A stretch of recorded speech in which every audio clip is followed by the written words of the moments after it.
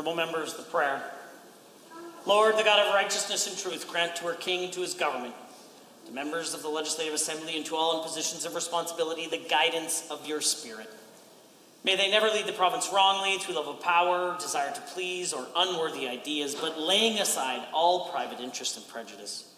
Keep in mind their responsibility to seek to improve the condition of all. Amen. Honorable members, I invite you to remain standing. As it is our custom, we pay tribute to members and former members of this assembly who have passed away since we last met. Mike Cardinal was elected as the member for Athabasca-Lac-La-Biche on March 20th, 1989. He subsequently won 3 elections in Athabasca-Wabasca and 1 in Athabasca-Redwater, serving 5 consecutive terms before retiring in 2008. Mr. Cardinal was the first status Indian to be appointed to cabinet in Alberta. He served as the Minister of Family and Social Services from 1992 to 1996, Associate Minister for Forestry from 1999 to 2000, Minister of Resource Development from 2000-2001, Minister for Sustainable Resource Development 2001-2004, Minister of Human Resources and Employment from 2004 to 2006. During his 19 years of service, he also chaired the Northern Alberta Development Council from 1997 to 2000. Mr. Cardinal worked in the forestry industry for over 10 years before moving into the public sector. With an early career in the civil service focused on housing and career counseling, Mr. Cardinal entered public life, serving as member and chair of the Northland School Board and town councillor for Slavery. He continued his extensive community involvement on the many boards and associations, such as the Calling Lake Community Association, the Métis Association of Alberta. Mr. Cardinal said that one of the reasons he got into politics was to find how to improve the lifestyle of Northern Alberta and Indigenous communities.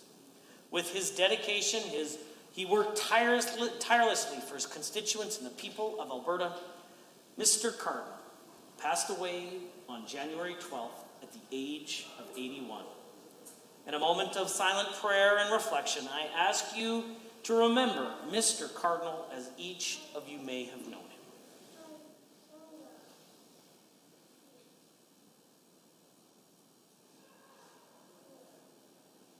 Rest eternal, grant unto him, O Lord, and let light perpetual shine upon him. Honorable members, we will now be led in the singing of our national anthem by Miss Berlin Broadhead. I invite you to participate in the language of your choice. Oh, Canada, our home and native land, true patriot love in all of us command. With glowing hearts we see thee rise, the true north, strong and free. From far and wide, oh Canada, we stand on guard for thee. God, keep our land glorious and free. Oh, Canada, we stand on guard for thee. Oh, Canada, we stand on guard for thee. Please be seated.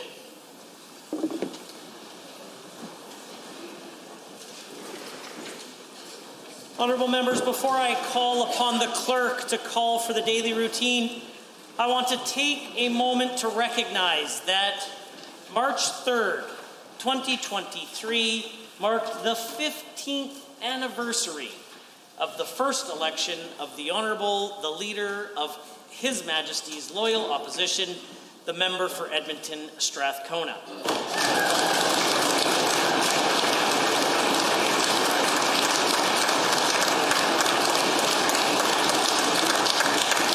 The Honourable Member for Edmonton Strathcona is the first member of the 30th Legislature to reach this milestone. May also interest you that of the 956 members ever elected to the Assembly, only 104 of them have ever served over 15 years. And as of today, the Honourable Member for Edmonton Strathcona has served 5,481 days in this Assembly. I invite her to the dais to receive her recognition.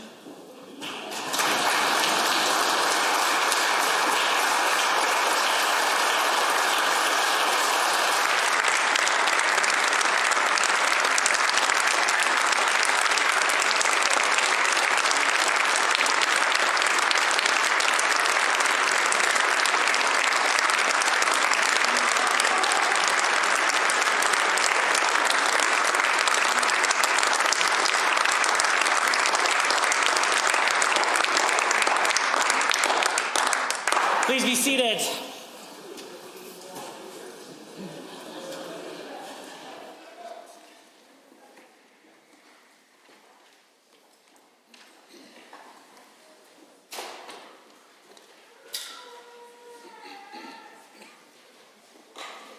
Introduction of visitors. Honourable members, it's with our admiration and respect that there is a gratitude to the members of families who have shared the burden of public office and public service.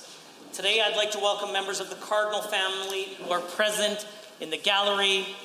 I will call each of you by name. Please remain standing until the remainder of the family has been introduced, and we will express our gratitude to you. Son, Michael Cardinal. Daughter, Marika Cardinal. Granddaughters, Aaliyah Cardinal Mobley and Evelyn Hurst Mayer Cardinal.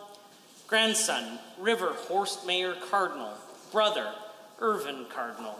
Sister, Clarice Cardinal. Brother-in-law, Clarence Cardinal. Sister, Linda Gladue. And brother, Larry Cardinal. Honourable members, the Cardinal family.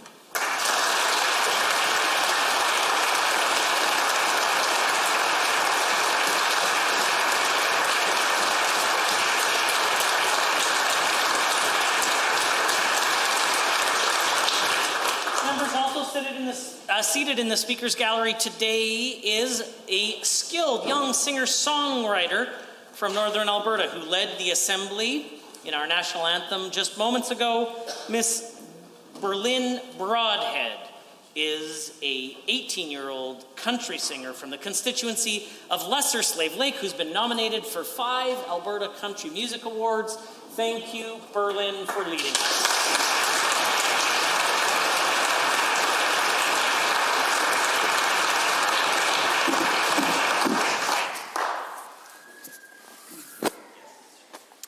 Introduction of guests. The Honourable Member for Edmonton Millwoods as a school group. Thank you, Mr. Speaker. I'm very pleased to introduce 2 grade 6 classes from École Greenview School, the French immersion, Bonjour mes amis, and the English class. I had a chance to chat with them as well as their many adult helpers. They had great questions, Mr. Speaker, including, have you ever voted against Bill 1 and why? Welcome, and enjoy your time at the legislature. The Honourable Member for Edmonton Riverview has a school group. Thank you very much, Mr. Speaker. I also had a group of grade 6 students from Elmwood School in the beautiful riding of Edmonton Riverview, and they're here with their teacher, Lori Ann Bond, and 2, I met with them previously, and they had lots of great questions as well. So could they please rise and receive the warm welcome of the Assembly? The Honourable Deputy Premier. Thank you, Mr. Speaker. I rise to introduce to you and through you to all members of the Legislative Assembly, 25 grade 6 students of Michael A. Kostek School from my beautiful constituency of Edmonton Southwest, led by their teacher, Jennifer Hill, as well as a parent. I thought that I have just joined them. May I ask you all to please rise and receive the warm welcome of the Assembly. The honourable member for Edmonton City Centre. Thank you, Mr. Speaker. It's my pleasure to introduce to you and through you 33 grade 4 to 6 students from Keol Escuela Holy Child School here in my constituency, just a couple blocks away, so they had a short trip. It is a multilingual school, so I'd like to say to them, bienvenido, and welcome, and please accept the warm welcome of the Assembly. The Honourable Minister of Service, Alberta and Red Tape Reduction. Thank you, Mr. Speaker. I rise to introduce to you and through you to the other members someone that is close to me, and that is my daughter. All right.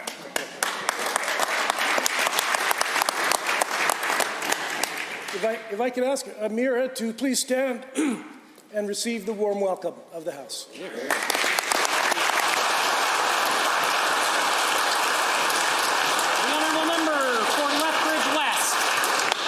Thank you, Mr. Speaker. I rise to introduce to you and through you to all members of assembled Deanne Richard, who works in the Lethbridge West constituency office, along with her partner, Sean Campbell, and her parents, Linda and Mark Richard, in town from Ponoka. I'm so pleased they could come to visit the People's House here this afternoon, and I invite them to rise to receive the warm welcome of the Assembly.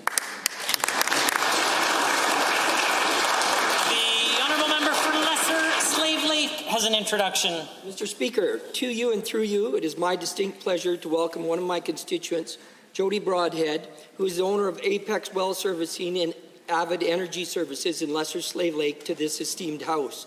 Jody's daughter delivered a beautiful rendition of our national anthem to us today. Please join me in extending a traditional warm welcome to her from our House.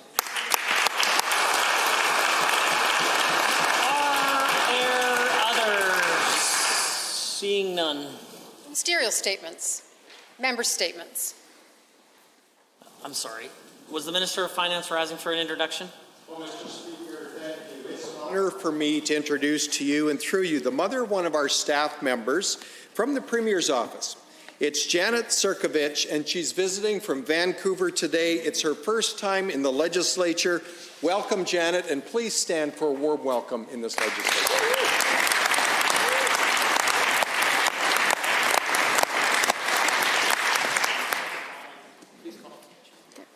Ministerial statements. Member statements. The honourable member for Calgary East has a statement to make. Thank you, Mr. Speaker. Last Tuesday, the Minister of Finance tabled Budget 2023. It's a good news budget, Mr. Speaker. I would even say it's a great news budget, Mr. Speaker. It is a plan that, if passed, would secure Alberta's future by achieving the priorities of Albertans while ensuring our government lives within its means.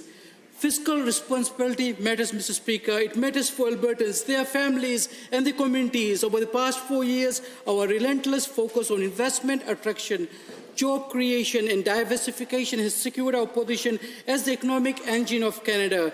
Budget 2023 continues the positive fiscal trajectory, even with another balanced budget. This second in a row, 2 years, and a focused surplus of $2.4 billion in 2023 and 2024, and projected surplus for future years.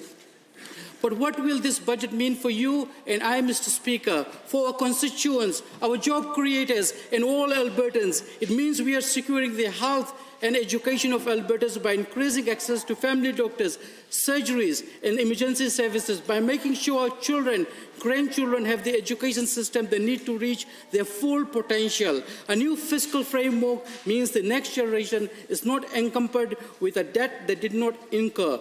Budget 2023 is securing Alberta's future, a bright future for our children, grandchildren, and communities across the province. Budget 2023 is a good lesson for the members opposite who are sitting here today. It's worth repeating. Fiscal responsibility matters. Thank you, Mr. Speaker. Heck yeah! The honourable member for Edmonton-Glenora.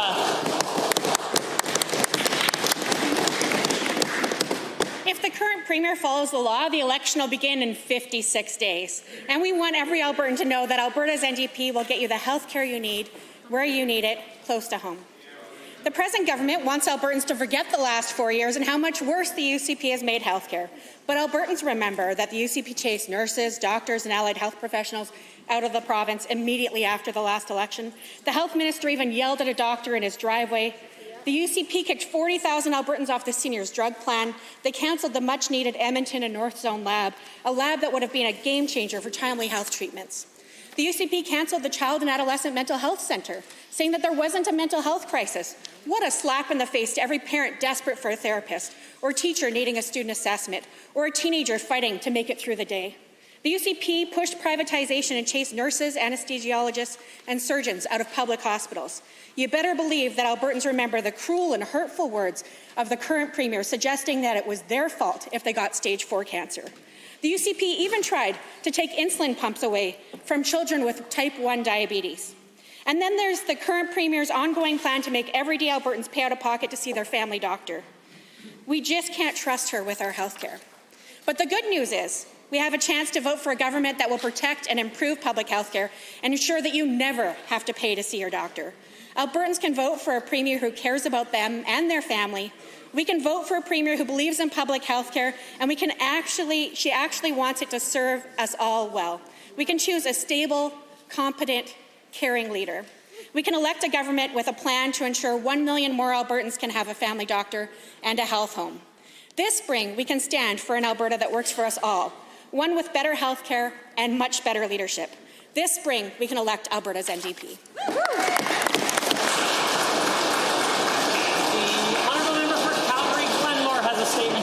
Thank you, Mr. Speaker. Today I rise in recognition of the life of an amazing woman, a business leader and a visionary philanthropist. Her name was Joan Snyder. Joan was a business leader who had a special place in her heart for the University of Calgary and their women's hockey programs. She leaves behind an amazing legacy and an outstanding gift to the University of Calgary. This amazing donation of $67.5 million will boost research, student learning, and athletics at the university. $30 million of the gift went to establish the Joan Snyder Program of Excellence in Kinesiology. It will be used to help change the landscape of chronic and infectious disease research, sports science, and women's hockey. Another $35 million went to the Cummings School of Medicine's Snyder Institute for Chronic Diseases. This gift will sustain the institute in perpetuity and spark new discoveries. The last of it went to the Joan Snyder Program of Excellence in Women's Hockey Fund for the benefit of the Dinos women's hockey team. She had actually previously donated $500,000 to benefit the team back in 2011. I hope all of my colleagues in this chamber share the same sentiment and thank this woman and her family for the gift and her legacy she left behind to build a better future for us and our grandchildren.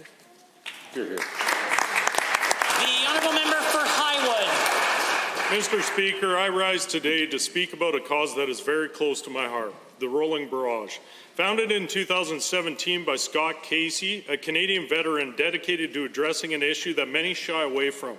For the past 5 years, after receiving an invite from Corolla Singer, the wife of a veteran and firefighter, I've had the honor of engaging with this amazing organization which conducts a coast-to-coast motorcycle ride to raise awareness for PTSD in veterans, frontline workers, and combat the stigma associated with it. As the Parliamentary Secretary of EMS, the son of a nurse, a paramedic, and veteran, I am acutely aware of the critical role our veterans and first responders play in protecting our communities. The sad reality is that these individuals are at a far higher risk of the impacts to their mental health. The Rolling Barrage aims to assist recovery by raising awareness about the impacts of PTSD through encouraging an open and honest conversation about mental wellness. By doing so, the ultimate goal is to remove the stigma that is associated with mental health issues and create a positive culture of support. As a supporter and rider for the past 5 years, I have seen firsthand the incredible impact the Rolling Barrage is having on individuals and the communities it visits. But the work is far from done, and there is still much more that we can do to support our first responders and veterans who are struggling with mental health challenges. That is why I am so proud to continue to support the Rolling Barrage and its mission to raise awareness for PTSD and mental wellness. I would urge all members of the House to join me in supporting this important cause. By working together, we can create a brighter future for our first responders, veterans, and all those who are struggling with mental health challenges. Thank you, Mr. Speaker.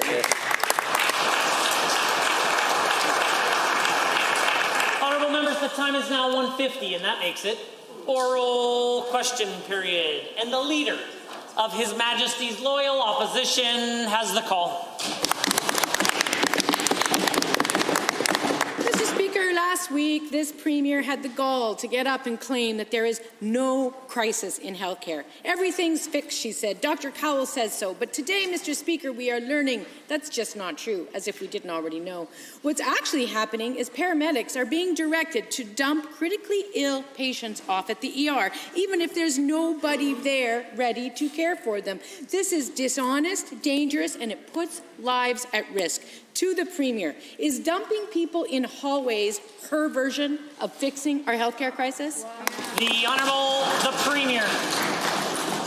Well, Mr. Speaker, I'd like to congratulate the member opposite on 15 years in the legislature, but she continues to spew information that is unverified, untrue, and irresponsible.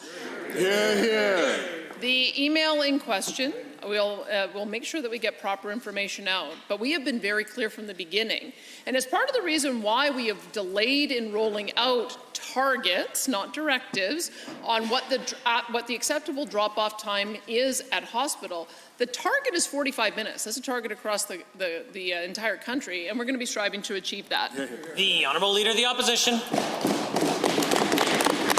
Well, Mr. Speaker, the email itself says, and I quote, "I just found out this information yesterday, so I don't have all the details and solutions as to how we are possibly going to proceed with this in a safe manner." That is really a very good question, Mr. Speaker. Today, the Premier claimed she would magically find hundreds of nurses to fill in these spots. Yet we know there's 3,400 vacancies in nursing today alone. How is the Premier going to implement this ridiculous plan safely, Mr. Speaker?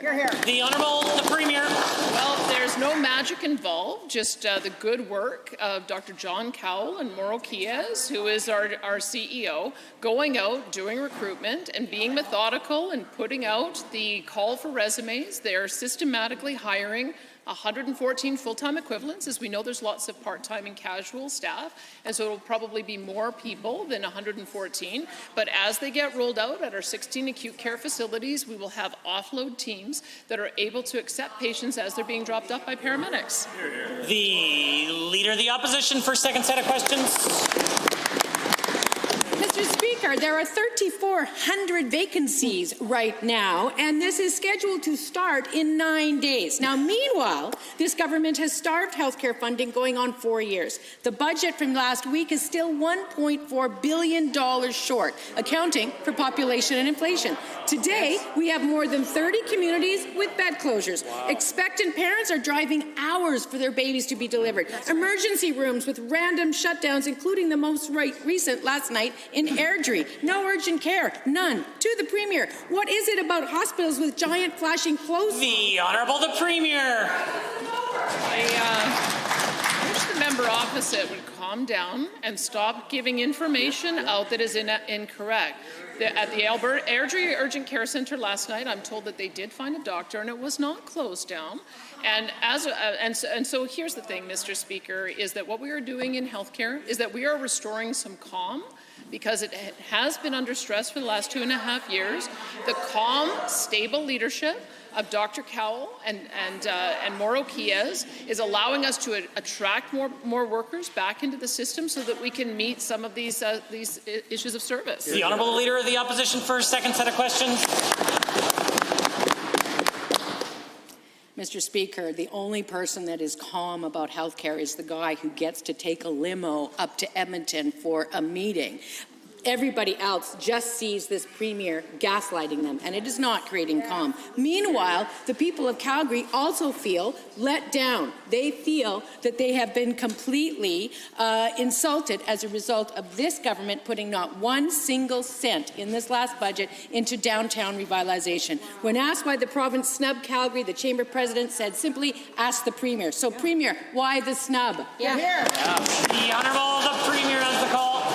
Well, Mr. Speaker, there is no snub of Calgary. In fact, let me take this opportunity to talk about the investments that we're making in Calgary. $541 million over 3 years for Calgary LRT, $429 million for Deerfoot Trail, $282 million for Springbank Offstream Reservoir, $166 million for the Calgary Cancer Centre, $134 million to complete the Calgary Ring Road, $59 million over 3 years for the Glenbow Museum revitalization. That's downtown. I know you guys don't spend time downtown, so you might not know that that's downtown. $15 million over 3 years in Repsol Sports Centre.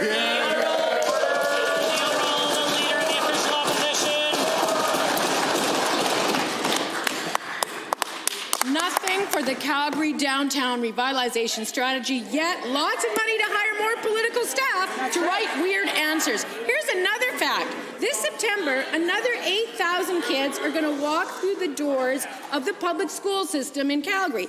8,000 new students, and yet, how many new schools are we building? One, just one. Mr. Speaker, there are 21 Calgary MLAs over there. Half of them are in cabinet. They all failed. To the Premier, if it's not new schools, what's her solution for class sizes that are too big? Double-decker desks? The Honourable the Premier.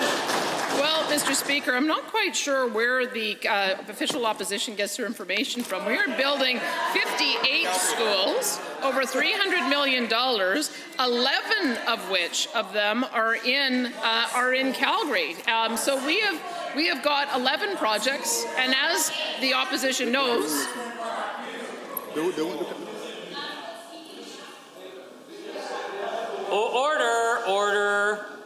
Order. The Premier. as the opposition knows, there are stages that you go through for the type of development that you have. And I can tell you that the boards of both Calgary Board of Education and the Calgary Catholics have given us accolades for the amount of investment that we're giving because we followed their capital plan. The Honourable the Leader of the Opposition. 1.5 real projects and a whole bunch of pretend ones, Mr. Speaker. That's all they got. Now, we come up to Edmonton, and we know one of the biggest pressures residents are feeling is health care. The city badly needs a new hospital in the south side to address the rapid expansion of suburban communities. Families live there, all of them, needing hospital care. Yet once again, the UCP government has failed to deliver. No plan to get shovels in the ground for the new South Edmonton Hospital. 4 years of inaction, and now more of the same. To the Premier, I am 100% committed to building that hospital. Why isn't she? The Honourable the Premier. Mr. Speaker, we are 110% committed to building that project. And we've demonstrated with $634 million over 3 years that we have budgeted to put in there. I mean, as the opposition likes to point out, it takes a long time to build these hospitals. The Cancer Centre, I think it took 12 years to end up building. And so we are committed to building this hospital. We have already begun the site work on the site. I know more misinformation was given out last week in the legislature.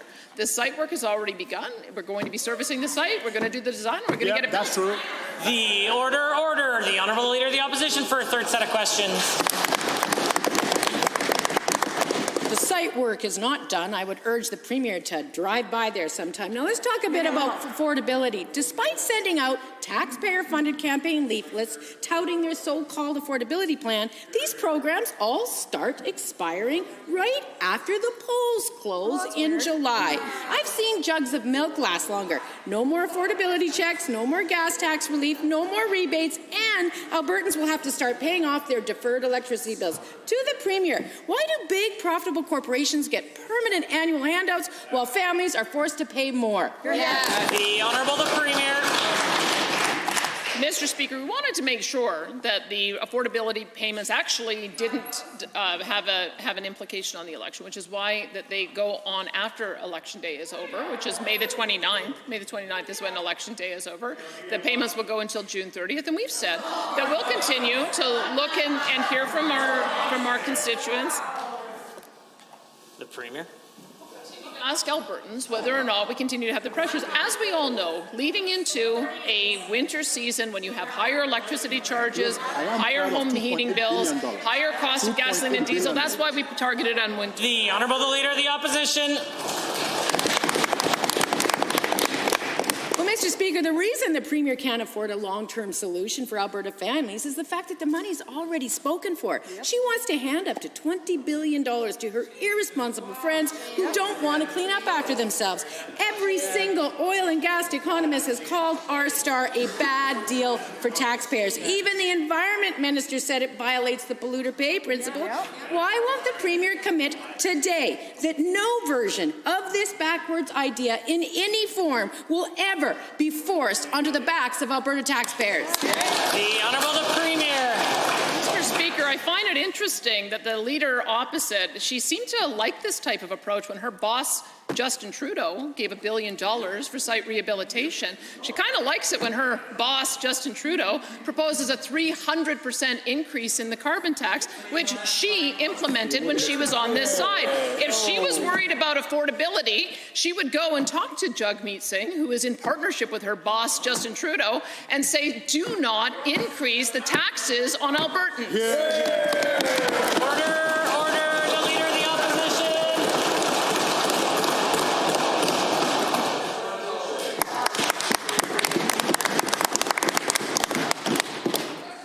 Well, Mr. Speaker, the only person this Premier is standing up to, or standing up on behalf of, is her boss, the very companies who stand to benefit from this giveaway, who are funding her re-election. Yeah. They're paying for her ads during the hockey game, for heaven's sakes. Yeah. Just as affordability programs for families and the Premier's $20 billion handout to her funders will start to kick in. This is exactly the kind of corrupt, cynical politics she used to rail against. Now it's her bread and butter. Why won't she reverse this program? The Honourable the Premier. Mr. Speaker, there is no program. Mr. Speaker, all there is an intention to make energy companies live up to their obligations under the law. For a number of years, energy companies have been allowed to have liabilities pass forward year after year, decade after decade. We are searching for a broad range of approaches so that we can clear up what is now a $30 billion liability. It didn't get addressed when they were in government a few years ago. We're going to address it now that we are in government. And one of the ways that we're doing that is we are demanding 3% of liabilities have to be cleaned up every year. The Honourable the Leader of the Opposition for a final set of leader questions. Mr. Speaker, this is about doing the bidding of her donors and nothing else. Now, last May, it was discovered that runoff from the Curl project was seeping into surrounding muskegs and waterways. At the time, Albertans living nearby were given one notice describing discolored water. That's it. The seepage continued for months, and it was later determined that the levels of arsenic and other pollutants exceeded safe thresholds. Proper monitoring, protecting public safety, and public notice, Mr. Speaker, are among the most basic of government responsibilities in these situations. The UCP failed on all of them. Premier, who will you hold responsible for this travesty? The Honourable the Premier. Mr. Speaker, I hold Imperial Oil responsible. Under the law, they are required to communicate to stakeholders. I think they fell short in this case, and I pressed them to not only make sure that the official opposition was briefed, but also our federal environment minister, so that misinformation was not going to continue to get into the media. Because the misinformation that was in the media left a lot of people fearful that their drinking water had been polluted. There were no leaks that went into our tributaries. It did not go into our river system, and people need to know their drinking water is safe. The Honourable the Leader of the Opposition. Well, Mr. Speaker, sure she doesn't know that the investigation is still ongoing. Between July and November, the government had clear evidence that this seepage of arsenic and other pollutants was unsafe. Yet no one picked up the phone to notify those Indigenous leaders or their communities about what was happening on their treaty lands. The regulators now claiming it was up to the company. Pretty sorry excuse. Same for the Premier. This is grossly irresponsible. This government knew about it and did nothing. Why is this government so disrespectful of their obligations to honour treaty rights? The Honourable the Premier. Mr. Speaker, there's no justification for any spill. And that is the reason why the energy regulator issued its emergency order. And that is the reason why Imperial Oil has been working diligently to clean it up. If you actually look at the press release today, the 5.3 million litre spill is almost complete. Order. If the Honourable Member for Edmonton Whiteland or Rutherford would like to ask a question, perhaps he can get in line and do so. But until then, we'll hear from the Premier. The 5.3 million litre spill, which happened recently, is almost completely cleaned up, and they will be having Indigenous leaders on the property over the next 2 days to demonstrate that cleanup. In addition, they are still working on doing the work to make sure that the additional seepage that they found last year is going to be cleaned up. The Honourable the Leader of the Opposition. 9 months, Mr. Speaker, and this government kept the community in the dark. Shameful. Now, in addition, they also broke their legal obligation to notify the Northwest Territories. In fact, the Environment Minister from the Northwest Territories said he was in multiple meetings with this Environment Minister and was told nothing, further damaging our reputation and our credibility all across the country. To the Premier, how can Albertans or anyone else trust you on anything if you can't even follow the most basic law, the most basic rules, the most basic job of government? The Honourable Premier. Mr. Speaker, because I know that the opposition leader has been briefed on this, I also know that she is overstating what actually occurred here. The water did not seep into tributaries. We have testing to confirm that. It did not get into the water system and into the river, so it did not impact drinking water. Our obligation is when it gets into the tributaries that we do have to make sure anyone downstream of that leak does get impacted. And so this is identified an area so that we should have done the extra diligence to make sure everyone knew it was safe. The Honourable Member for Peace River. Well, Mr. Speaker, this year's budget is a testament to the perseverance of Albertans in the face of adversity.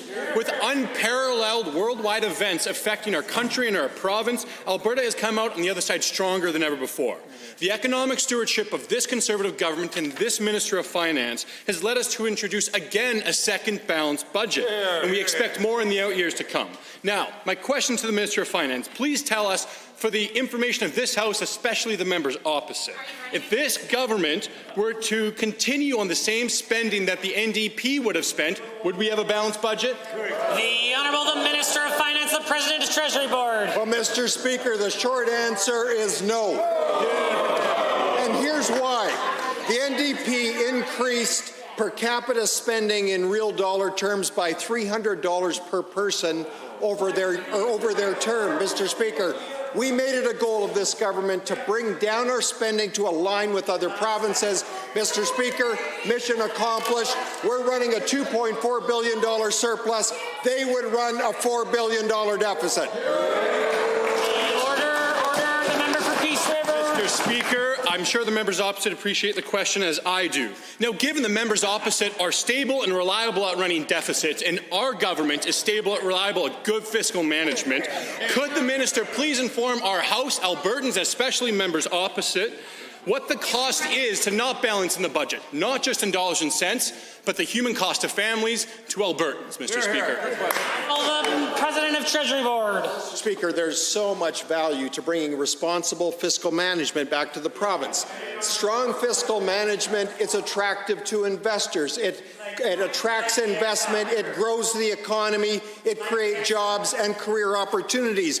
But, Mr. Speaker, surplus budgets ultimately result in the ability to pay down debt. The debt we paid down last year, over $14 billion, Mr. Speaker, is saving Albertans $560 million in debt service costs this next year alone, equivalent to 4,100 teachers.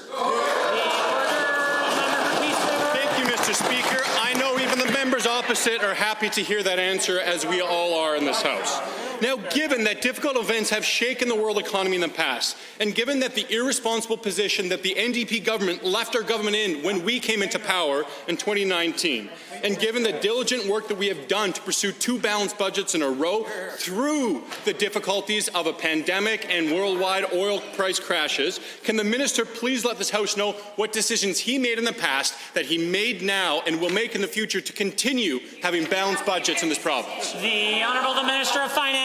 Mr. Speaker, during the dark days, during the pandemic, during the time of the energy price crash, and during the time of the related global recession, Mr. Speaker, we set 3 fiscal anchors. We would keep our net debt to GDP ratio below 30%. Mission accomplished. We're below 10. Mr. Speaker, we would align our per capita spending with that of other provinces. Mission accomplished. We've aligned this year. Mr. Speaker, we would bring a balanced budget. We did that last year and this year, right through the fiscal plan.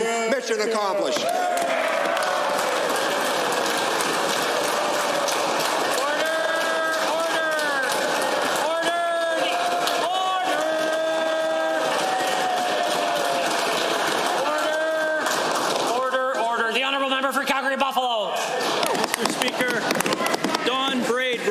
That the Premier is upset with his latest column, pointing out how the MLAs and ministers in the UCP who claim to be representing Calgary were silent as Calgary and its priorities were ignored in the recent budget.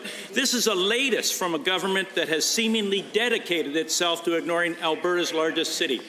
Since they are apparently unable to identify a single Calgary priority, Mr. Speaker, let me give them one. Will the Premier rise and commit to supporting the full vision of the Green Line LRT? The Honourable the Minister of Finance and Treasury Board.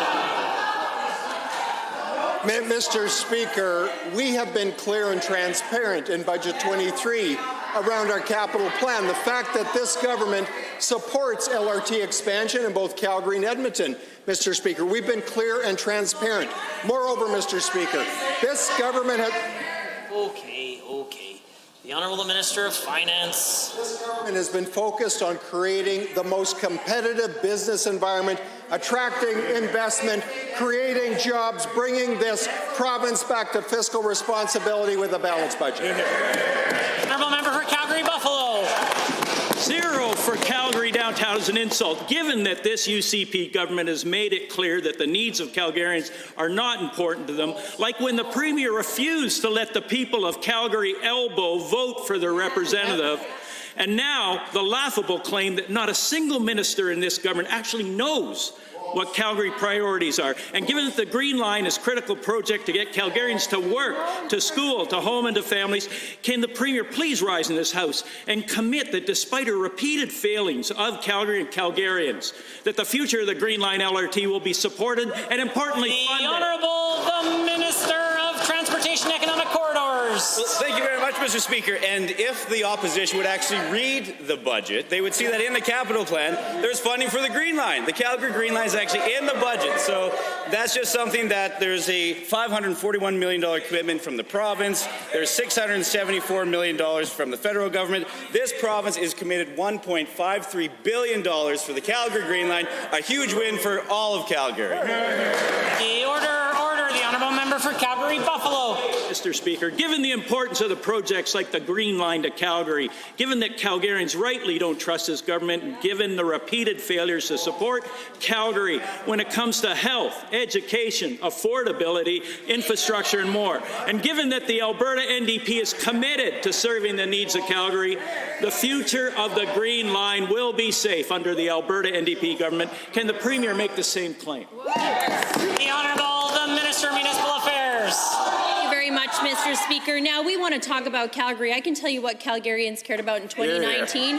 It was making sure that we had a pro-growth, free market, growth-focused government in the legislature pushing forward for things that matter most to them. Mr. Speaker, we have a tale of two governments now. Here's their track record. They hiked up the corporate income tax, emptied out the downtown, chased away 183,000 jobs from our province, Mr. Speaker. Now, the member opposite is also known as the worst finance minister in Alberta.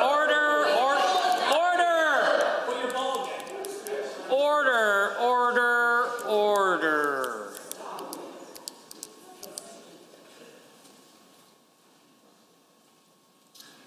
Minister. Mr. Speaker, the member opposite increased the debt by $51 billion. Now, we are not going to take lessons from them, Mr. Speaker. We're not going to write blank checks with Albertans' hard-earned taxpayer dollars. We will work with The honourable member for Calgary, Bular-McCall is next. Thank you, Mr. Speaker. Let me try. Calgary is an economic driver for all of Alberta, yet Budget 2022 allocated just $5 million to revitalize Calgary's downtown. A figure so small that the CEO of Calgary Chamber of Commerce couldn't believe it. Worse, Budget 2023 allocates nothing whatsoever for downtown revitalization. To the Minister of Municipal Affairs, why does this government continue to neglect the needs of our largest city? Yeah. Minister of Municipal Affairs. Speaker, I can tell you that the top-of-mind issues for Calgarians are absolutely economic growth, jobs and opportunity, health care, education, affordability. That is why, Mr. Speaker, this fiscal plan commits nearly $3 billion to infrastructure in Calgary. Please, let me read this list for the members opposite. I hope that they stay quiet enough to actually hear these investments.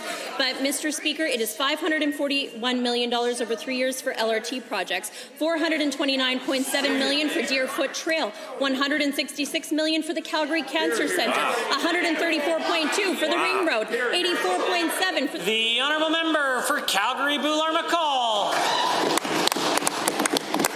Given that this Premier prioritized an extra $3 million in this budget for her own office, and given that this Premier wants to hand out $20 billion in royalty credits to her friends and insiders, and given the desperate need for revitalization of Calgary downtown core, to the Minister of Municipal Affairs again. Does she agree with the CEO of Calgary Chamber, who says that $0 for Calgary downtown revitalization is an insult? Yeah. The Honourable Minister of Municipal Affairs. Mr. Speaker, I do just want to highlight a few other capital investments that we're making. $57.1 million to support continuing care modernization. I can tell you that that matters to seniors right across our city. $9.5 to TELUS Spark. Mr. Speaker, yes. The list goes on and on. But again, we can't just write blank checks. Albertans wanted to see a balanced budget, Mr. Speaker. There have been no specific asks. I know the members opposite maybe didn't work this way when they were in government, Mr. Speaker, but I am committed to working with the city, with our post-secondary institutions, with our business community to bring business back. The order, the honourable member for Calgary, Bular-McCall. Given that the finance minister once said that the UCP government should do nothing to address office vacancies in Calgary's downtown, and given that Calgary downtown office vacancy rate now sits at 32.6%, nearly double the national average, and given that the Alberta NDP caucus has put forward specific proposals to address downtown vacancies and downtown revitalization, to the Minister of Municipal Order. Now, this is a new experience for you to be interrupted like this. But when I call order, you can stop, and then I'll give you the chance to re-ask your question again once the House has come to order. The honourable member for Calgary, Bular-McCall. To the Minister of Municipal Affairs, will she admit that this government has no plan to strengthen Calgary's downtown and never had any intention of creating one? The Honourable Minister of Finance. Speaker, I find it very rich that the members opposite would actually talk about Calgary's economy, because when they were in business, they jacked up taxes on everything that moved, added regulatory burden, joined Justin Trudeau in getting in the way of energy projects. Mr. Speaker, that sent billions of dollars of capital out of the province, tens of thousands of lost jobs, and emptied out the buildings in downtown Calgary. Mr. Speaker, we're turning that around. The economy's booming. Office buildings are filling up, Mr. Speaker. We're bringing relief.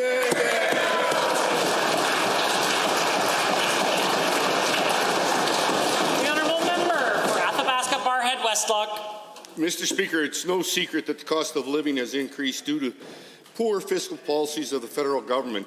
NDP Liberal carbon taxes have increased the cost of everything. Struggling to keep the lights on is not just a common phrase, but a reality for many Albertans. Our government remains committed to easing this burden by strengthening our economy, creating jobs, and providing financial relief and support to those most in need. Can the Minister of Affordability and Utilities tell the House how the Affordability Action Plan is working to address the financial struggles faced by Albertans? The Honourable the Minister of Affordability and Utilities. Thank you, Mr. Speaker. Alberta's economy has recovered strongly, but many Albertans continue to struggle under inflationary pressures. Because of our strong fiscal position and balanced budget, we've been able to provide substantial relief. Through our Affordability Action Plan, we are providing an estimated $900 per household in broad-based relief alone, and additional targeted support for families with children, seniors, and vulnerable Albertans. Broad-based support includes our fuel tax relief, electricity rebates, utility price protection, and more. We will continue to assess... Order.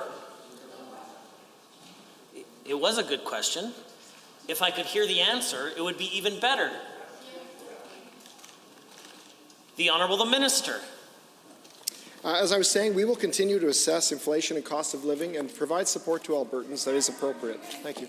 Honourable the Member for Athabasca Barhead West Block. Thank you, Mr. Speaker. Given that the newly introduced affordability payments are only accessible to seniors, families with children with a combined income less than $180,000, and Albertans receiving core benefits such as AISH, PDD, or income support, and given that we know inflation is top of mind for many Albertans, can the same minister explain why our government chose to target these specific groups as recipients of affordability payments? Honourable order. The Honourable the Minister of Affordability. Thank you, Mr. Speaker. We wanted to ensure that all low and middle income Alberta families receive targeted affordability supports because families with children face higher fuel, energy, and food costs as a portion of their total expenditures. We selected an income threshold that was consistent with other family supports, including the federal-provincial child care agreement, and at this threshold, roughly 80% of Alberta families, including all low and middle income Alberta families, are receiving targeted affordability supports. The top 20% highest earning families are excluded, unlike other provinces. We also know that seniors and vulnerable Albertans are on lower incomes, often fixed, so we wanted to make sure they got those benefits. The Honourable Member. Thank you, Mr. Speaker, and through you to the Minister for his ministry's excellent work in implementing this program. Given the clear need for this program within our province and given the anticipation and excitement the announcement of this program has caused, can the same minister tell the House how many individuals have accessed this program and what other savings Alberta households have seen as a result of the Affordability Action Plan? Well, the Minister of Affordability and Utilities. Thank you, Mr. Speaker. As of today, over 1.1 million Albertans have successfully enrolled and received affordability payments, including over 500,000 Alberta children. And I'm pleased to report that our Affordability Action Plan is working. Albertans are seeing significant cost reductions and savings, and inflation has eased more in our province than every other province in Canada. Albertans will save between $200 and $400 just on gas and diesel from January to June from the fuel tax relief. Nearly 2 million Albertans are receiving up to $500 in electricity rebates until April 2023. And we're saving families between $450 and around $600 per month in childcare. The Honourable Member for Edmonton South has a question. Thank you, Mr. Speaker. I often hear from families in my riding about the rising cost of living. Recently, constituents again are raising concerns about the struggles parents are having with finding childcare. Some daycares are asking families to pay a non-refundable fee of up to $700 to be placed on a wait list. Now, Mr. Speaker, families are already paying more for basics like groceries and gasoline under this government, and of course that's due to rising inflation, but they don't need additional barriers when it comes to trying to provide for their children. Can the Minister of Children's Services please explain why these operators are allowed to charge excessive waitlist fees and why families are being left in the dark about decisions? The Honourable the Minister of Children's Services. Thank you very much, Mr. Speaker, but that's not entirely accurate. We have been working very closely with our daycare providers to find a delicate balance that allows for affordable daycare in this province to remain affordable. And that's exactly why we've been monitoring the prices in this province. We've been imposing a number of different restrictions on daycare operators to ensure that daycare fees in this province remain affordable. I'm pleased to announce that daycare in this province has decreased down to an average of $22 per day, and we're slated to get to a $15 per day daycare fee in this year. Thank you. The Honourable Member for Edmonton South. Given that this minister knows very well families have to sign up for 5 or 6 lists sometimes, which means that it is a predatory waitlist fee, and given that this government claims to be focused on affordability, given that families in my riding are struggling to pay the bills while this minister is out campaigning instead, will the Ministry of Children's Services create a formal policy preventing childcare operators from charging these predatory, non-refundable waitlist fees to Alberta families? Honourable the Minister of Children's Services. Mr. Speaker, unlike the members opposite, we've been working with all daycare providers in this province, whether it is our not-for-profit or our private operators, to ensure that they have a viable and sustainable and long-term commitment in this province. What we've done is we've been able to release 1,600 new spaces very recently. We have a number more that are coming through the channel. We're reviewing them quickly for eligibility, and I'm pleased to say that you'll see a number of new daycare spaces available right away. That's a great. Given that nothing the minister has said today does a thing for families in my constituency, and given that this government is willing to give away millions of dollars in corporate handouts to oil companies, and given that this government is not supporting a childcare program that actually works for parents who, when they return to the workforce, we know provides hundreds of millions of dollars in economic activity, what is this government doing to ensure that childcare providers are adopting ethical practices and not taking advantage of Alberta families? The Minister.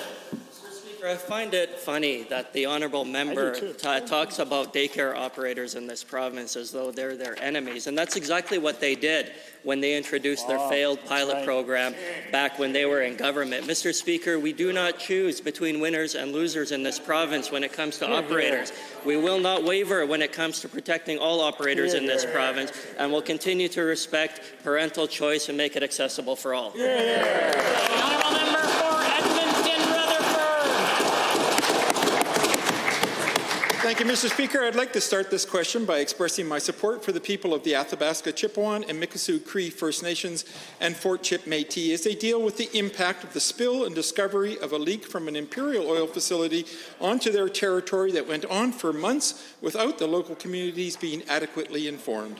This is unacceptable, a violation of the treaty rights of the Athabasca Chipewyan First Nation that could have long-lasting impacts to the land and the health of the people who rely on it to live. Why did the Minister of Energy fail to inform First Nations and Métis of this threat to their health? The Honourable the Minister of Environment and Protected Areas. Thank you, Mr. Speaker. Safety and environmental protection are always the #1 priority. Always. Protecting of our waterways and our environment, our wildlife, always come first. Mr. Speaker, we've been assured by both the Alberta Energy Regulator and Imperial that no drainage fluid, no water, no substance reached the tributaries, nothing went into the waterways. It's being remediated and cleaned up. That said, Mr. Speaker, communications needed to be better, and it will be. The Honourable Member for Edmonton Rutherford. Given that leaving this community in the dark about a leak like the one at Curl put people's lives and livelihoods at risk, and Chief and Council is requesting its members to throw out the fish and wildlife that was caught since May 2022, and given that while the Minister of Indigenous Relations has found time to tweet about the budget, but no time to tweet about the failure of health and safety, given that our caucus has been working with the people and leadership of the Athabasca Chipewyan First Nations to offer them our support, has anyone on that side of the House done the same? Have they finally picked up the phone almost a year late? The Minister of Environment and Protected Areas. Thank you, Mr. Speaker. It was very clearly an obligation and responsibility of the project of Imperial to have notified those First Nations. That said, Mr. Speaker, we are looking at improving and enhancing some of the processes and procedures within the Alberta Energy Regulator to make compliance orders align with environmental protection orders, which require communications plans and require notification. Clearly, Mr. Speaker, there needs to be a better communications plan. The member for Edmonton Rutherford. Given that this crisis requires the government to take action to address the health and environmental concerns and as well honor the rights of the community impacted, and given that the affected communities were not informed for months about this leak, meaning that it could take a long time before we know the full impacts, and given that the municipality of Wood Buffalo has stopped drawing water from Lake Athabasca, meaning there is a limited supply of drinking water, what steps is anyone on that side of the House taking to get accountability for the people affected and the communities who were failed by this government? Honourable the Minister of Environment and Protected Areas. Mr. Speaker, there's an ongoing investigation by the Alberta Energy Regulator. We've been briefed, as has the opposition, have been briefed, that no substances reached the drinking water, no substances reached the waterways. Mr. Speaker, our water system is intact. Mr. Speaker, they were briefed on that themselves, but don't let the facts get in the way of a good story with the NDP. Honourable Member for Livingston-McLeod has the call. Thank you, Mr. Speaker. As a rural Albertan and as the MLA for Livingston-McLeod, I am all too familiar with the need to improve rural health care for constituencies like my own. Rural farmers and families are the backbone of this province, and they deserve an EMS system that responds quickly to every emergency, no matter the time or place. To the Minister of Health, please tell the House what the government has been doing to improve EMS wait times and to ensure that rural Albertans get the help they need when they call 911.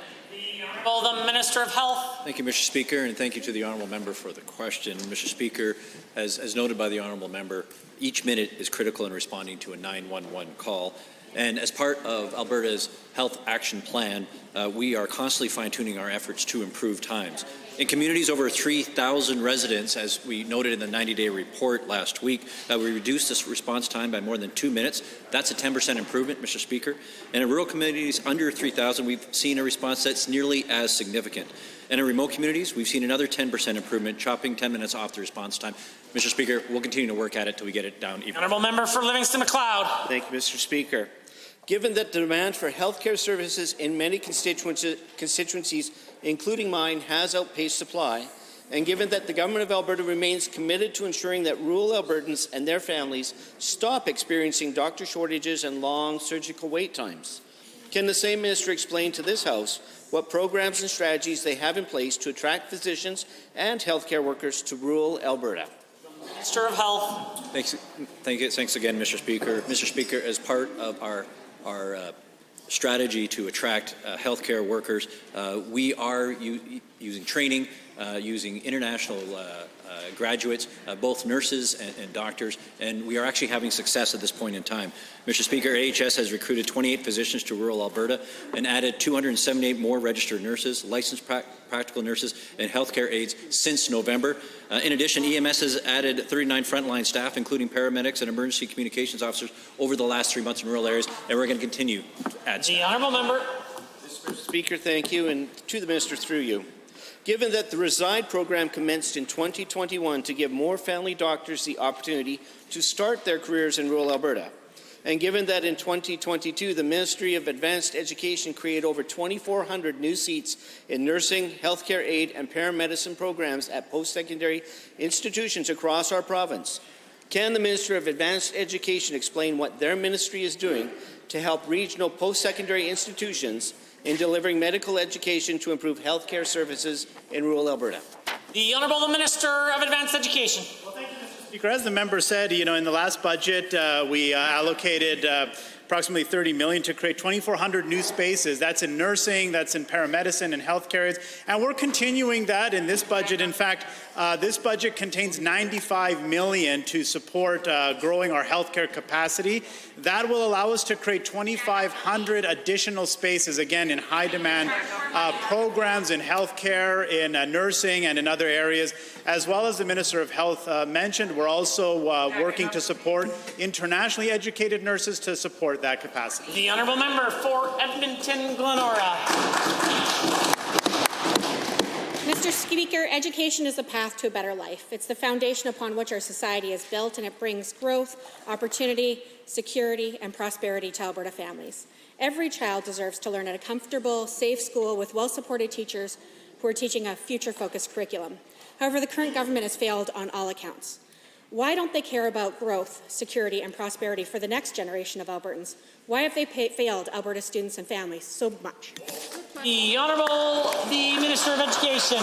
Mr. Speaker, again, a ludicrous statement from the member opposite. In fact, Mr. Speaker, when I started as Minister of Education, we had a budget of $8.223 billion. Right now, we're at $8.8 billion for the upcoming school year. Mr. Speaker, $1.8 billion over 3 years is what we're investing in operating capital. School board reserves have never been this high. We started at $268 million in 2019. They're now over $400 million, Mr. Speaker. I could go on, and I can't wait to school the NDP tomorrow. The Honourable Member for Edmonton-Glenora. Given that public, Catholic, and Francophone student enrollment for Calgary and the surrounding areas is at record rates, and given that the current Premier, Education Minister, and the entire UCP government has failed families needing public, Catholic, and Francophone schools, it's embarrassing that the minister is pumping her own tires over there while only funding the construction for one new school for the entire city of Calgary. Why has the UCP failed the Calgary families of Redstone, Rangeview, Walden, Carrington, Saddle Ridge, Cornerstone, Shaw? The West End needs a high. The Honourable the Minister of Education. Mr. Speaker, again, the member opposite has not done her homework. During our time, Mr. Speaker, we have announced 106 schools, 58 in Budget 2023, 48 previously. Mr. Speaker, do you know what the NDP did during their time? 47 schools, Mr. Speaker. 47. In Calgary alone, Mr. Speaker, the NDP announced 11 schools. We've already announced 18 schools in Calgary alone, Mr. Speaker. I could go on and on. I can't wait to school them in estimates tomorrow. The order, the Honourable Member for Edmonton-Glenora. They're like announcements, but they only funded one, Mr. Speaker. And given that I could have kept going, the list of communities that the UCP is ignoring in Calgary is long and it's growing. And given that this year alone, Calgary Catholic and public schools have 8,000 new students, and given that the UCP's fake pre-election budget only funds one construction of a school, that's 900 students, it's clear that Calgary families are being left behind by the UCP. So where does the minister want to bus the 7,100 students who've chosen public, Catholic, and Francophone education? Let me guess, private schools? The Honourable the Minister of Education.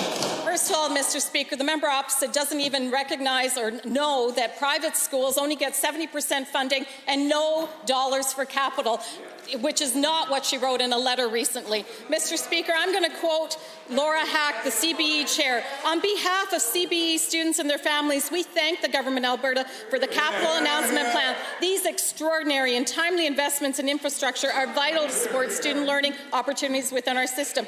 Calgary Catholic, the Calgary Board of Trustees is grateful for the capital projects announced in Calgary Catholic School Division, which includes full funding for a K-9 school in Nolan to serve these rapidly growing... The Honourable Member for Edmonton Highlands Norwood. Lately, I've door-knocked in Red Deer, Camrose, Beaumont, St. Albert, Sherwood Park, all over Edmonton and Calgary, and I can tell you that Albertans everywhere tell me they're furious about this UCP government's plans to give billions away to profitable oil and gas corporations to clean up the messes that they're already legally obligated to deal with. Governing is about priorities, and this government has their priorities all wrong. How can the Premier possibly look Albertans in the eyes at a time when so many are struggling? How can she justify giving taxpayer dollars away to her corporate cronies? Yeah, good question. The Honourable the Minister of Affordability and Utilities is rising. Thank you, Mr. Speaker. Companies are required to meet an annual mandatory closure spend quota. $700 million is earmarked for this work just this year alone. And I'm pleased to report that 15,000 wells were cleaned up last year. The Minister of Energy and his department are currently exploring an additional liability management incentive program, but it's a program that's still under development, and it requires further engagement and consultation with affected groups like Indigenous industry, financial institutions, landowners, and municipalities. And we look forward to releasing additional information in the near future. The Honourable the Member for Edmonton Islands Norwood. Given that $20 billion is not pocket change, let's put that into perspective. $20 billion is over $13,000 that could be given to each and every Albertan. $20 billion that could fund 23 new hospitals, 4-year tuition for over 900,000 students, the maintenance of Alberta parks for 232 years. Need I go on? We can see who this Premier's priority is, and it sure isn't Albertans. Will the Premier start listening to Albertans and not to the people who paid for her leadership campaign? Yay! The Honourable Mr. Speaker. Again, no decisions have been made. There is simply consultation on additional liability incentive program that's underway. This $20 billion number confuses me. It's not in the budget. Perhaps it's the $20 billion of investment that the NDP chased out of Alberta in a couple of years. Perhaps it's $20 billion that they took from our children and grandchildren and put in our debt for them to repay. I think the NDP are in unfamiliar territory. It's called a surplus, and they're uncomfortable. So I recommend that the members opposite support our energy industry as we do, and we'll make sure they fulfill their legal The honourable member for Edmonton Island Norwood. Given that this $20 billion giveaway is a huge insult to the most vulnerable Albertans, and this government continues to talk a big game about standing up for domestic and sexual violence survivors, can the Premier tell me how she can give billions to her friends and insiders, yet refuse to give mere millions to the organizations doing the vitally important work to support survivors? How can she possibly justify the fact that survivors face months-long, even year-long wait lists to get any sort of support, while her pals can just say the word and get billions? Unbelievable. Yeah. The Honourable Minister of Community and Social Services, or Minister of Culture, correction. This government stands firmly. We condemn all forms of violence and hatred. There is no room for such in our province. Mr. Speaker, all Albertans, regardless of their sexual orientation, gender identity, should feel safe and welcome in this province. The Honourable Member for Lacombe-Panoka has a question. Mr. Speaker, the NDP attacked agriculture producers with their infamous Bill 6. Our government recently introduced the Alberta Agri-Processing Investment Tax Credit, which provides a 12% non-refundable tax credit to entities that invest $10 million or more in Alberta's agricultural processing industry. Food manufacturing is a foundational industry in Lacombe-Panoka and all of Alberta, and encouraging the expansion will bring further prosperity. My question for the Ag Minister: how significant is the food manufacturing industry within Alberta's economy? Honourable, the Minister of Agriculture and Irrigation. Thank you, Mr. Speaker, and thank you to the member for the question. Happy to talk about something as positive as this agri-processing tax credit. I think it's going to have a great impact for the province. We believe that it will bring in 35% incremental investment. And you know, this has so many great cascading impacts, from jobs to communities to doing more with the food closer to home. We're all worried about our food and where it comes from. And you're right, sir. The NDP is still spreading misinformation regarding agriculture as early as last Friday. The order. The Honourable Member for Lacombe-Panoka is the only one with the call. Thank you, Mr. Speaker, and through you to the Minister. Given the already substantial economic contribution of the food manufacturing industry to Alberta, and given the increasing demand for food across the world, which is only going to expand, and given Alberta's strong position to incorporate and embrace further growth in this industry, to the same Minister, please tell the House how many jobs and how much economic growth this industry is projected to create for Albertans in coming years under this tax credit. For the Minister of Agriculture and Irrigation. In 2021, agri-food industries employed 58,000 Albertans, with 36,000 in primary agriculture, 22,400 in food and beverage manufacturing industries.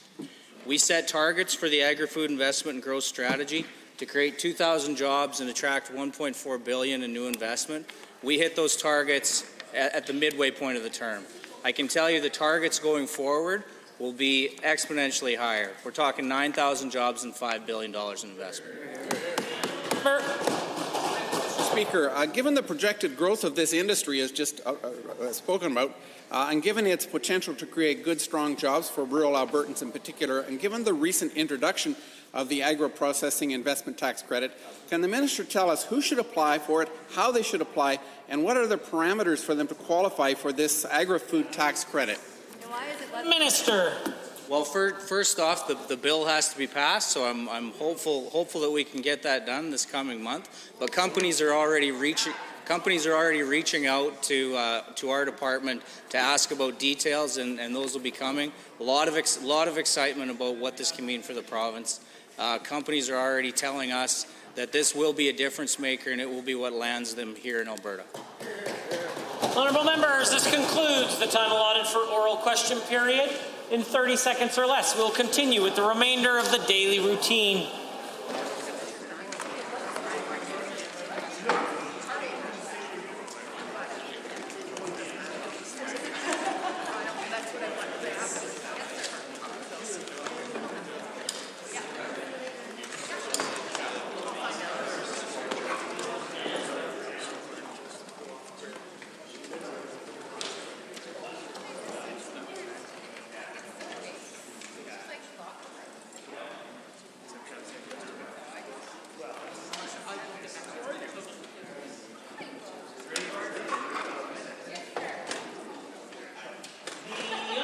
member for Edmonton Riverview has a statement to make. Well, thank you, Mr. Speaker. World Hearing Day is held on March 3rd every year to raise awareness on how to prevent hearing loss and promote ear and hearing care. Research shows that untreated hearing loss is a risk factor that contributes to isolation, loneliness, depression, and cognitive decline. The Alberta seniors population is growing at the fastest rate of any demographic. With age, our hearing may decline. Ensuring seniors have access to assessment and treatment is essential. By making ear and hearing health part of primary care, hearing loss may be detected early and treatment can be provided.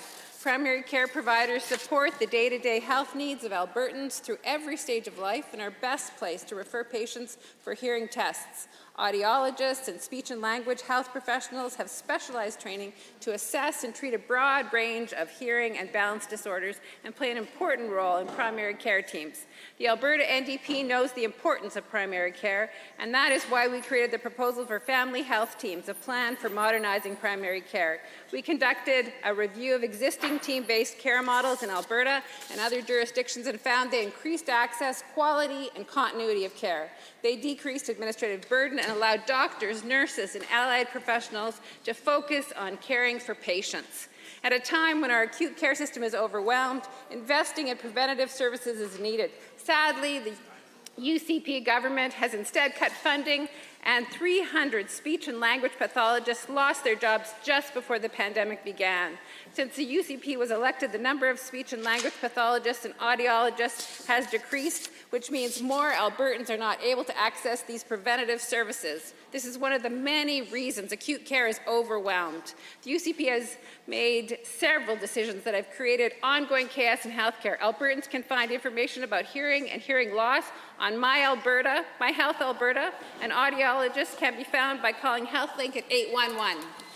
The honourable member for Drayton Valley Devon has a statement. Thank you, Mr. Speaker. The constituency of Drayton Valley Devon is a microcosm of the entrepreneurial spirit that is Alberta today. I want to bring to the attention of this legislature a company called Recover that speaks to our modern, environmentally responsible oil industry. Recover is working to advance the Western Economic Corridor. And the Western Economic Corridor was established to create jobs and attract investment through economic diversification in partnership with the County of Brazeau. Recover is an Alberta-based clean tech company that has developed a solvent extraction technology that recycles oil-based drilling fluid used to drill modern horizontal wells in North America. When using this drilling fluid, the energy industry creates oil-based drilling waste. And despite using this fluid for over 40 years and investing hundreds of millions of dollars, industry has not yet found a viable method of recycling the waste stream until now. Recover has developed a solvent extraction technology to recover the hydrocarbons and recycle them back to the industry for continued reuse. Beyond the creation of a new recycled product, they have avoided biodegradation emissions and they have reduced environmental liability of the waste going into Class 2 landfills. Recover is also providing immediate cost savings for the operators that are using their technology. The concept of Recover began in 2008, and by 2018, the Lodgepole facility was completed and turned over to a full-time operation in November of 2021. Since that time, Recover has accepted more than 40,000 tons of oil-based drilling waste, recycled more than 40,000 barrels of hydrocarbons, and avoided up to 68,000 tons of GHG emissions. Recover is the perfect example of how Alberta's oil industry develops and uses cutting-edge technology to generate wealth while addressing the need to be environmentally responsible. The honourable member for Cypress Medicine Hat has a statement. I rise today to share some thoughts from the Conservative heartland, concerns that are not being reflected by this government's budget. You see, Alberta's government has a dirty little secret. Despite all the talking points, press releases, this government has been steadily veering into the realm of Ontario-style corporate welfare. We have been pumping billions of taxpayer dollars into risky investments, subsidies, and other forms of corporate welfare. In fact, I've been told by government partisans, folks with real-world business experience, that this is the way the world works, and Alberta needs to get in the game. This is exactly what various Ontario governments have been preaching for more than a decade now. And how has this worked out? The price of electricity in Ontario has doubled. Most manufacturers not dependent on the government have fled. And this year, Ontario will receive $421 million in equalization. Ontario's failures are taking down the national economy as well. The OECD predicts the wage growth in Canada will be dead last amongst its 40 member states for the next 4 decades. Simply put, Ontario is not how the world works best. There is a much better alternative.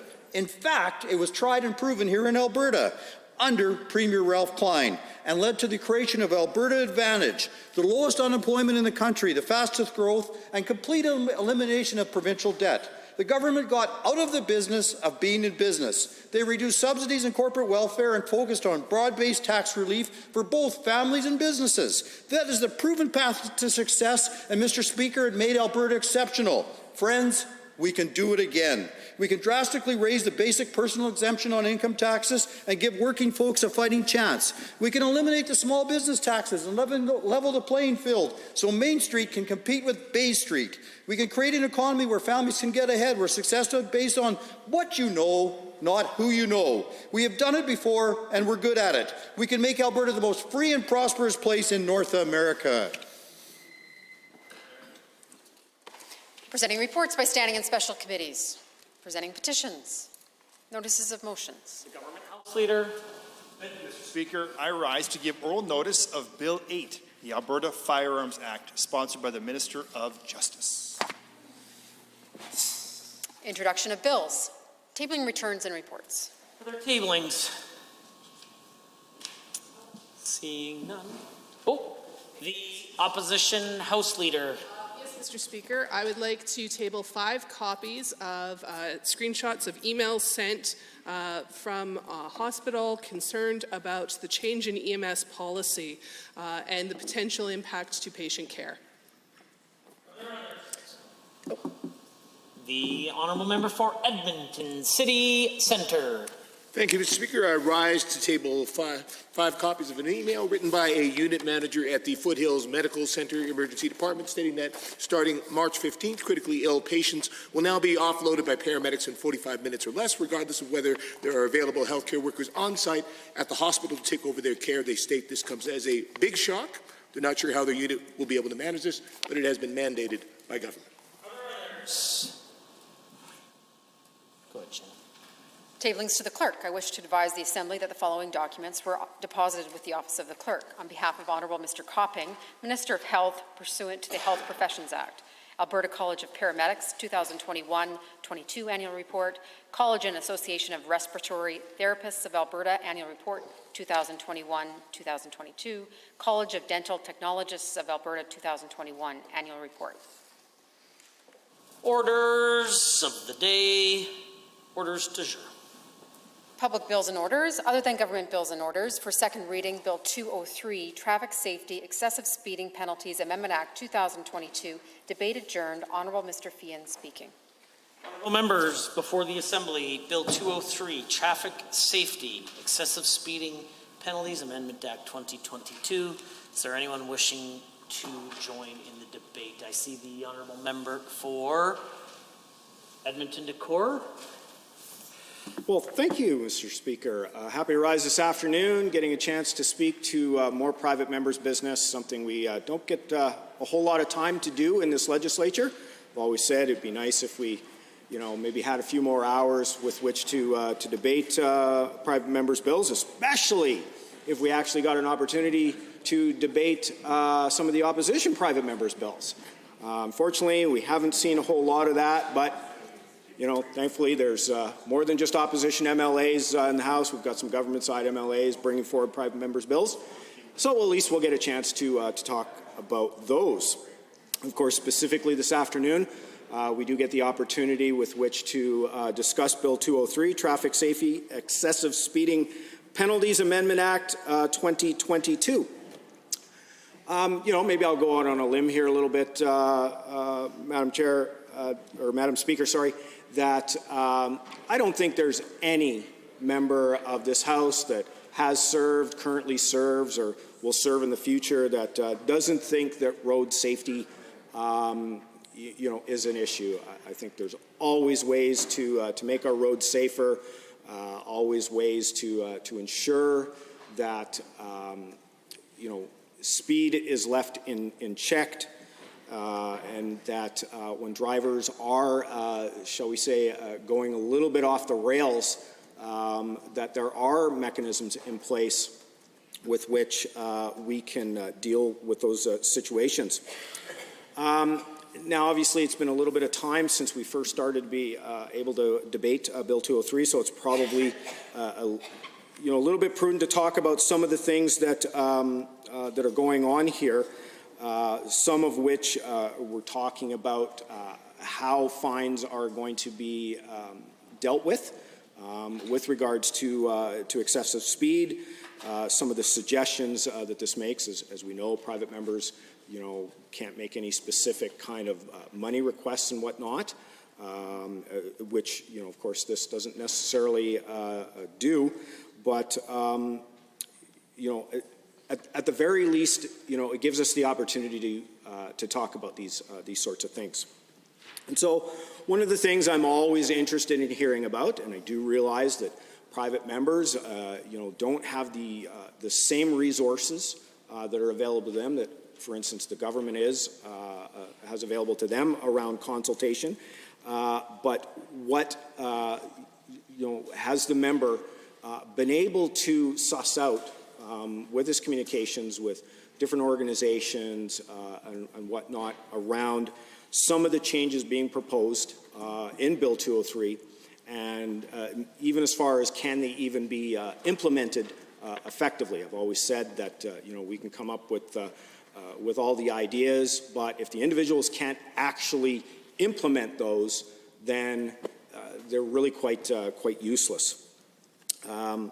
One of the things that I guess stood out a little bit about the bill is around stunting.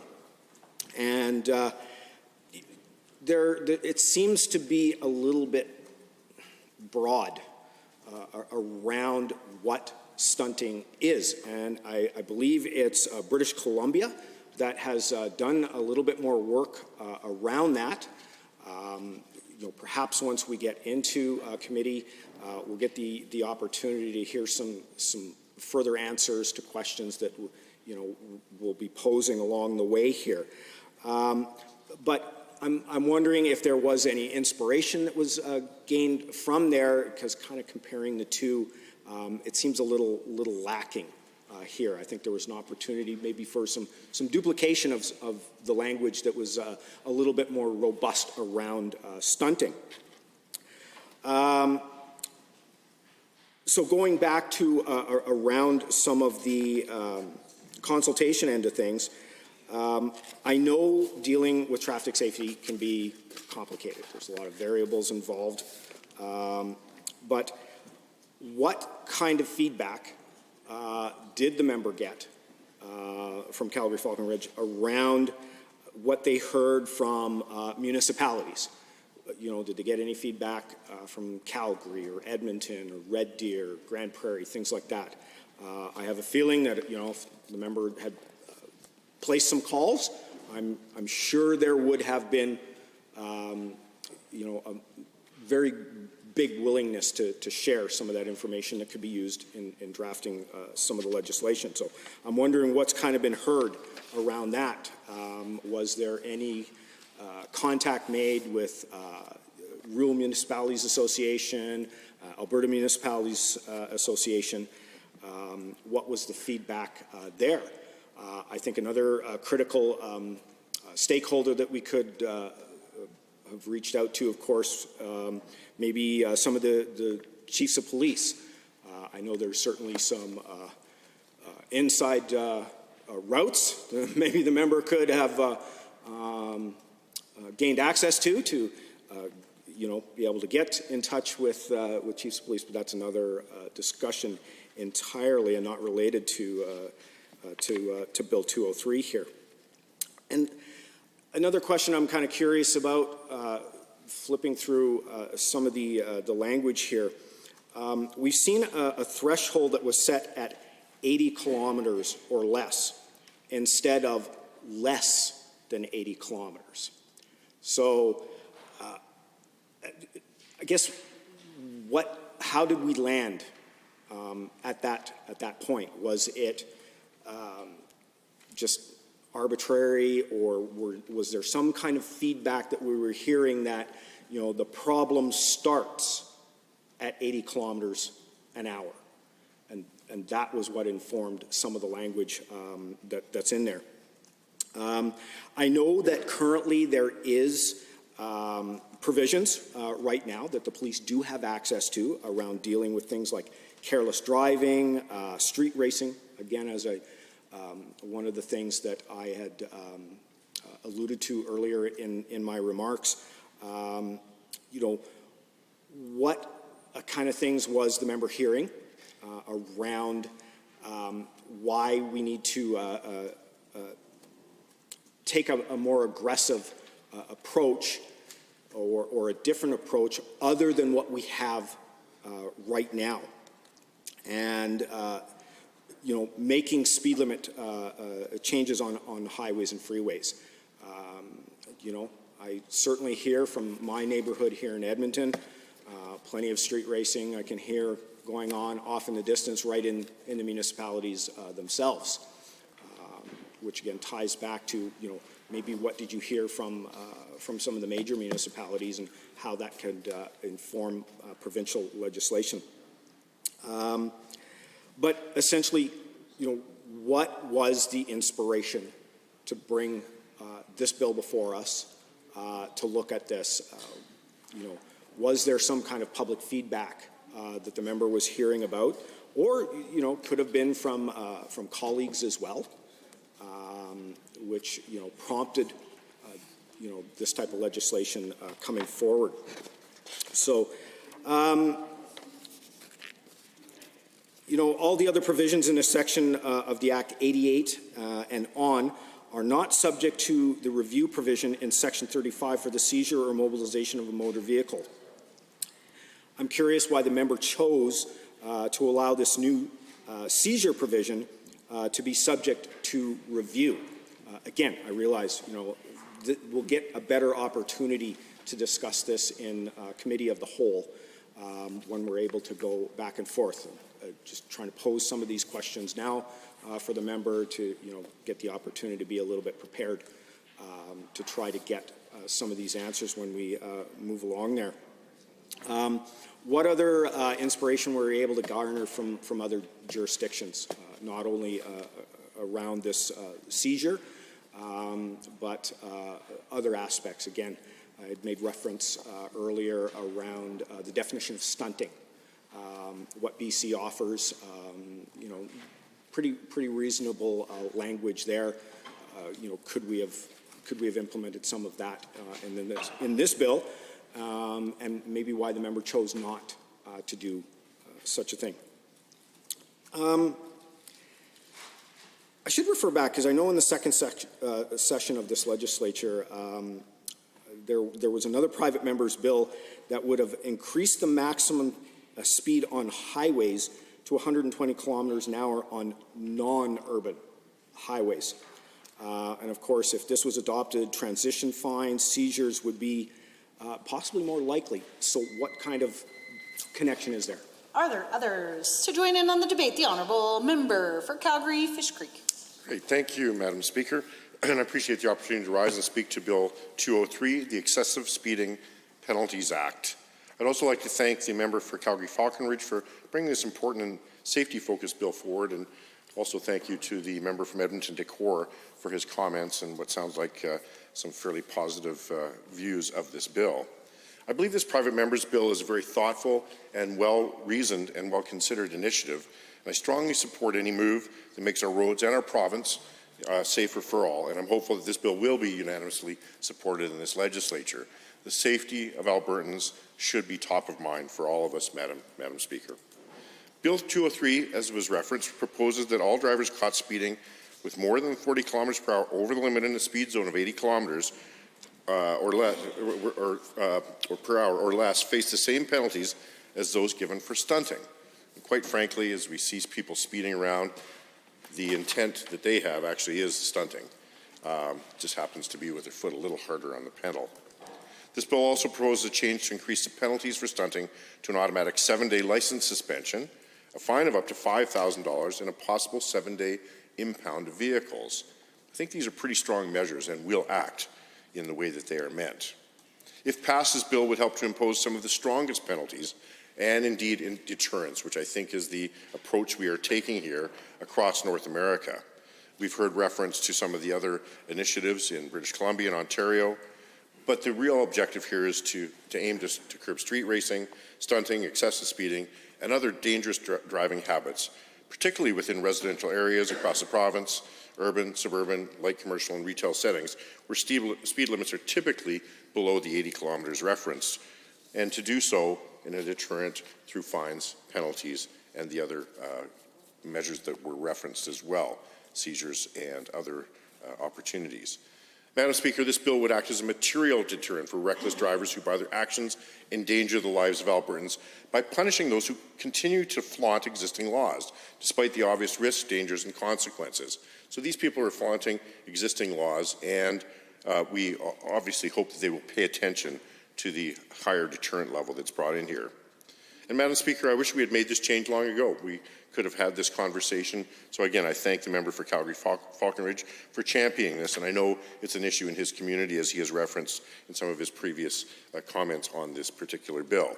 And I'm proud to say that our province now has some of the lowest road fatality rates in Canada, but it's not good enough, Madam Speaker, because even though we have a high degree of responsible drivers across this province, and I know many of us spend hours and hours, sometimes too many, on the highways, this lower fatality rate is something we can improve upon and must work to reduce, so that we remember that every fatality in this province is someone's child or grandchild, sibling, parent or grandparent, and that we must do all that we can do to ensure that we create deterrence for this reckless and deadly driving behavior.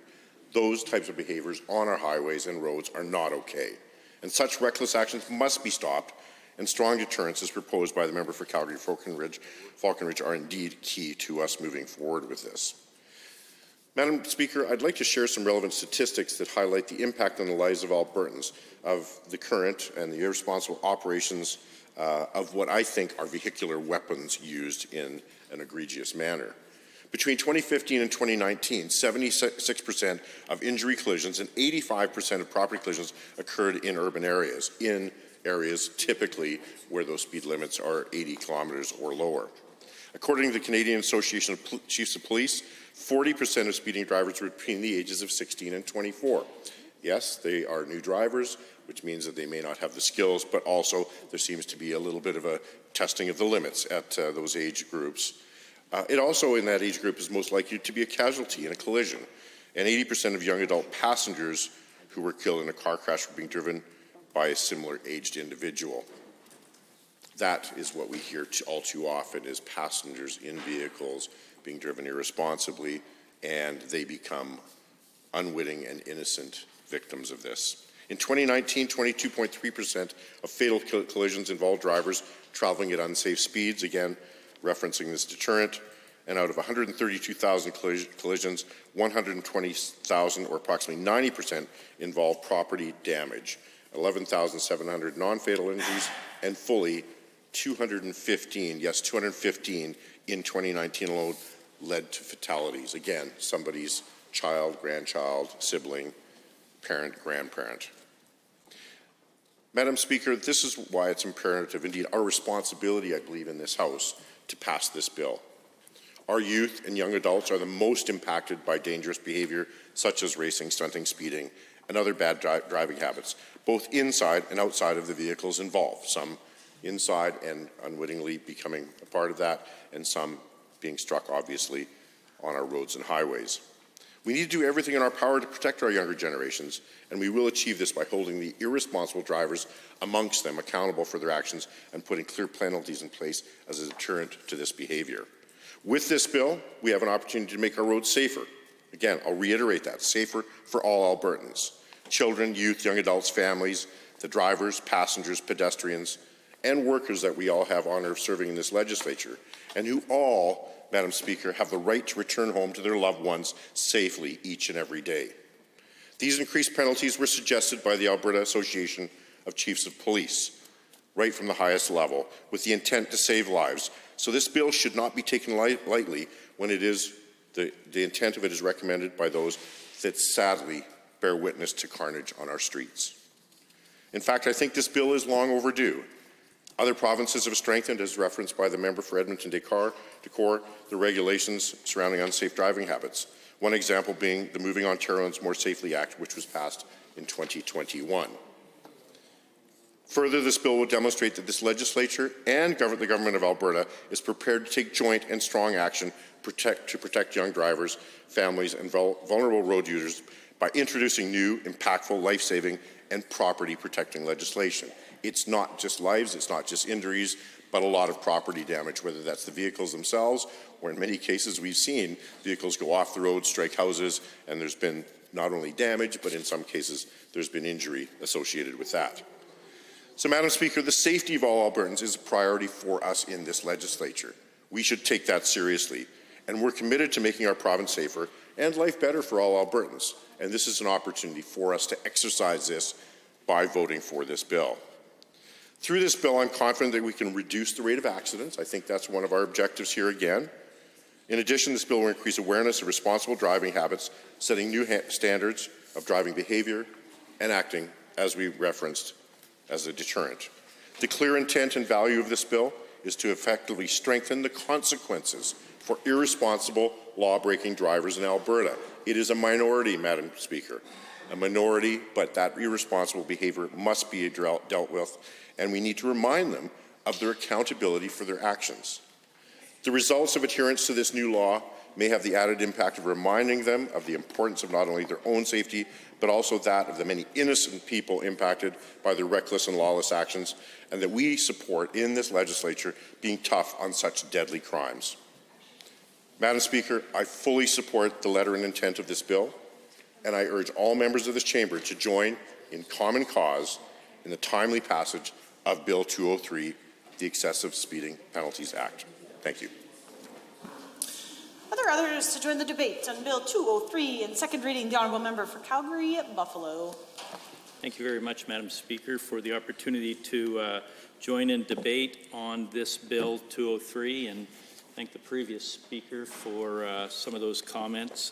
They echo what I would like to share briefly with you all, as well as my colleague from Edmonton-Decore, who addressed this bill just prior to previous speaker. And I wish I was in the House for the introduction of this bill by the mover from Calgary, Falcon Ridge, but I wasn't, and I unfortunately didn't take the opportunity to see the. Take this opportunity to remind you that we don't talk about presence or absence, even if it's yourself in this chamber. All right. I wished I would have had the opportunity to review Hansard, Madam Speaker, to find out what at the time, the member from Calgary Falcon Ridge, when they introduced the bill, was saying. I bet there would have been some personal reflections about why this is important, because I know, regrettably, that in our home city of Calgary, there has been far too many young people and injuries on the streets of Calgary, and regrettably also with emergency service personnel, particularly police, who have been involved with stops of individuals on streets who have taken off and caused the loss of life.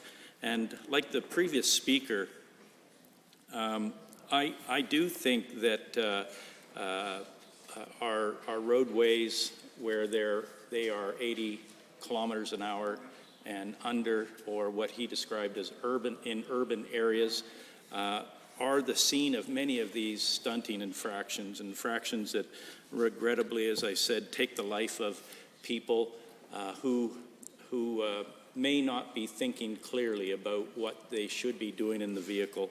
You know, driving is a privilege in this country, and it's not a right that you can drive, but if you abuse that privilege and drive at excessive speeds that call question to your judgment and speeds that unfortunately can have negative impacts on people in the car and themselves as a driver, as well as people outside of the vehicle, then that privilege should be suspended, and we should find ways to ensure that the legislation appropriately deals with this situation. And the way Bill 203 is talking about dealing with that, as has been mentioned earlier, is around taking the license away, increasing the fine for that individual who is operating the vehicle. Those are two methods of increasing the current penalties that are put in place. We need to do those things because not everybody takes their responsibility in a vehicle the way they should.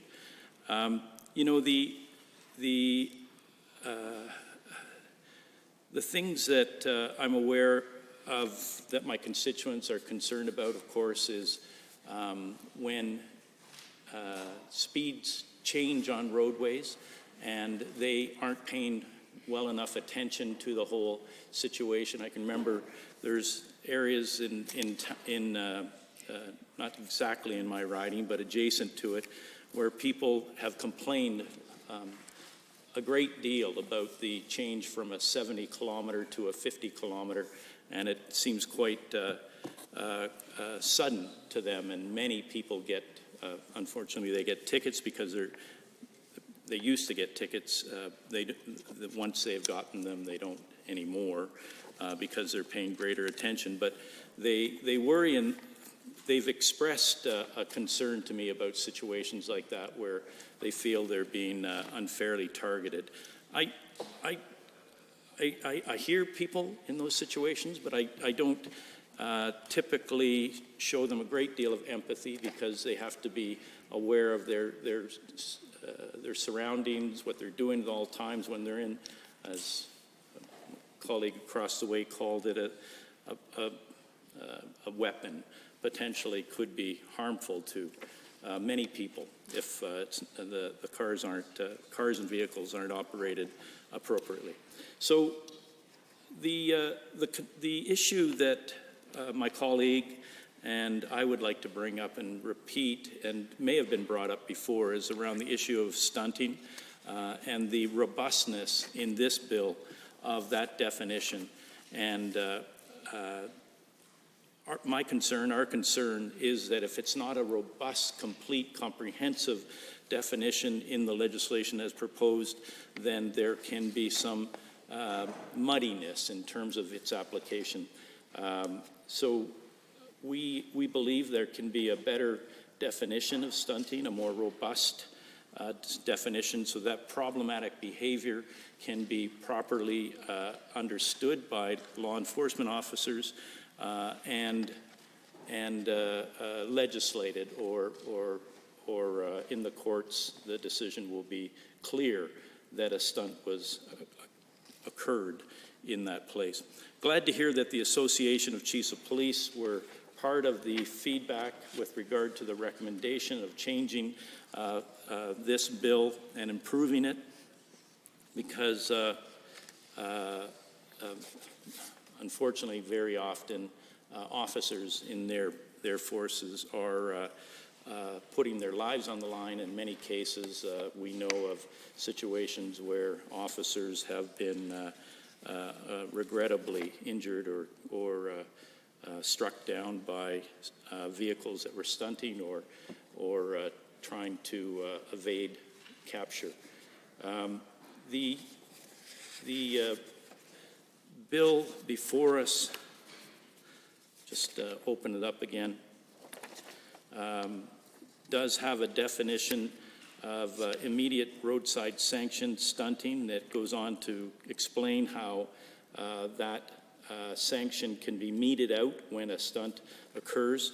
And when I look at the Motor Vehicle Act in the province of BC that is in place now, the definition of stunt is explained there, and there is A, B, C, D, E, F. So that's 6 different criteria under which a stunt can be seen to occur, and any one of those 6 criteria, if they are, I guess, not broken, if they are, if they occur, can be the subject of action by police personnel with regard to the driver of that vehicle. I think that's something that I and my colleagues would like to see considered in this bill, and will be the source of an amendment coming forward in the future when we get to that point. The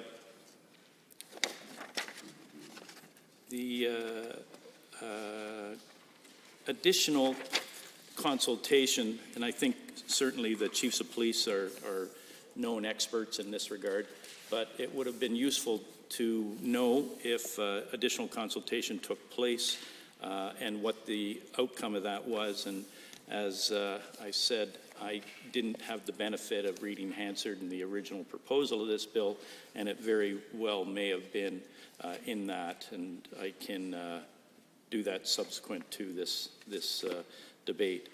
I think the only other thing that I wanted to address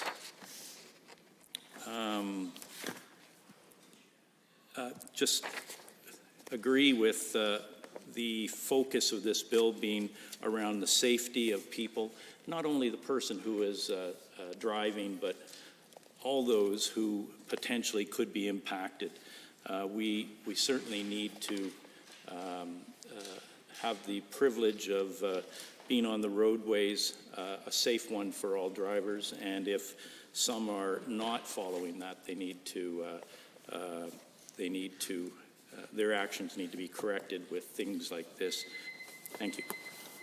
Are there others to join the debate on Bill 203 in second reading? The Honourable Member for Calgary-Hayes. Madam Speaker, I appreciate the opportunity to rise and speak on Bill 203, brought forward by our colleague from Calgary-Falconridge. Thank you to that member for this. Madam Speaker, it's an unfortunate fact that every day across Canada, including Alberta, of course, people tragically lose their lives as a result of unsafe driving. Sometimes, of course, those who perish do so as a result of their own unsafe driving. And other times, of course, they are the victims of other people's poor decisions. And there's I'm sure there's could be a different reason for every particular case, but I'm sure sometimes people are just not thinking. Sometimes they're being reckless. Sometimes I'm sure they might have got a new vehicle and want to see what it will do. And of course, as we all know, Madam Speaker, that's not what this public streets and roads are for. This heartbreaking reality is something that we as elected officials should think about. Vehicle stunting is defined, as I understand it, as a criminal act, and that does not only endanger drivers, but other Albertans who may be on the roadways or near the roadways. Could be walking, could be cycling, could be doing any number of things. But the fact is, its lives are put in danger due to this behavior. So we need to protect the people of the province from what are needless, preventable traffic collisions. I won't call them accidents because I believe that anytime someone's stunting, it's not an accident, it's a bad decision. And in this place, this Legislative Assembly, we have an opportunity to act. And that is why my esteemed colleague from Calgary-Falconridge brought forward Bill 203, which proposes, obviously, to strengthen the penalties for stunting in Alberta so that would-be reckless drivers are more thoroughly deterred than they are now from endangering themselves and others, while those who and they are deterred with more severe punishments than are currently in place. So Alberta, as I understand it, is in this regard lagging behind other provinces when it comes to pursuing more severe penalties for vehicle stunting. Other provinces have previously strengthened their laws and penalties around these crimes, and this is an opportunity for us to follow up and make stunting a crime that has stronger deterrence in the future than it has up till now. So, if passed, Bill 203 would increase the maximum fine for stunting to $5,000 and introduce a 7-day license suspension for anybody caught stunting. Now, I can tell you there would be the option of a 7-day discretionary impound to be decided by law enforcement on a case-by-case basis. Now, Madam Speaker, this is a deterrent that is strong. I know from my time, I've done a couple tours now as transportation minister during my time here, and the 7-day suspension of a license and the potential taking away of one's car is a strong deterrent.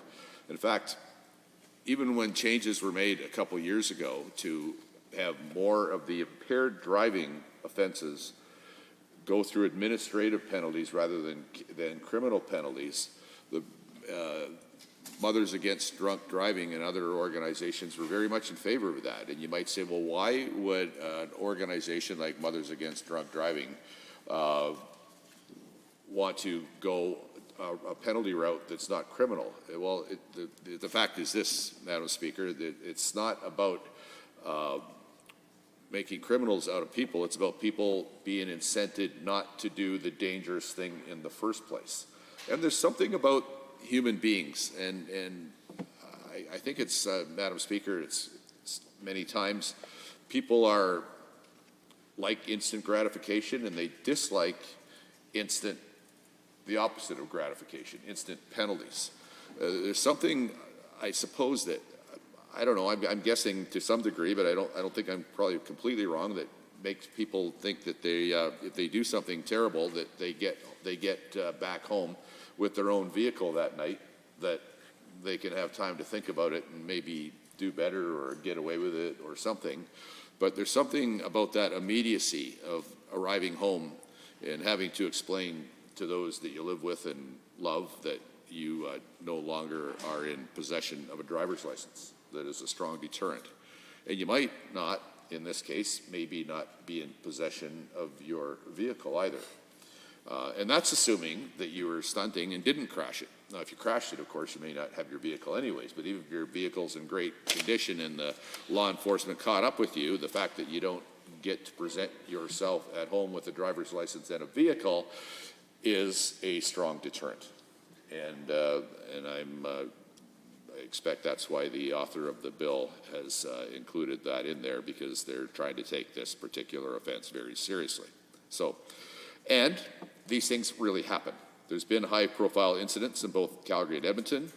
Both cities, by the nature of them being large cities, are oftentimes, particularly in the summer, plagued with stunting and street racing, and that creates avoidable collisions. At the beginning of September, an Albertan was killed in a single vehicle crash that authorities believed to have been the result of a street race. More recently, in October, 2 vehicles crashed on the high-level bridge in Edmonton here with 2 vehicles which were believed to have been involved in a street race. So the saddest thing, again, about the crashes like these is that they are 100% avoidable. They cannot reasonably be described as accidents. They are the result of bad decisions, irresponsible decisions by people with driver's licenses that ought to know better, probably do know better, have just made a bad choice. And those choices can have such serious consequences, which is why we're here today talking about this now, is making greater greater penalties for those serious consequences. So one of our priorities here as elected officials is ensuring the safety of Albertans, and this bill could improve that safety across our province. I'm proud to say that despite incidents like we're talking about here, as mentioned by my colleague in this side of the House, Alberta has the lowest road fatality rate of any province in Canada. Most Albertans are committed to road safety, and they know that acting responsibly is good for not only them, but those they love and those they have never even met before. Everybody is more safe when people make good decisions. It's important that people that make those bad decisions are held accountable, and these license suspensions, discretionary impounding of vehicles, it is hoped, and I believe it will be somewhat the case, that that will be a strong deterrent. It's not only a strong deterrent from the fact you won't have a driver's license, but of course there's a social stigma about not having your driver's license and being found guilty of such a really dangerous and reckless act, really demonstrating a lack of care for other people's lives and livelihoods. So the deterrence is important, Madam Speaker. It's increased fines will help with the deterrence. And as said before here, I think the member across asked the question. It was a good question. He said, were the chiefs of police consulted? My notes here say that they were, that this was actually requested by the Chiefs of Police Association, is what I've come to believe and understand. So if there's an answer to what I thought was a pretty reasonable and good question. And of course, who better to consult, as the honourable member across said, those that dedicate their lives to keeping the rest of us safe, those that put themselves in harm's way, and those that unfortunately have to see firsthand the terrible, terrible results of bad behavior, that have to show up at the crashes, that have to see people in pain or dying, and sometimes have to go to a home of a victim and explain and announce to that victim's loved ones that that person doesn't live anymore. Not just not live there anymore, but doesn't live at all anymore. And I just can't think of a worse way to make a living than having to do that sometimes. And of course, the honourable member for Edmonton City Centre. Thank you, Madam Speaker. I appreciate the opportunity to rise and join in debate for the first time in this session of the legislature to debate Bill 203, the Traffic Safety Excessive Speeding Penalties Amendment Act 2022. Certainly, questions around speeding and bad behavior with vehicles are something that fairly regularly cross my desk as the MLA for Edmonton City Centre. Here in downtown, there are some tempting locales, shall we say, for folks to engage in some of the kinds of behaviors that are being talked about in this bill. So, of course, we have a River Valley Road, which runs just below us here at the legislature, a nice, long, gently curving stretch of road along the River Valley.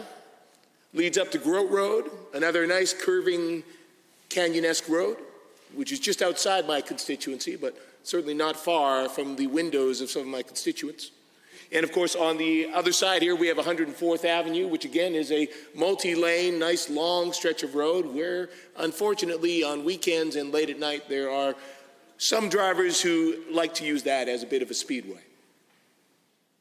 So certainly it's not unusual for me to receive correspondence from my constituents raising concerns about noise late at night from street racing and other activities like that here in Edmonton City Centre. And of course, it was referenced by one of the other members earlier, the crash on the high-level bridge. And certainly it's not that unusual to hear of or see the pictures in the newspaper or hear on the radio of somebody who has had a crash, either with another vehicle or run into a telephone pole or jumped a barrier on one of those roads. And certainly I recognize the damage that a vehicle can do. And it's, as was been noted by some of the other members, this isn't just about protecting other vehicles on the road, this is also protecting cyclists, pedestrians. Mr. Speaker, I spent many years as a avid commuter cyclist. I admittedly don't commute nearly as much now as I used to. I used to ride right through the winter, did that for many years indeed during my first term as an MLA. It's one of the things you can do, I guess, when you live in a downtown constituency, and with the excellent bike network that has been built here by the City of Edmonton in the downtown and the other trails that are available. But certainly I spent a lot of time riding in other parts of the city too before that network was built. And I can tell you, if you want to come to understand what the power and the weight of a vehicle actually is, and what speed is actually like, being on a bicycle in the middle of a roadway as vehicles are zipping past you educates you on that fairly quickly. So certainly I came to have a healthy respect for the impact that a vehicle can have and the damage it can do. And certainly, whether on the seat of my bike or behind the wheel of my car, I have seen poor behavior by drivers. Admittedly, Mr. Speaker, I'm not completely innocent myself. I've had my share of tickets as I've made my way from Calgary to Edmonton and back. At times here in the city, I've gotten my own share of photo radar. But certainly what we are talking about in this bill is not the kinds of general tickets or occasional bad behavior that I think we all as drivers have at times endured, though I will admit my father, during his time, was an adamant respecter of speed limits. My father, in his entire life, never once got a speeding ticket. He was absolutely scrupulous about obeying the speed limit. Not all of us have that level of patience and integrity, Mr. Speaker. But all that to say, certainly what has been brought forward here by the member for Calgary Falcon Ridge does resonate with me, for the reasons I've noted. I think it's reasonable to have appropriate penalties to encourage people to engage in better behavior on our roads, and have penalties that indeed reflect the potential damage that can be inflicted by choosing to engage in some of these behaviors. Behaviors, again, Mr. Speaker, that we are talking about here that are beyond the pale. And indeed, I think that's what we should be focusing to ensure that this bill does, that it focuses on those extreme behaviors. Now, one of the concerns that has been raised is that we do not have a clear definition here of stunting. So I think it is important that we consider that, and I understand that one of my colleagues may be considering bringing forward an amendment to that effect, just to provide clarity. Because certainly, Mr. Speaker, we recognize the great importance of law enforcement and certainly the need to give them some discretion in how they do their work and to trust judgment. But at the same time, we want to ensure that when we are imposing significant new penalties, we are very clear about the behaviors that may be encompassed within that. So as has been noted, there is BC legislation which is similar and which does talk about stunting, talks about occasions where, causing any or all of a motor vehicle's tires to lift from the road surface, causing the motor vehicle to lose traction when turning the motor vehicle, so intentional skids, driving it in a manner as to cause the motor vehicle to spin, so your donuts, which I understand people were fond of doing in parking lots and that sort of thing as teenagers. I never did have that occasion. I was perhaps not quite that daring. Driving a motor vehicle in a lane intended for oncoming traffic for longer than necessary to pass another vehicle. Certainly I've seen that kind of behavior. Indeed, we do have difficulties at times with people deciding that they don't want to drive around for a block, so they take a shortcut through the local bike lane. Slowing or stopping a vehicle in a manner that prevents other vehicles from passing, or in a manner that blocks or impedes other motor vehicles, and without justification driving as close as possible to another motor vehicle, a pedestrian, or a fixed object. And certainly, again, Mr. Speaker, I'm sorry to say at times as a cyclist, I did experience that behavior where drivers, frustrated that they were temporarily behind a vehicle that did not move as quickly as them, would literally drive right up behind my back tire. And indeed, I know cyclists who have had vehicles tap them from behind, whether at a stop sign or in motion. So I think those are all very appropriate things that would be included, and perhaps pieces that could be considered then in coming up with our own definition for an Alberta piece of legislation as to what is considered to be stunting. And of course, Mr. Speaker, as I've said, I'm certainly in support of addressing issues with excessive speed. I know for myself, I've made that trip up and down the highway between Edmonton and Calgary increasingly often as there seems to be something coming up on the horizon which seems to require more presence in the city of Calgary. But certainly I continue to see quite regularly on those trips that there is at least one or two vehicles that feel the need to be driving 20 or 30 or 40 kilometers an hour faster than the remainder of the traffic. And certainly we know the serious damage that can do. We've had members of this legislature who have lost their lives on that highway. So certainly I'm in support of having an additional and appropriate penalty in place for drivers that are found to, whether or not they are engaging in stunting activity as well, if they are in fact driving over the maximum speed limit. And in this case, it is about driving 40 kilometers or more over a posted speed limit, that is 80 kilometers an hour or less. Now, I certainly do appreciate the concerns that have been raised by some other members about the potential impacts that this could have in certain areas where you do have that rapid adjustment of the speed limit. So we need to be very careful, I think, with this legislation to ensure that we are not creating a situation that would create more opportunities for what is sometimes colloquially known as fishing.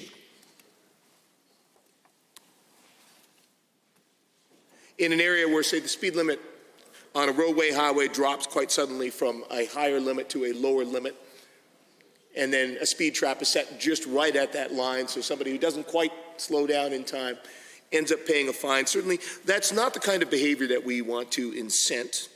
And certainly we know that kind of behavior does little to actually address the real issues around speeding. And indeed, during our time in government, we work to try to put some limits on how photo radar in particular was being used in that respect. So I think it'd be worth some conversation and perhaps we'll have that opportunity during the Committee of the Whole, to look at how we can ensure that this piece of legislation would not add additional opportunities for that sort of revenue raising, shall we say.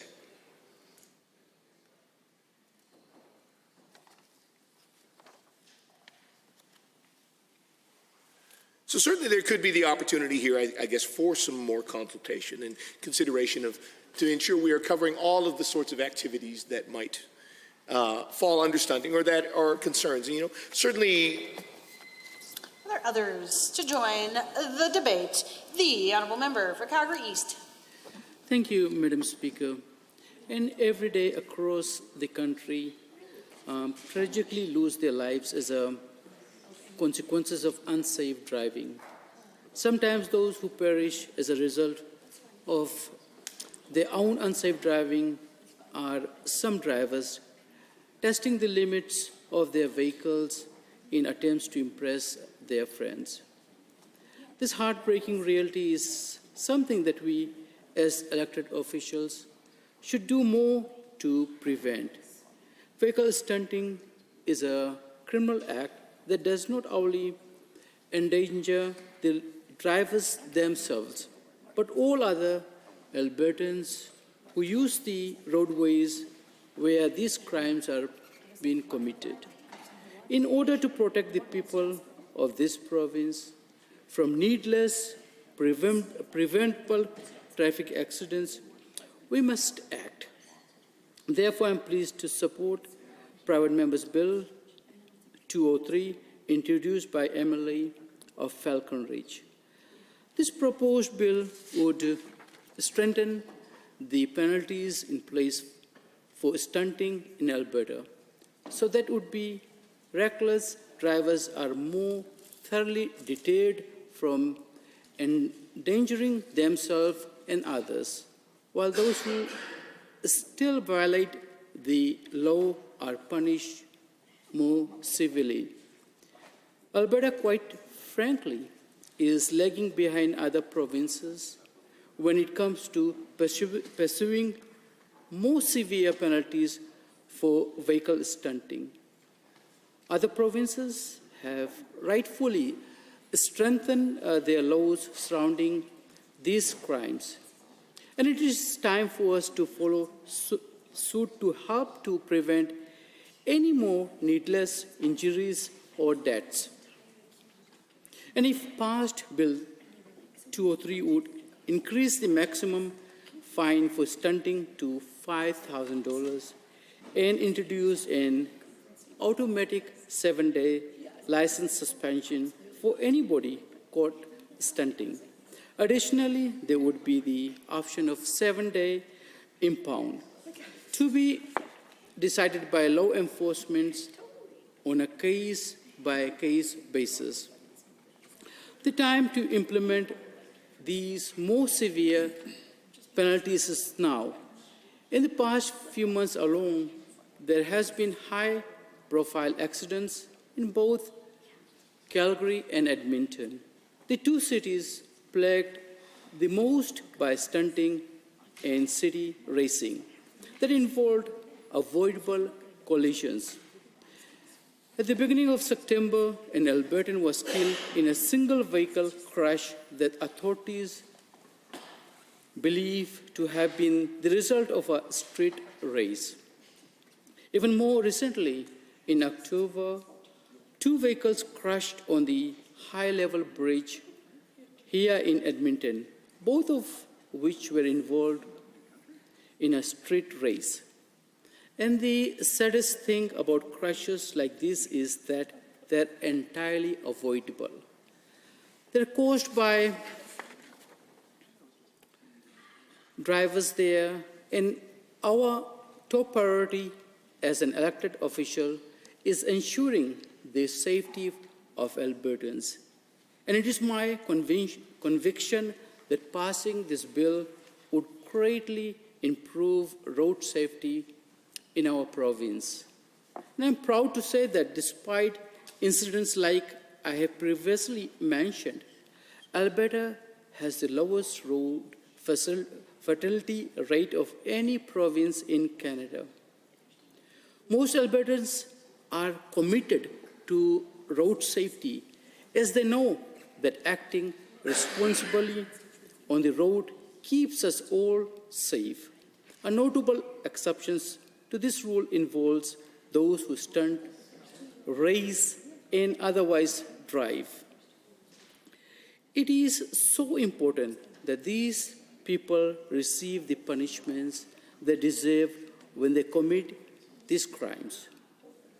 Through mandatory license suspensions and vehicle impounding, drivers who commit these needless, dangerous acts will be prevented from doing so again in the immediate future.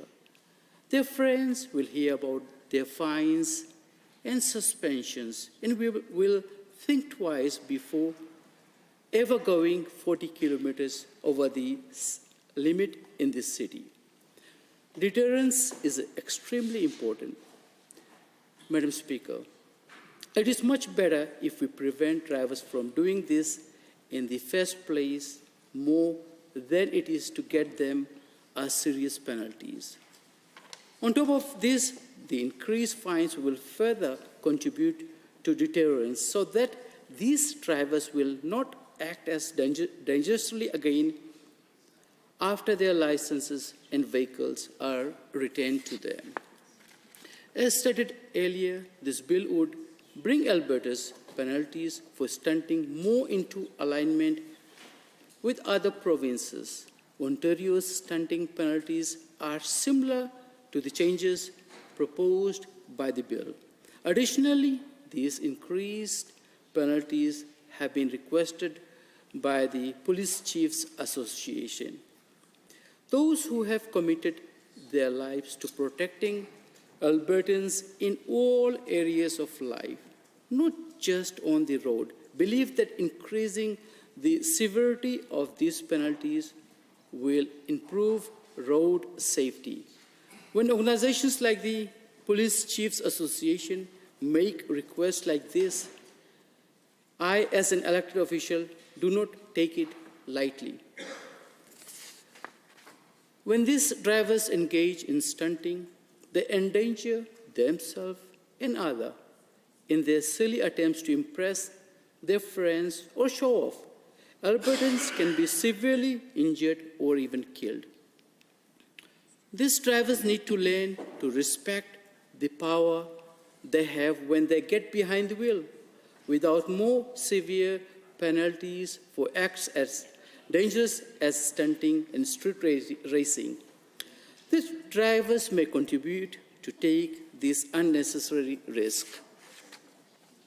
If a driver is caught stunting and receive the penalties outlined in this bill, they will be far less likely to commit these same acts again, preventing the reputation of criminal behavior, works to increase community safety, and to prevent death or injury that may have occurred if the penalties were less severe. Taking every reasonable step we can to keep Albertans safe is our top priority, and these penalties will increase public safety. If these penalties were not seen as effective, then their implementation would not have been called for by the Police Chiefs Association. By ensuring that the penalties surrounding stunting are proportional to the crime, all Albertans will be made safer. This includes young drivers who may be tempted towards recklessness, other drivers who expect these fellow road users to behave safely, and the pedestrians who walk along our roadways. The problem of stunting and street racing is particularly bad in and around my constituency. Calgary experiences a notable higher rate of these crimes, and my constituents deserve to be safer when using their community's roadways. While a higher amount of these crimes may be seen in my constituency, stunting is still a problem that can affect any community or roadway within this province. Madam Speaker, I am asking my fellow members to consider my words thoughtfully. Our first duty to our constituents is to ensure their safety, and by passing this bill, we can make Alberta's roadways that much safer. I believe that the implementation of increased penalties for stunting is extremely prudent, and I would be surprised if any members in the House disagreed with the racing are dangerous crimes that may be addressed. Thank you, Madam Speaker. Well done. Members, I have 3 minutes before I will ask the mover to close the debate. The Honourable Member for Edmonton Millwoods.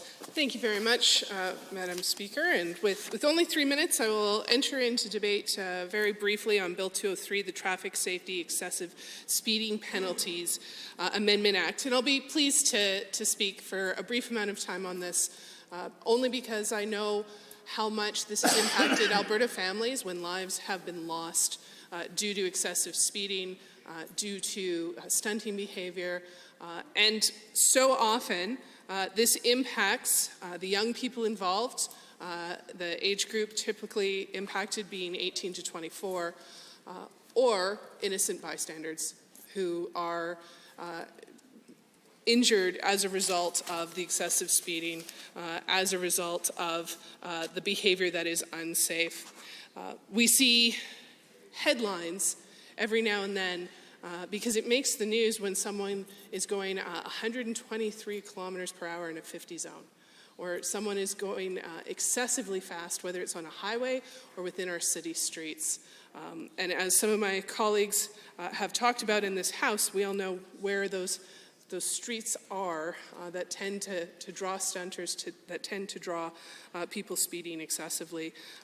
Just at the end of last year, there were crashes on the high-level bridge that were blamed on excessive speed. So we know this is happening, and in this case, Bill 203 seeks to limit this behavior by putting in stronger penalties as a deterrent against these activities happening, but also as a lesson that will hopefully spread through friends of those people who are fined when that does come to pass. And so I am pleased to say that I will support Bill 203. However, we hope that at committee an amendment can be considered because the current Traffic Safety Act really only refers to the word stunt in two places in section 115 in sub 2E and F. And what we find is when we look at comparable legislation in British Columbia, there's a great deal more detail. And I think there's something to be said about being very explicit and capturing everything. I hesitate to interrupt, but the time has come for the Honourable Member for Calgary-Falconridge for up to 5 minutes to close debate on second reading. I'd like to stand to close the debate. The Honourable Member for Calgary-Falconridge has moved second reading of Bill 203, the Traffic Safety Excessive Speeding Penalties Amendment Act 2022. All those in favour of the motion for second reading, please say aye. Aye. Any opposed, please say no. That is carried. A division has been called. Ring the bells.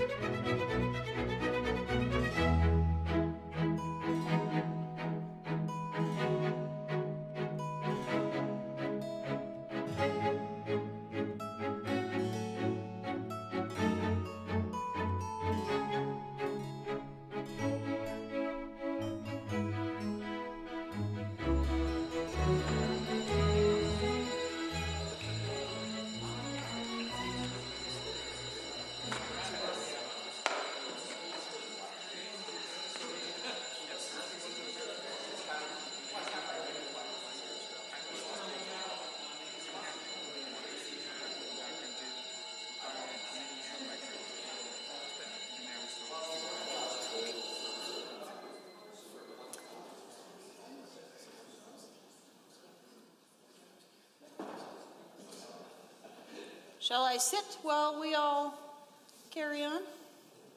Honourable members, a division has been called on Private Members Bill 203 in second reading. All those in favour, please stand. Honourable Mrs. Savage, Honourable Mr. Glubish, Honourable Mr. Jean, Honourable Mr. Milliken, Honourable Mr. Nally, Honourable Ms. Schultz, Honourable Mr. Jones, Mr. Rutherford, Honourable Mr. Rutherford, Honourable Mr. Amory, Honourable Mr. Horner, Mr. Tour, Mr. Yao, Honourable Ms. Isaac, Honourable Ms. Pond, Mr. Stephan, Honourable Mr. Hunter, Mr. Singh, Ms. Lovely, Mr. Getson, Mr. Rosewell, Mr. Van Dyken, Mr. Reid, Honourable Mr. Orr, Mr. Shepherd, Honourable Ms. Gray, Honourable Member Ceci, Honourable Ms. Sigurdsson, Mr. Turton, Honourable Mrs. Ahir, Mr. Smith, Mr. Dack, Mr. Nielsen. Any members opposed, please stand. Seeing none. Madam Speaker, total for the motion 32, total against 0. Honourable members, that is passed.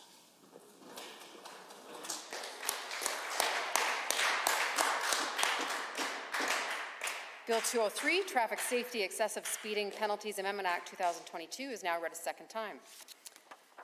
Public bills and orders other than government bills and orders for second reading. Bill 204, Missing Persons Silver Alert Amendment Act 2022. Mr. Smith. The Honourable Member for Drayton Valley, Devon. Thank you, Madam Speaker.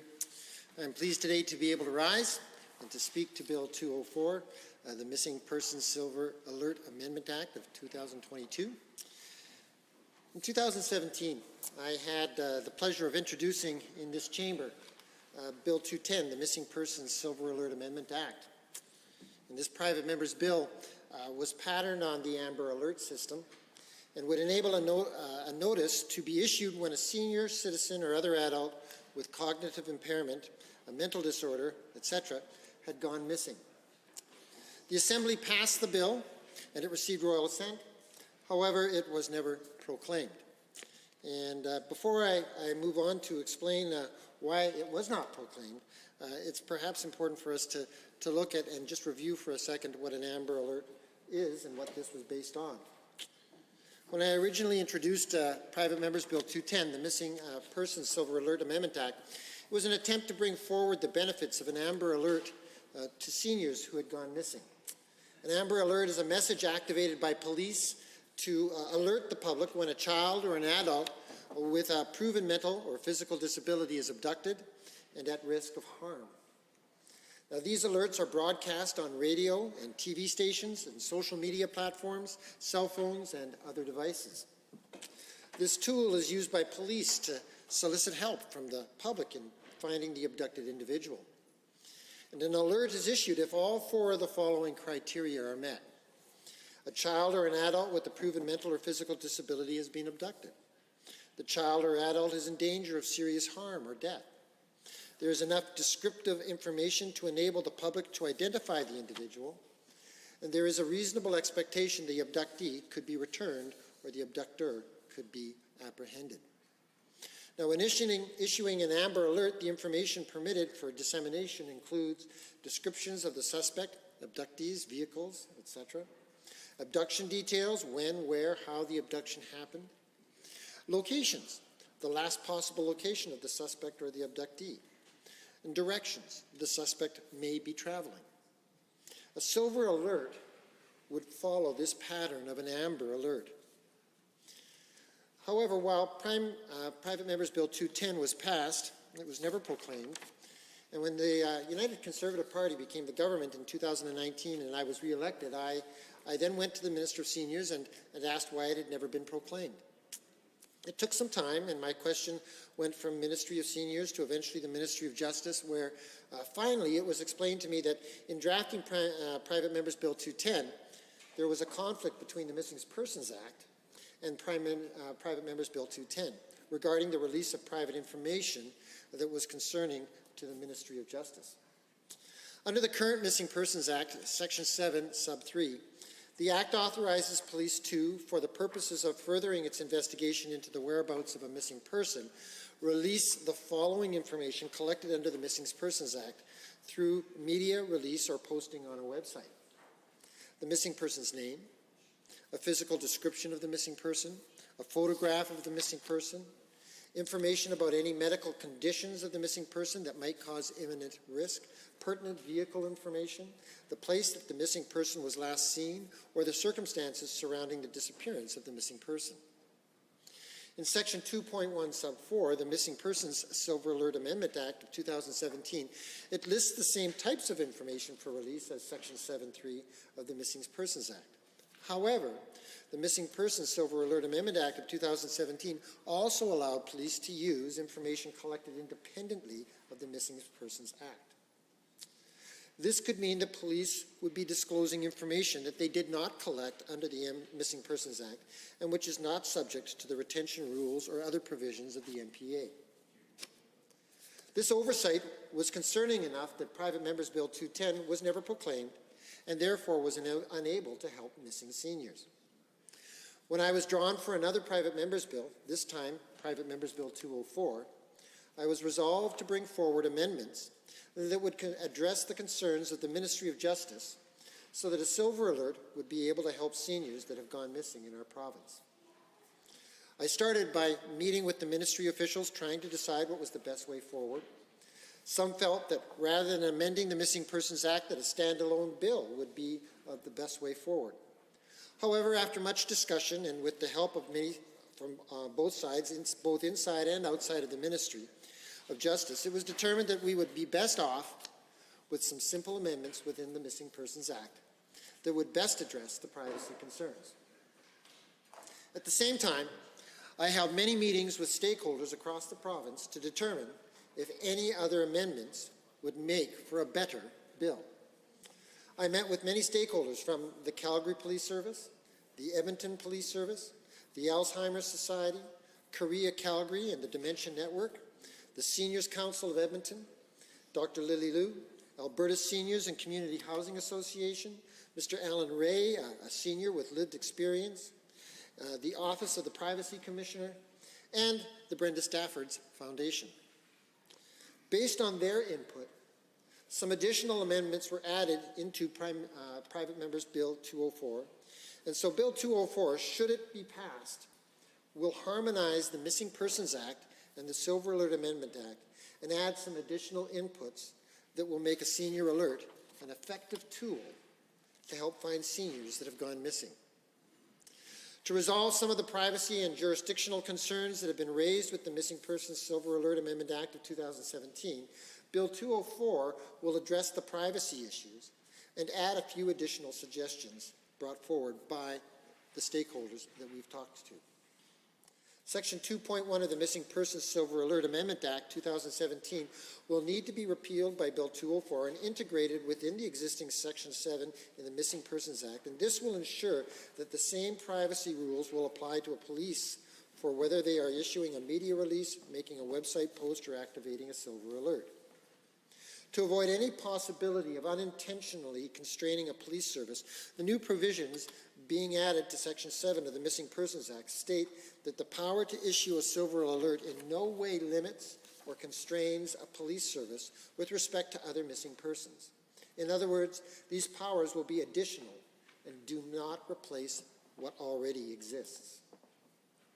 A proposed regulation making power has been added to Section 14 of the Missing Persons Act to ensure that if additional rules or process are required for a broadcast agreement to function properly, the Lieutenant Governor and Council has the authority to put those in place.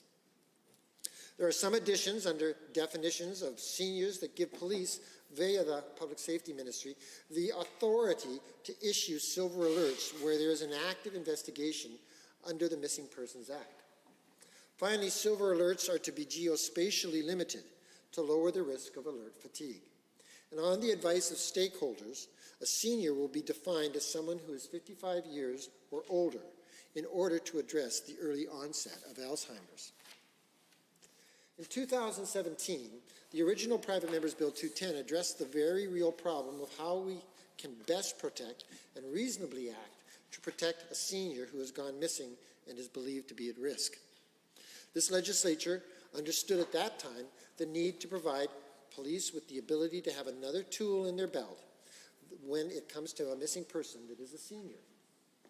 Private Member's Bill 204 will address some of the pieces of this conversation that were missed and could have created some confusion regarding the private information that could be shared, and now harmonizes a silver alert to the privacy of information expectations of the Missing Persons Act. Madam Speaker, our seniors population is rapidly expanding in Alberta. In 2016, there were roughly 500,000 Albertans aged 65 and older. By 2031, as the tail end of the baby boomers reaches 65 years of age, Alberta's senior population is projected to be about 1 million people. This number will continue to grow, and by 2041, it is projected that 1 in 5 Albertans will be 65 years or older. Combine this reality with the understanding that a decline in cognitive functioning is associated with aging, and the risk of dementia doubles every 5 years after the age of 65. And we can now better understand why some of our seniors are at risk of going missing. In Calgary, the Alzheimer's Society estimates that more than 13,000 Albertans are living with Alzheimer's disease or related dementia in that city alone. And for every person diagnosed with Alzheimer's or related dementia, 10 to 12 people are directly impacted. These would be family members, friends, and caregivers. And in addition, the Alzheimer's Association indicates that 6 out of 10 people with dementia will wander at some point in time. Are there others to join the debate in Bill 204 in second reading? The Honourable Member for Edmonton Riverview. Thank you very much, Madam Speaker. It's my pleasure to join debate on Bill 204, the Missing Persons Amendment Act. Missing persons, and then it's got silver alert in brackets there. And certainly, like the member said, way back in 2017, this bill was brought forward, and it's a clear example. At that time, the NDP was government, and I was the Minister of Seniors. And this is a clear example of a sitting government, the NDP at the time, working collaboratively with an opposition party, and certainly we worked with the member, and we did pass this bill back in 2017. But as the member explained, it was never received proclamation, and that was due to the bill giving it powers to the police that were not in accordance with the Missing Persons Act. So the bill had to go back to the UCP caucus and make sure that the drafting was corrected. And I understand now that this is what the honourable member has done, and this bill is now addressing those issues and making sure that it's in accordance with the Missing Persons Act. So the UCP have done their homework, I guess, to make sure that this bill is appropriate, it's not contravening any other legislation, and it is now before the House again for members to debate and discuss. Certainly we in the New Democratic Caucus here, now in opposition, as we did when we were government, we support the Silver Alert Bill. We think it's an important bill that people who are aged, I guess it's 55 plus now, we've redefined what a senior is, and guess what, I'm a senior under that one. So, you know, usually our age is 65 for seniors, but this bill says 55. So I'm 62, so I'm well within that range. So I can, you look great. I can be supported if someone calls a silver alert out on me. So I'm grateful for that. I'm dialing now. You're dialing now. Oh no, I may not be able to finish my debate part here. So, anyway, I guess I wouldn't mind just sharing another, I guess, besides being within the range of people who can have a silver alert put out on them. I think this would have been something my father benefited from, actually. My dad, he passed away last summer. He was 93 years old. And in his later years, he was diagnosed with dementia. And on more than one occasion, he did come home with a police escort because he didn't know where he was and he lost his orientation. And, it was usually fairly quickly, the same afternoon. So luckily there was nothing that happened that was too egregious when Dad was confused and didn't know how to get back home. But certainly I think that this could support so many seniors to be well cared for, and if there is time when they do get disoriented and don't know where they are, how to get home, those kind of things, that this legislation would indeed support them, support their communities, to give them more resources, to collaboratively work together to make sure that seniors in our community are safe. Certainly we know currently in Alberta, we have 700,000 seniors in our province. That's the fastest growing demographic actually in Alberta. And seniors are living longer, healthier lives than ever before. But certainly as we age, we may have cognitive decline. Sometimes we are, like my father, diagnosed with dementia. So having the supports in place for our ever-growing seniors population is extremely important. So I as I've said before, stand in support of this bill, and that we want to make sure that people are if they're out in the community and they get disoriented, don't know where they are, that there are supports around them so that they can be brought home safely. So, I guess some questions I might have for the member bringing this forward is how come it did take, almost the whole tenure or mandate of the UCP government to bring it forward. It would have been good to have it, come earlier. It was 2017 when it was first introduced, so this is several years later. So, I think this is a program, legislation that could have supported seniors much earlier, so I do wonder about that. I guess another question I have, too, is that sadly, under the UCP government, so many services for seniors have been cut or not responded to, and we know that the very first thing in 2019, the Seniors Advocate Office was cut. And that was something that provided advocacy, support for seniors in our province, and the UCP, that was one of the first things they cut in 2019. So, it is troubling that there are programs that have been cut. This would seem to be a significant delay in this legislation being brought forward, even though it was supported by both sides of the House. And of course, another egregious thing that the UCP cut right away was the income support program for seniors, the Alberta Seniors Benefit. And they de-indexed it, and of course this was at a time when we had record inflation, lots of hesitate to interrupt. Just maybe a reminder to get back on the subject matter in the short time available to members. Bill 204. This is certainly about services to seniors, and certainly this bill is providing safety for seniors to make sure that they are supported. But I would say that there is also a lot of connection with the Seniors Advocate Office, that it provided safety and advocacy for seniors in many areas, and seniors could be supported too with income support programs that met inflation. So that was a significant support for them. We know that many programs do receive government funding that support seniors, and the grants program was also slashed by more than $2 million under the UCP government. And this meant that seniors living in community, and we all know that that's such an important thing, that seniors age in community. And I think this Silver Alert bill does talk about, supporting people to age in community. And I guess very similarly, the investment in grants to senior centers also is something else. So I feel that these are very similar, and these were cut also under the UCP watch.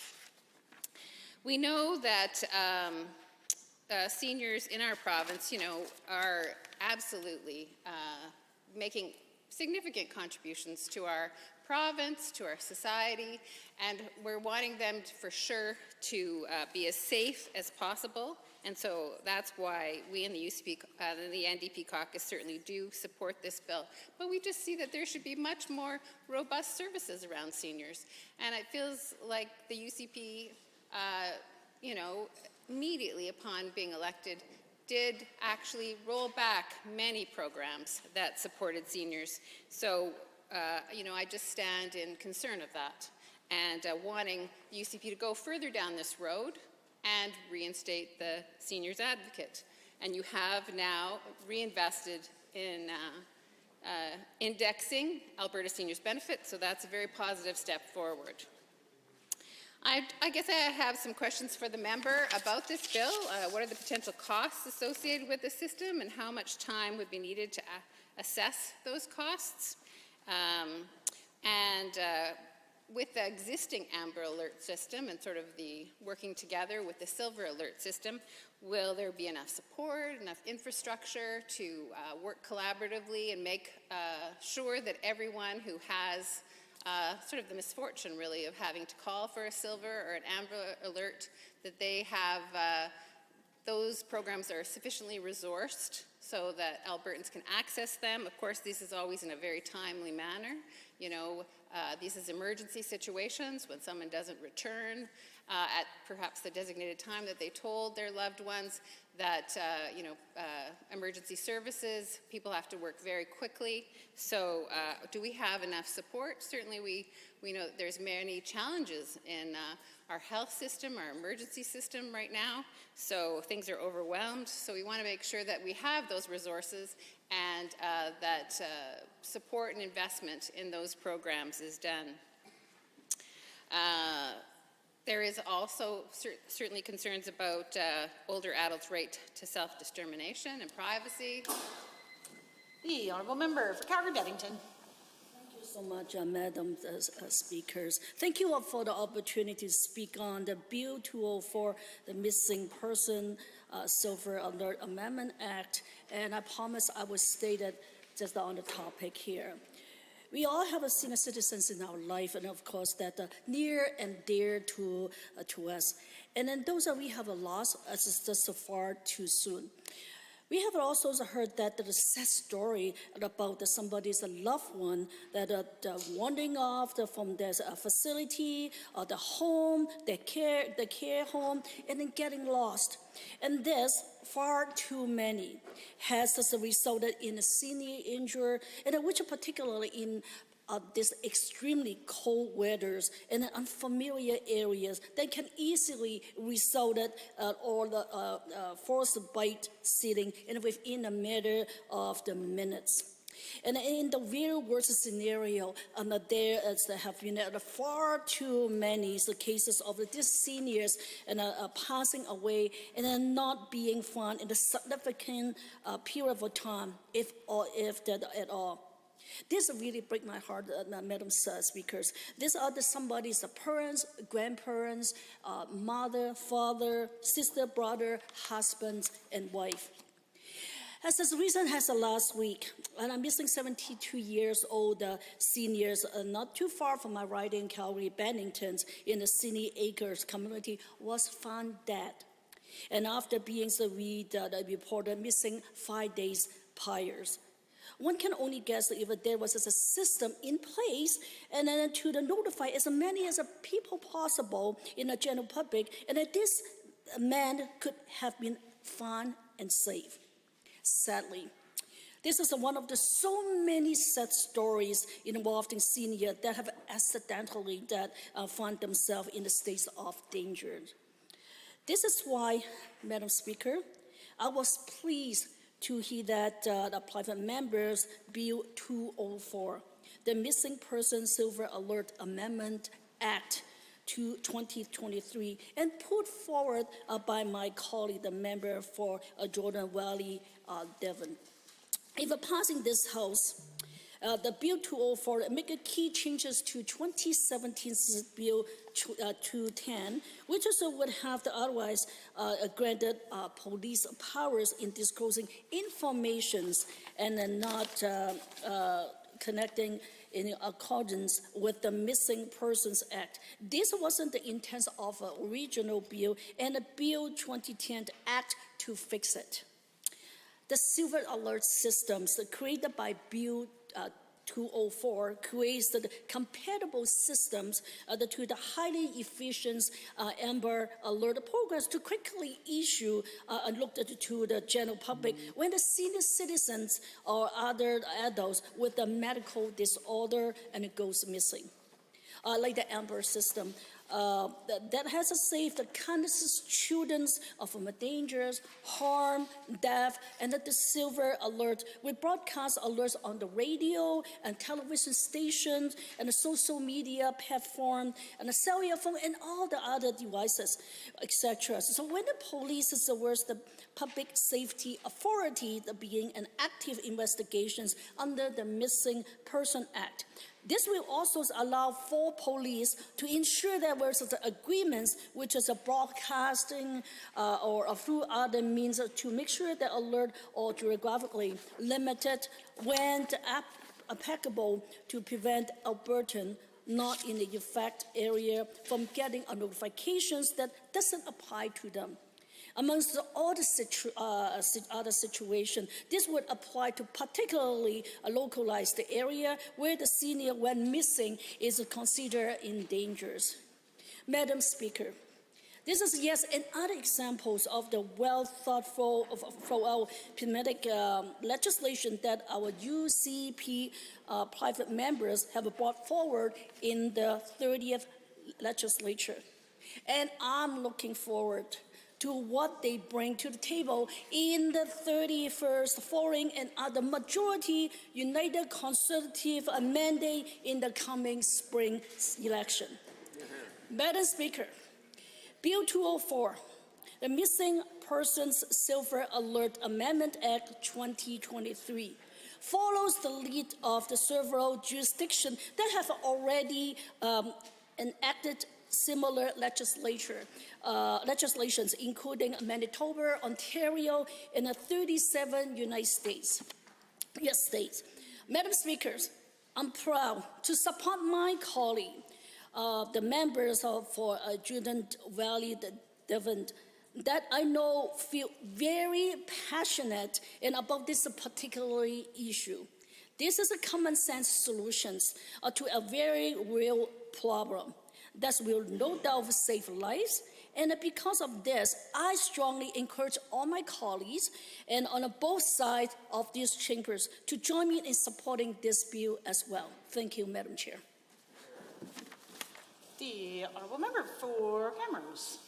Thank you, Madam Speaker. I rise today to speak on Private Members Bill 204, Missing Persons Silver Alert Amendment Act 2022.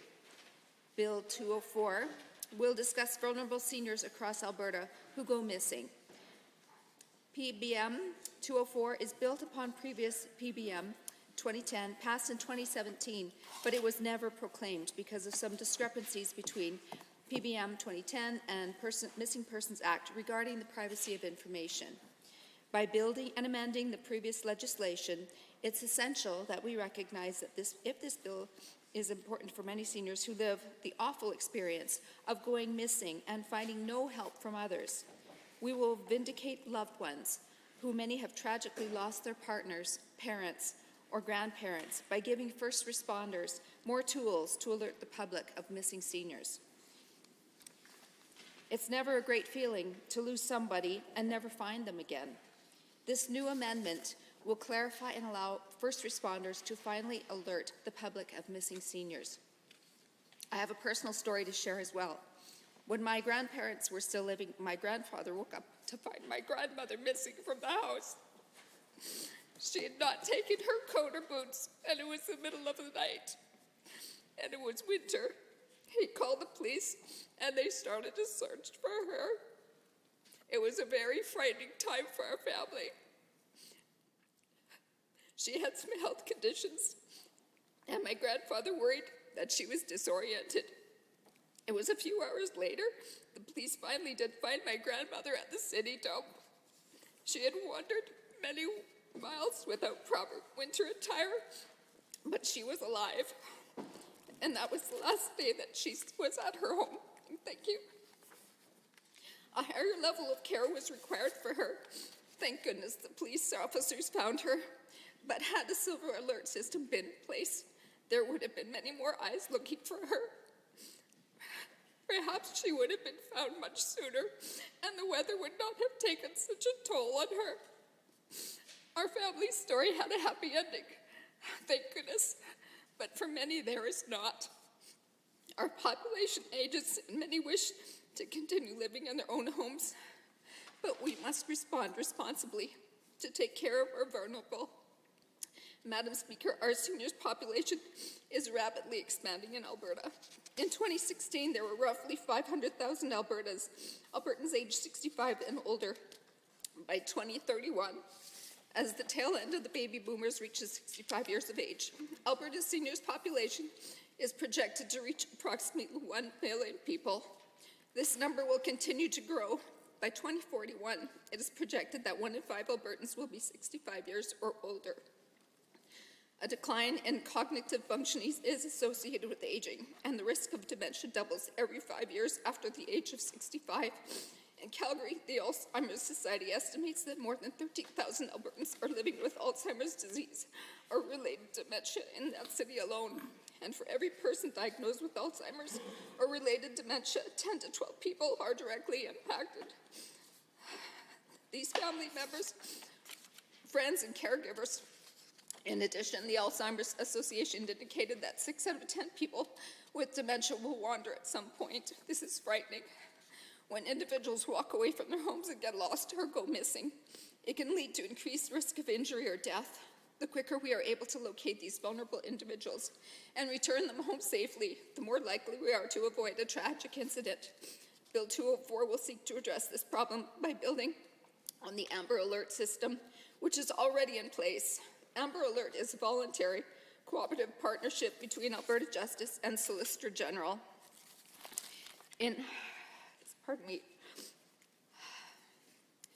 The Alberta Emergency Management Agency, participating radio and TV stations, police services, and the public.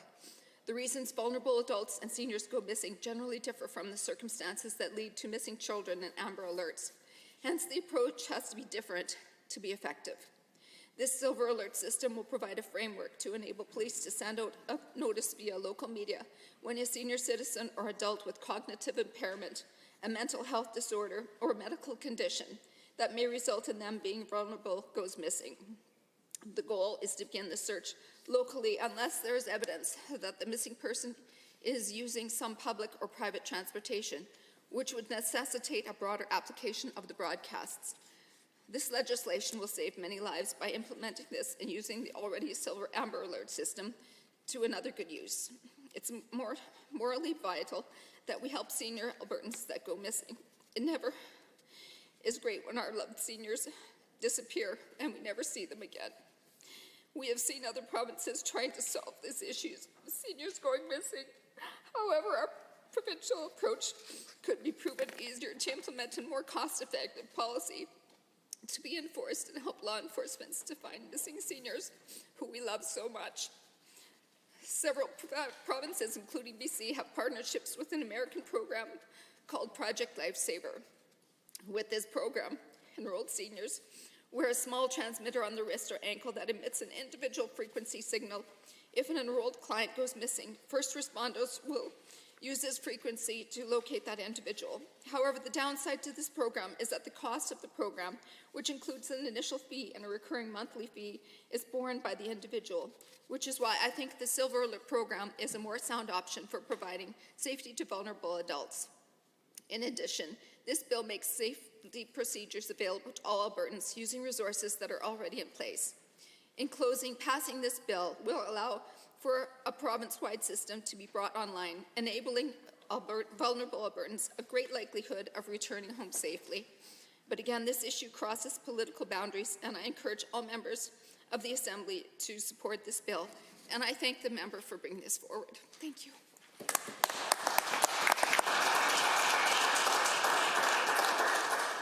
Honourable Member for Edmonton-McLean.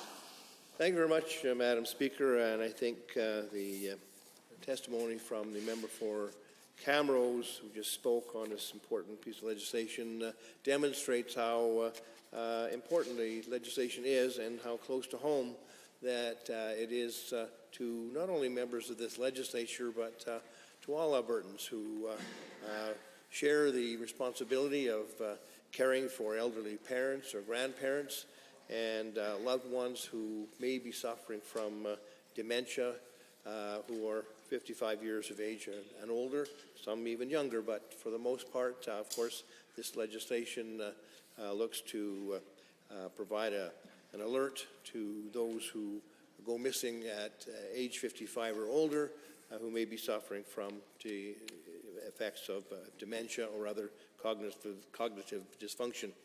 All of us in this legislature know somebody who does act in the role of a caregiver for someone who's over the age of 55, myself included, and I look after, as a designated caregiver, my mother, who's about to turn 88, and certainly I think there's no one in this legislature who doesn't have a significant connection with a family member, a relative, or friend who would be concerned enough to share the value of this legislation. Now, of course, it was brought in 2017, not proclaimed, as the member who brought forward the bill explained, and of course it now is before the House once again with some remedies to some incongruities that were in the former Bill 210.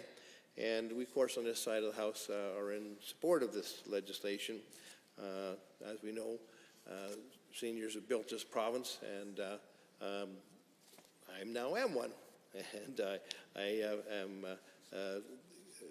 fully of the age of 65, and I know that individuals who preceded me in generations in my family would potentially have benefited from this legislation, and I know the member for Camrose spoke eloquently about how indeed she thought it may have been very beneficial to her grandmother if indeed the legislation had been in place when she went missing, and thankfully there was a positive outcome in that situation. But as we all know, whenever we do hear about a senior going missing, either from a residence or a senior's lodge or nursing home, it quite often has very devastating results. And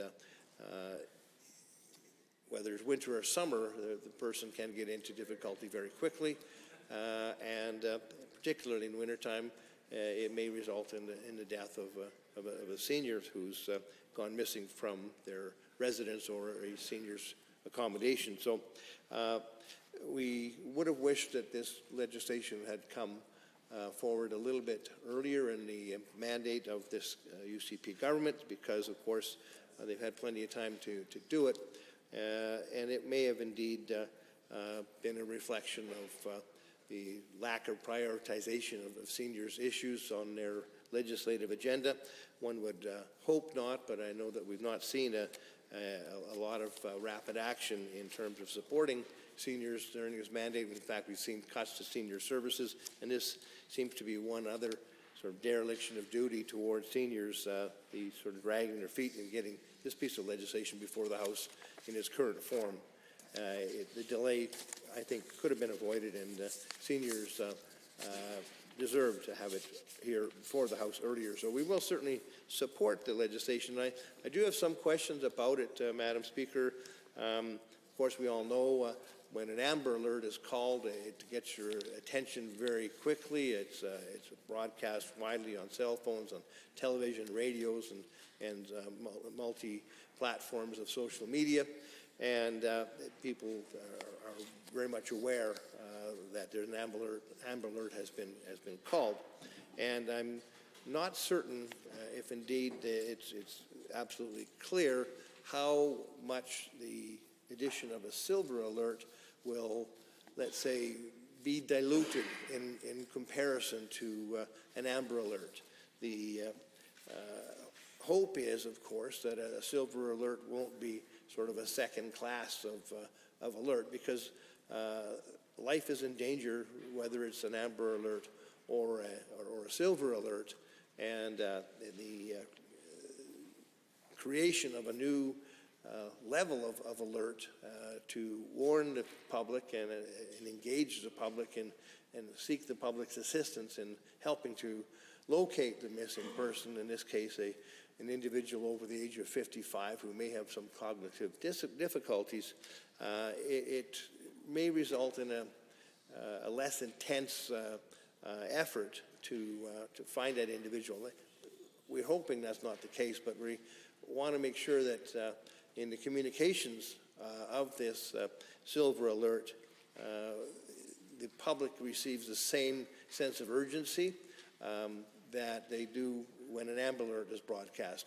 Of course, as has been mentioned by other speakers, the silver alerts will in all likelihood be more commonly a localized alert, and we know with our media capacities that those localized alerts can be focused in and around the area where the senior is known to have gone missing, so that perhaps, and this is one question I have for the member as well, who brought forward the piece of legislation, perhaps there can be some attempt made to collaborate with local agencies such as Neighborhood Watch to engage individuals on the ground once the silver alert is called, to assist in a localized ground search for that individual, because as others have mentioned, it is more likely with a silver alert that an automobile is not necessarily involved and somebody may be on foot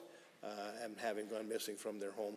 In a larger number of cases, of course, there may be a situation where vehicles are involved and a wider silver alert call would have to be made. But there seems to be some opportunities for local collaboration in the search effort because, of course, time is of the essence. And if indeed a senior who has wandered from their place of residence, so whether it be a senior's lodge or their own home, is found quickly, of course, the results are going to be better than if the individual is missing for an extended period of time. So that's a hope that I have, is that there might be some effort to engage local neighborhood community groups such as Neighborhood Watch to assist law enforcement efforts in locating those who have gone missing and given rise to a call for a silver alert. Now, of course, we always want to make sure that the legislative efforts that are raised are costed out, and we're not sure exactly what the cost might be in relation to a silver alert compared to an amber alert. We don't know if there's any savings that can be achieved by somehow twinning the two systems. We're certainly hopeful that that will be the case, but we'd like to hear from the member about those possible savings and possible collaborations. What about the rights, of course, to the older adults' self-determination and privacy as well? We know that the legislation was not proclaimed initially when it was called Bill 210 in 2017 because there were some contradictions against the Missing Persons Act, and I'm just wondering if indeed adequate care has been taken to consider the older adults' rights to self-determination and privacy. How much longer shall we have to wait, though, to get this in place? It's going to be something that the government is able to implement in fairly short order, or are there other considerations that will have to be investigated in order to make sure that the bill can actually get proclaimed this time without having to be delayed once again and brought back because things were discovered that could have been changed before the actual bill was passed. So hopefully the bases have been covered and we'll see it passed. The honourable member for Edmonton Decor. Thank you, Madam Speaker. Happy to rise this afternoon in support of Bill 204, as I did back in 2017 for Bill 2010, which unfortunately tripped at the finish line, literally at the finish line. It was unfortunate that we, as a legislature, weren't able to catch some of that conflicting language that prevented it from being proclaimed. And so hopefully the member from Drayton Valley has gotten some solid assurances that the language is solid, that we're not in conflict with anything else that again could prevent a very good idea from going forward with regards to a silver alert. I guess, just a couple of questions that I have in brief time that I do have available here to me. I'm wondering, hopefully once we get into a committee of the whole, perhaps a member might be able to provide us with some insight if there was any discussions with the red tape reduction minister. I know there's been a very firm commitment from the government around reducing red tape and wanting to look at, one in, kind of one out. And, if we are bringing in some regulations to make sure that this is all airtight, will there potentially be any holdups because of that? Or, one of the things that I've alluded to with other pieces of legislation that requires regulations, will there now be a rush to try to eliminate something else in order to be able to, I guess, provide that balance, hit some kind of target quota or whatever. So hopefully we'll get a chance to maybe hear some comments on that, or even from the red tape minister around that. Like my friend from Edmonton, McClung, had mentioned about potential costs to the system. The last thing I want to see is again, a very good idea start to get pared back because somebody thinks that, well, maybe it's costing a little too much. And I'd hate to see a price being placed on something like this and preventing it from moving forward in a fulsome way, which kind of ties into a little bit what the member was talking about impacting the current system. Is it going to be fully integrated with the Amber Alert system? Are they kind of just going in parallel? Are they two separate? If it is in conjunction with it, will the government ensure that the resources are available with the extra volume that comes with placing these calls, to make sure they're done as quickly and as efficiently so that we can get that alert out as fast as possible. It's kind of timely because I know in North Edmonton over the last couple of months I've seen Facebook alerts around a couple of residents from the North Edmonton that have unfortunately gone missing. Thankfully they came to good conclusions, but maybe this system could have helped had we had the chance to see it in action. So hopefully the timeline from, I would certainly never presume the decision of this chamber. Hopefully it's going in a positive direction. We can get this passed. What will we see as the finish line where we flip the switch and it's up and running? Hopefully, there's not, several years before that's available. So hopefully maybe the member will get a chance in committee to whole to chat a little bit about what the government might see around that. But otherwise, definitely fully in support of this legislation. I do want to see it moving forward in an expeditious manner. But at the same time, I do want to see some assurances, from maybe some of the ministers around their commitment to making sure that this bill will get over the finish line. It will be implemented, and we won't be taking any shortcuts or coming up with any excuses for, paring it back or shortcutting or anything along that nature. Because again, like I said, it would be a failed opportunity if we've missed something and then have this lost again. Again, private members don't get a lot of time to be able to bring forward what I've seen is some pretty good legislation in a lot of private members' business. I'd certainly like to see more robust discussion around every private member's bills. But at the very least, I think this is a good piece of legislation that will get a chance to move forward, and I'm looking forward to seeing some of the answers that I've asked about around costs, around impacts to the current system, any kind of, I guess, pitfalls that might be coming. Honourable member, I hesitate to interrupt. 2 clocks now strike 5 o'clock. We will conclude the business on this for today.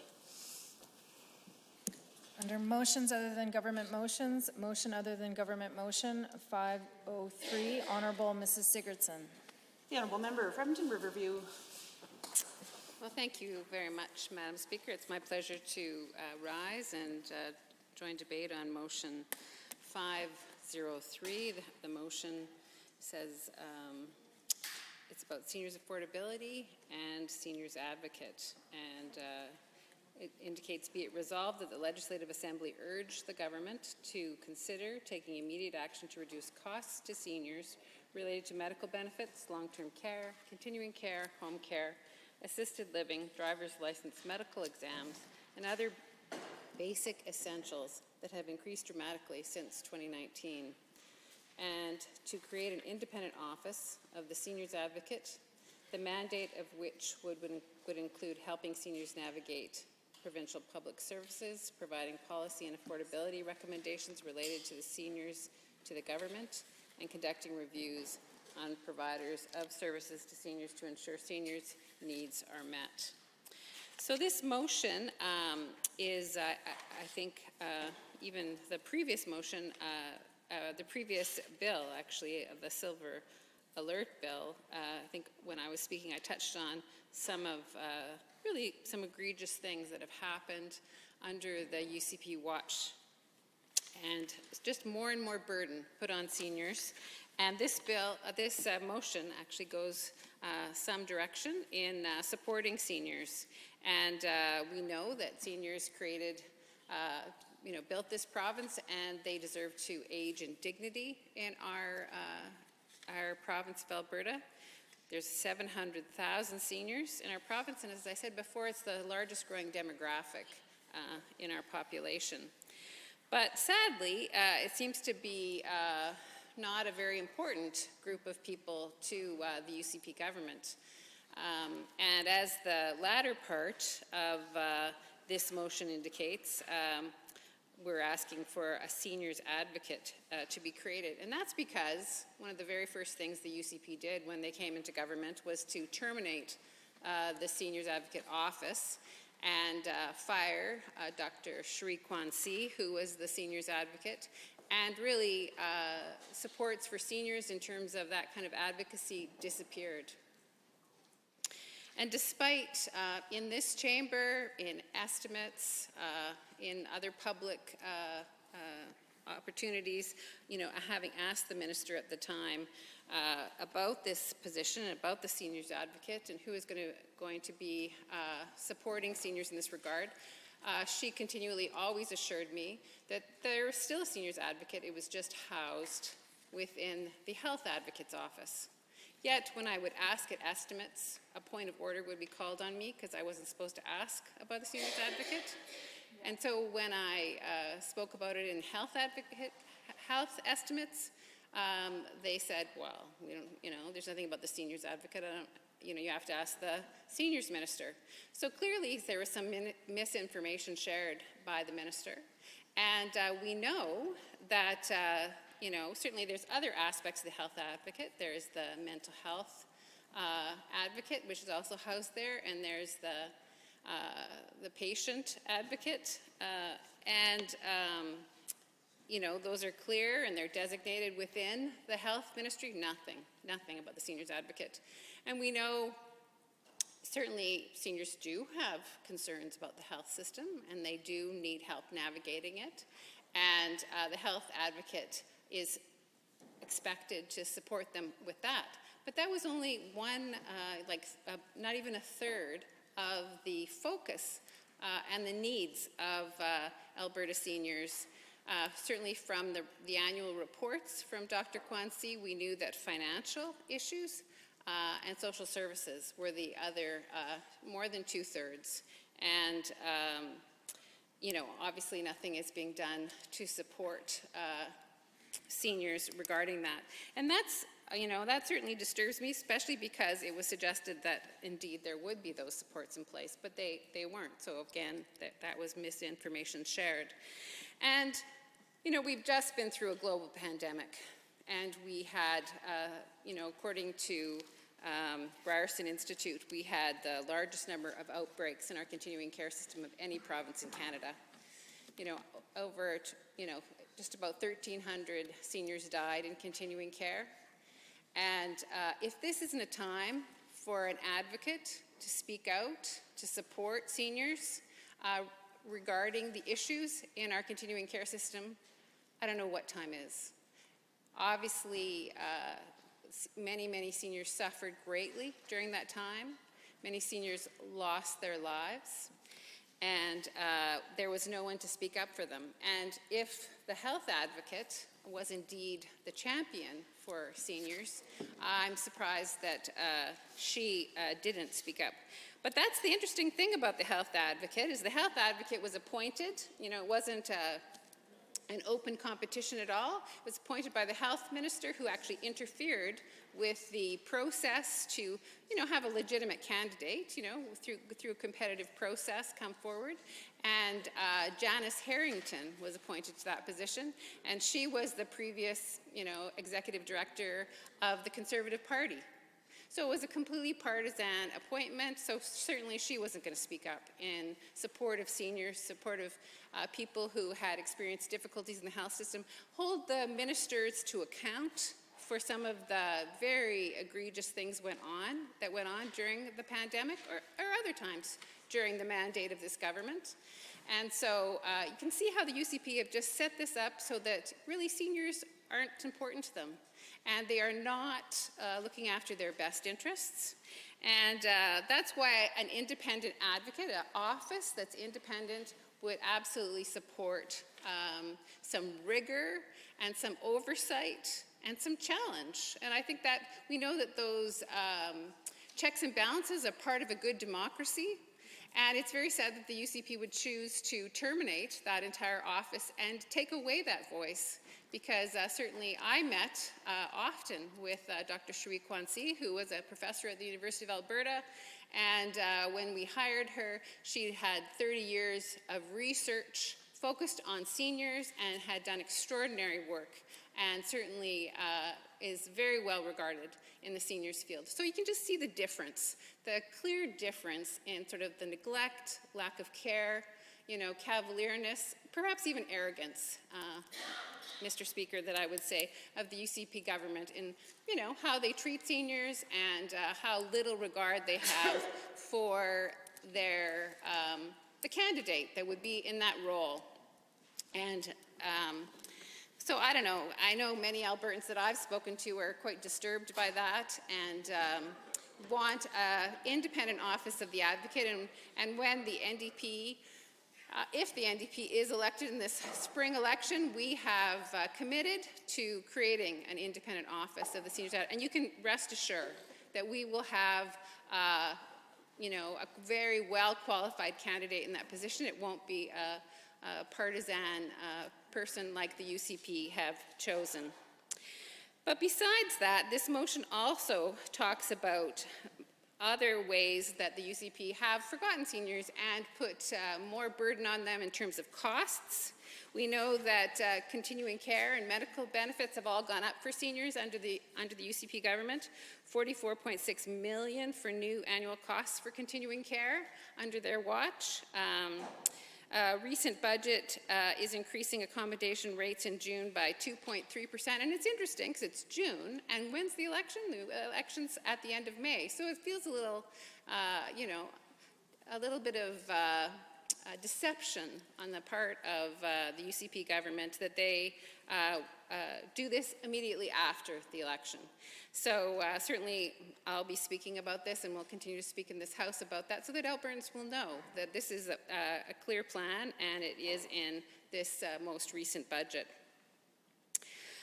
So we know 2.3% will be the increase in June, and that comes on the heels of a 5.5% increase layered on in the fall of last year, and these are the continuing care accommodation rates. So those are going up for seniors. And of course, they're doing this all based on a Ernst & Young report that the UCP commissioned, and the report recommended $44.6 million increase for annual costs of continuing care.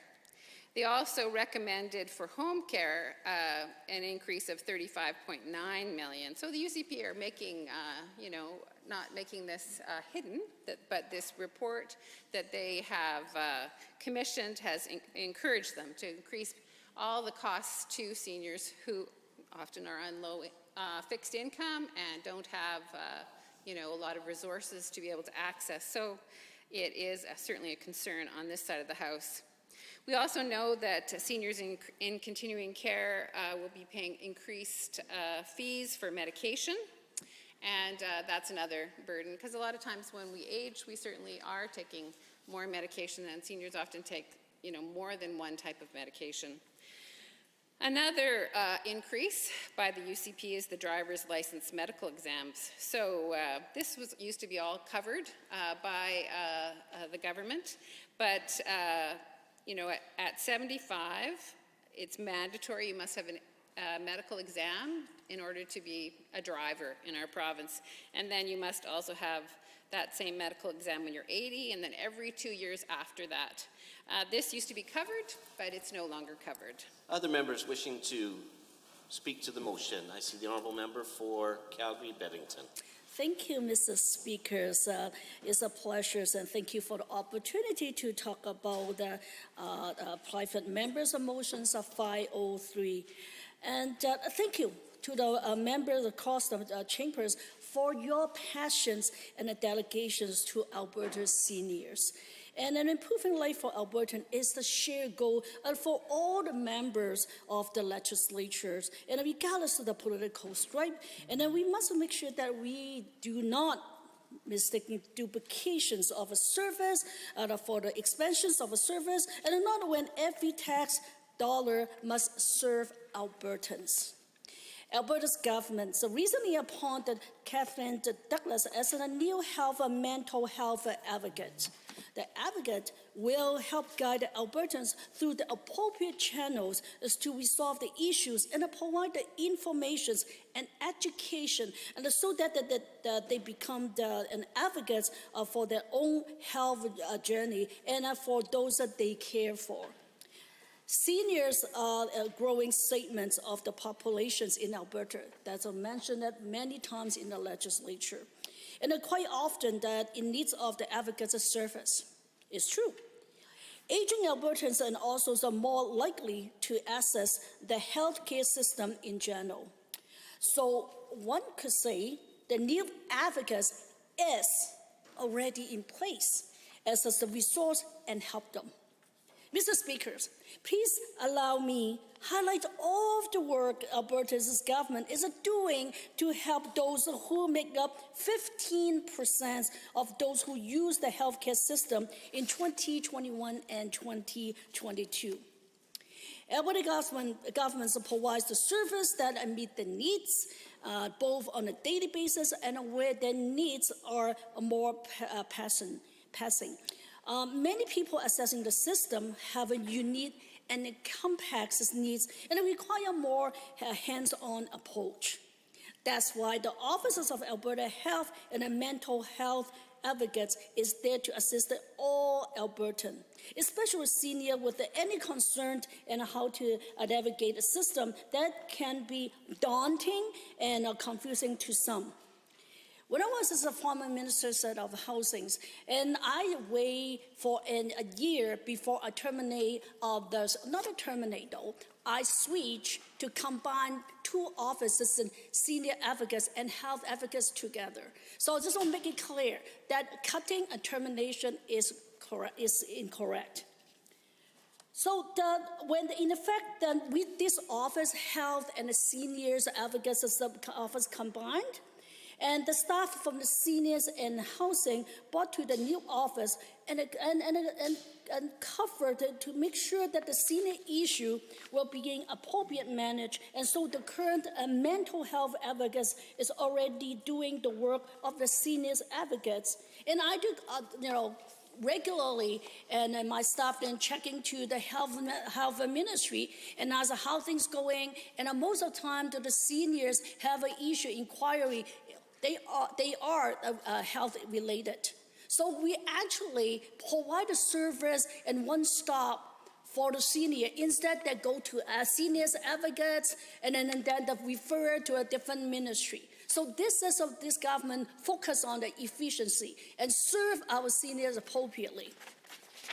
As a part of expanding and strengthening the role of the Offices of Alberta Health and a Mental Health Advocate in a collaborations and a partnership with the Ministry of Seniors, Community and Social Services, help will be there to assist them in resolving their health system related concerns and to help them direct their questions to any non-health related government body. We also know that seniors are facing increasing costs and at these times, and we want to help to mitigate those financial pressure. Here are the facts, Mr. Speaker. There are a number of ongoing programs that support seniors, and especially low-income ones with their health costs. All seniors are eligible for the coverage for seniors program, which is to provide a premium-free coverage for things like prescription drugs and home nursing care. Mr. Speaker, there are more than about 680,000 seniors enrolling in this program. Low-income seniors, let's talk about how we can help them. And also that they are eligible for up to the $5,000 every year toward the basic dental service and up to $230 every 3 years for the purchase of prescription eyeglasses to help with the rising cost of living. It is a concern. So that the government is providing financial relief to the Albertan residents in a designated supporting living. And the long-term cares are from November the 1st, 2022 to June 30th, 2023. To support seniors, Alberta's government investing $11 million to help fight inflationary increase and accommodations costs. Other notable points is about the coverage for seniors programs. Assistance is available for low-income senior for health and daily living expenses through the Special Need Assistance for Seniors program. Funding is provided for the co-payments amount paid above the average of $45 per month for a single seniors or the seniors in a couple where one individual is under the age of 65. And $90 per month for the seniors with couples where both individuals are age 65 or older. Alberta governments also make sure to consider those on a fixed income when they're offering affordability supports. Seniors is among the 1 million Albertans who are receiving $100 affordability payments, and we also increased the senior benefit by 6%. Along with all the others, the Albertans, seniors, many of whom they are on fixed income, and also the benefiting from the additional actions this government took to help overcome the inflation crisis. electricity rebates, the provincial foreign the tax relief, and the natural gas and electricity, the price protections are all actions we took to relieve the financial pressures facing our province. We have paused private passengers vehicle insurance rate and increased through to the end of this year. We made changes to personal income tax that will help to keep more money in the pockets of Albertans. Our government also increased the funding from low-income transit pass programs to make sure that those most in need are not left behind. Mr. Speaker, Alberta's government has put their words into the actions when it comes to support the seniors in the province. As a former Minister of Senior Housing, I went through almost cover all Albertans, and I talked to thousands and thousands of seniors myself. I was a seniors advocate. We will continue to make sure that vulnerable, and in fact, I forgot to add one thing, that for all the rural area, they were so excited to see me because they told me that they haven't seen a minister for seniors for years or never seen a minister before. So I was just so happy to learn that the support from the senior from the rural area. Thank you everyone for that comment. These governments are always for you. We will continue to make sure the vulnerable Albertans are supported in every way possible. They need more streamlined process with less red tape to help navigate the health system. We want to do things more efficient, not wasting taxpayer dollar. We already have the patients advocates to help. Adding the secondary office would only serve to create additional backlog for people in need. I'm also very pleased to share that the new health and mental health patients advocates and the team of a professional, their office are extremely qualified. I believe it is the best for the Albertan to know that they only have to go one office for the information assistance they need. We are there, this government's always there for our seniors. Seniors are the strength of Alberta. That's why I will not supporting this motion. Thank you, Speaker. The honourable member for Edmonton McClung. Thank you very much, Mr. Speaker. Well, I certainly will be supporting this motion, and with good reason, because an independent seniors advocate is needed more than ever, and that's apparent in the current government's treatment of seniors since their election in 2019. Now, after the UCP removed the seniors advocate and rolled that responsibility to the health advocate, a partisan appointment that was direct from the executive of the UCP, one would be remiss if one doesn't question whether in fact that role was independent. And seniors certainly, Mr. Speaker, would be right in questioning whether or not that independent role had been negated by rolling the responsibility into the health advocate's portfolio. Previous to that, of course, we recognized the importance of seniors when we were in government by establishing the Seniors Advocate Office, and that's what we wanted to say to seniors. We wanted very clearly to let seniors in this province know that they matter, they were important, they are critically important to the province, and they deserve to have a direct channel to government, because what happens, of course, as one may know, as one becomes a senior and is maybe not any longer in the workforce, their visibility diminishes. A person with gray hair becomes invisible to many facets of society, and we didn't want them to become invisible to their government. We really wanted to ensure that they knew that they mattered, and to do so, we demonstrated that by providing the seniors advocate position. and office. And of course, when the UCP took office, that was eliminated and rolled into a health advocate's portfolio, thus diminishing the significance of seniors to the current government. And it's certainly a reflection of what they've done to seniors since they formed government. Former Conservative governments, Mr. Speaker, used to brag about how they showered the seniors in this province with benefits through Alberta Seniors Benefits that in decades past they were developing and increasing. But now this current UCP government, a current rendition of conservatism in this province, fire hoses our seniors with extra cost, extra burdens, some of which have been documented here. So, Mr. Speaker, I really do stand in support of this motion because Seniors Advocate is more necessary than ever.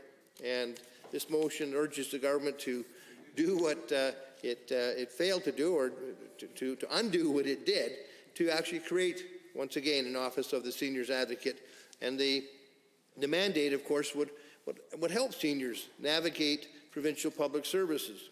It would provide public policy and affordability recommendations related to seniors and to the government. And it would conduct reviews on providers of services to seniors to ensure seniors' needs are met. And that's something that indeed a laudable goal to have in this province, and it's something we recognize, and it behooves me to comprehend why any government would want to dispense with the Seniors Advocate Office, as the UCP did early in their reign. It only begs the question, was it done because they wished to avoid the criticism that might come from a Seniors Advocate once they engaged in the raft of extra cost burdens that they were placing upon seniors during the mandate that now is almost 4 years of cost increases to our seniors. I will never forget, Mr. Speaker, talking to seniors on a doorstep who now discover that after age 75, they're responsible for paying for their driver's exam medical. And there were some very, very volatile seniors at the doorstep talking to me about that. They were really not happy with it. And it's a big cost. It's $85 to $150 in some cases on a biannual basis after you turn 75. And this is just one example of some significant costs that the UCP government has inflicted upon seniors, and adding fees and or reducing coverage for seniors in health care.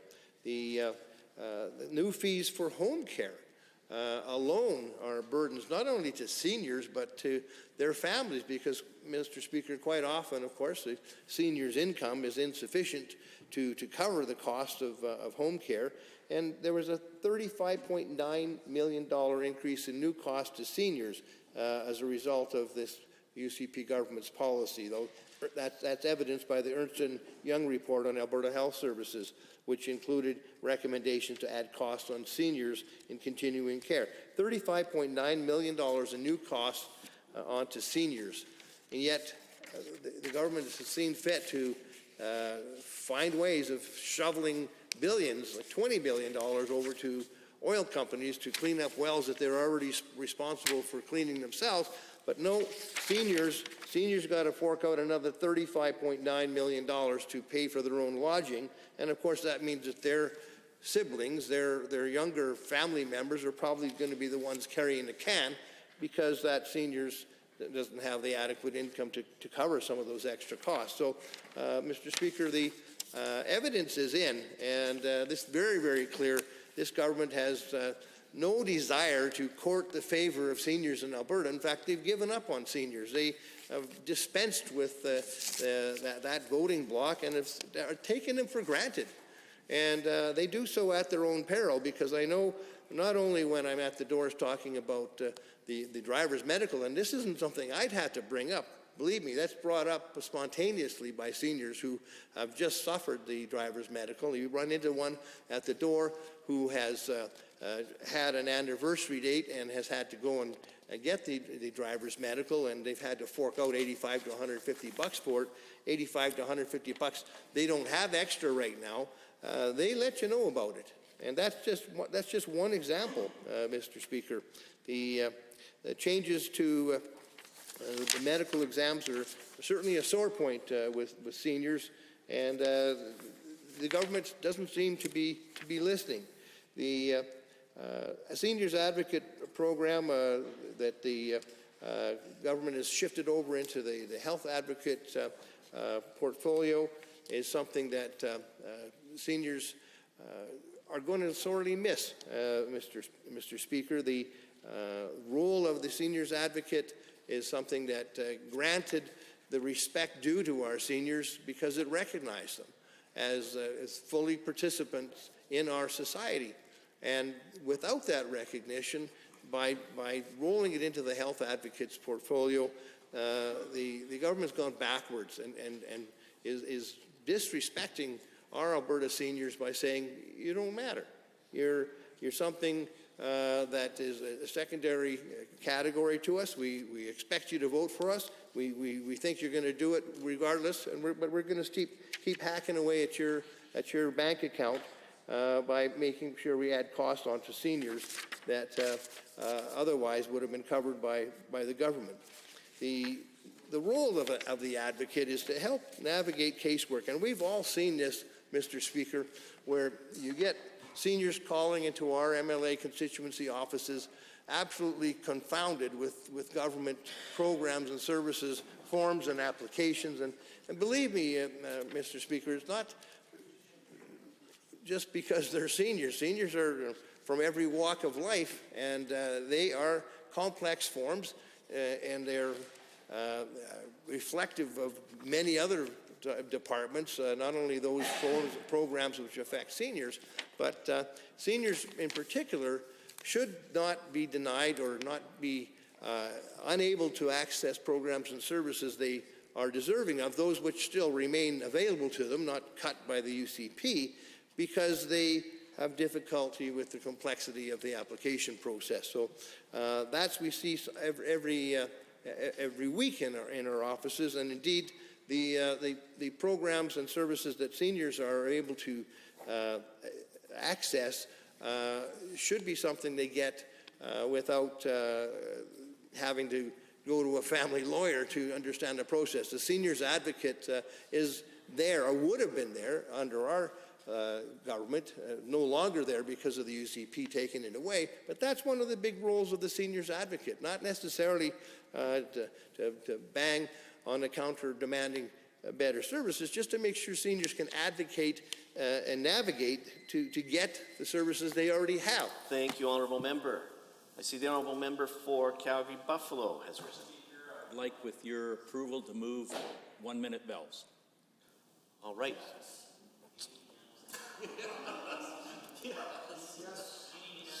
So we're looking for unanimous consent to move to 1-minute bells. I'll ask only one question. If anyone opposed to 1-minute bells? That is carried. We've moved to 1-minute bells. Good job. The Honourable Member for Calgary City Centre, or Edmonton City Centre. You said you've been spending a lot of time in Calgary. I thought maybe you're running. Indeed, Mr. Speaker. I've been visiting Calgary a fair amount. I haven't yet decided to move there. But I appreciate the thought. I appreciate the opportunity to speak to this motion today, advocating for the creation of an independent seniors advocate. And I want to talk for a little bit about why that's important, an independent seniors advocate. Now, some of my colleagues have already made reference to the process by which this government appointed the first combined health advocate, mental advocate, seniors advocate. And it was not a very good process, Mr. Speaker. Now, just as part of this, I want to just note the former Minister for Seniors spoke of this being a process of efficiency, making this better, making it more convenient for seniors to be able to access their services all in a one-stop shop. Mr. Speaker, in the CBC article talking about how this government went about appointing the seniors advocate and the health advocate, mental health advocate, all combined in one office, it noted that in mid-September of 2019, there was a draft ready of the posting for the position, but the department was concerned about, and I quote, combining health and mental health roles could draw out the process and make it difficult to find a suitable candidate. So that's just two offices, Mr. Speaker, and then they added on a third, making it difficult in the eyes of the public service to find a suitable candidate, somebody that could meet all of that criteria. Well, the government found a convenient way around that, Mr. Speaker. They just found someone who wasn't qualified for any of the three. Because what happened was, as the public servants were doing their due diligence, the traditional processes that have been followed by ministers for years in making these appointments, they did their work and they had the process laid out and they had the job posting ready to go. Then suddenly, the then Minister of Health, now the Minister of Justice, came to the department and said, wait a minute, just put that on hold. I'm going to have a little chat with the Deputy Minister. And when they came out of that chat, lo and behold, they canceled that job posting because they didn't need it anymore because they were going to appoint the former executive director of the United Conservative Party. Someone who did not have any qualifications in regards to seniors, in regards to health, or in regards to mental health. That is what the former Minister of Seniors considers to be convenient, helpful for seniors, a good use of taxpayer dollars, Mr. Speaker. Lori Williams, a political scientist at Mount Royal University, here's what she had to say about that appointment. Not only to cut short that process or to set it aside, but to instead appoint someone who is an active and rather passionate partisan, makes it look like this advocacy position is really nothing more than an arm of the government doing the government's bidding.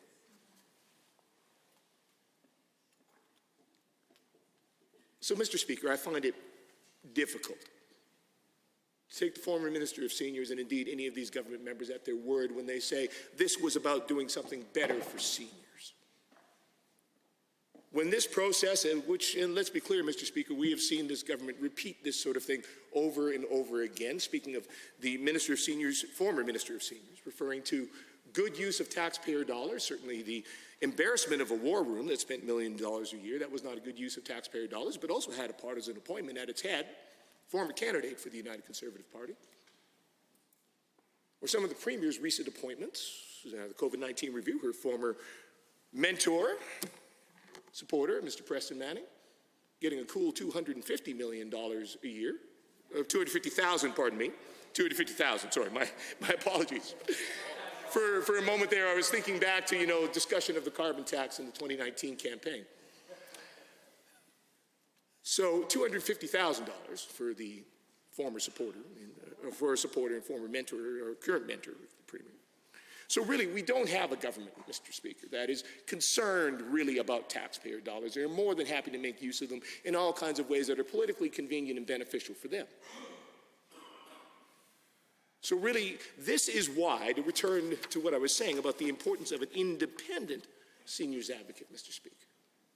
When we had demonstrations of a government, like unfortunately many conservative governments before, that fall into that pattern of entitlement and arrogance and cronyism, it is incredibly important that we have some protections built in. So when something as important as a seniors advocate,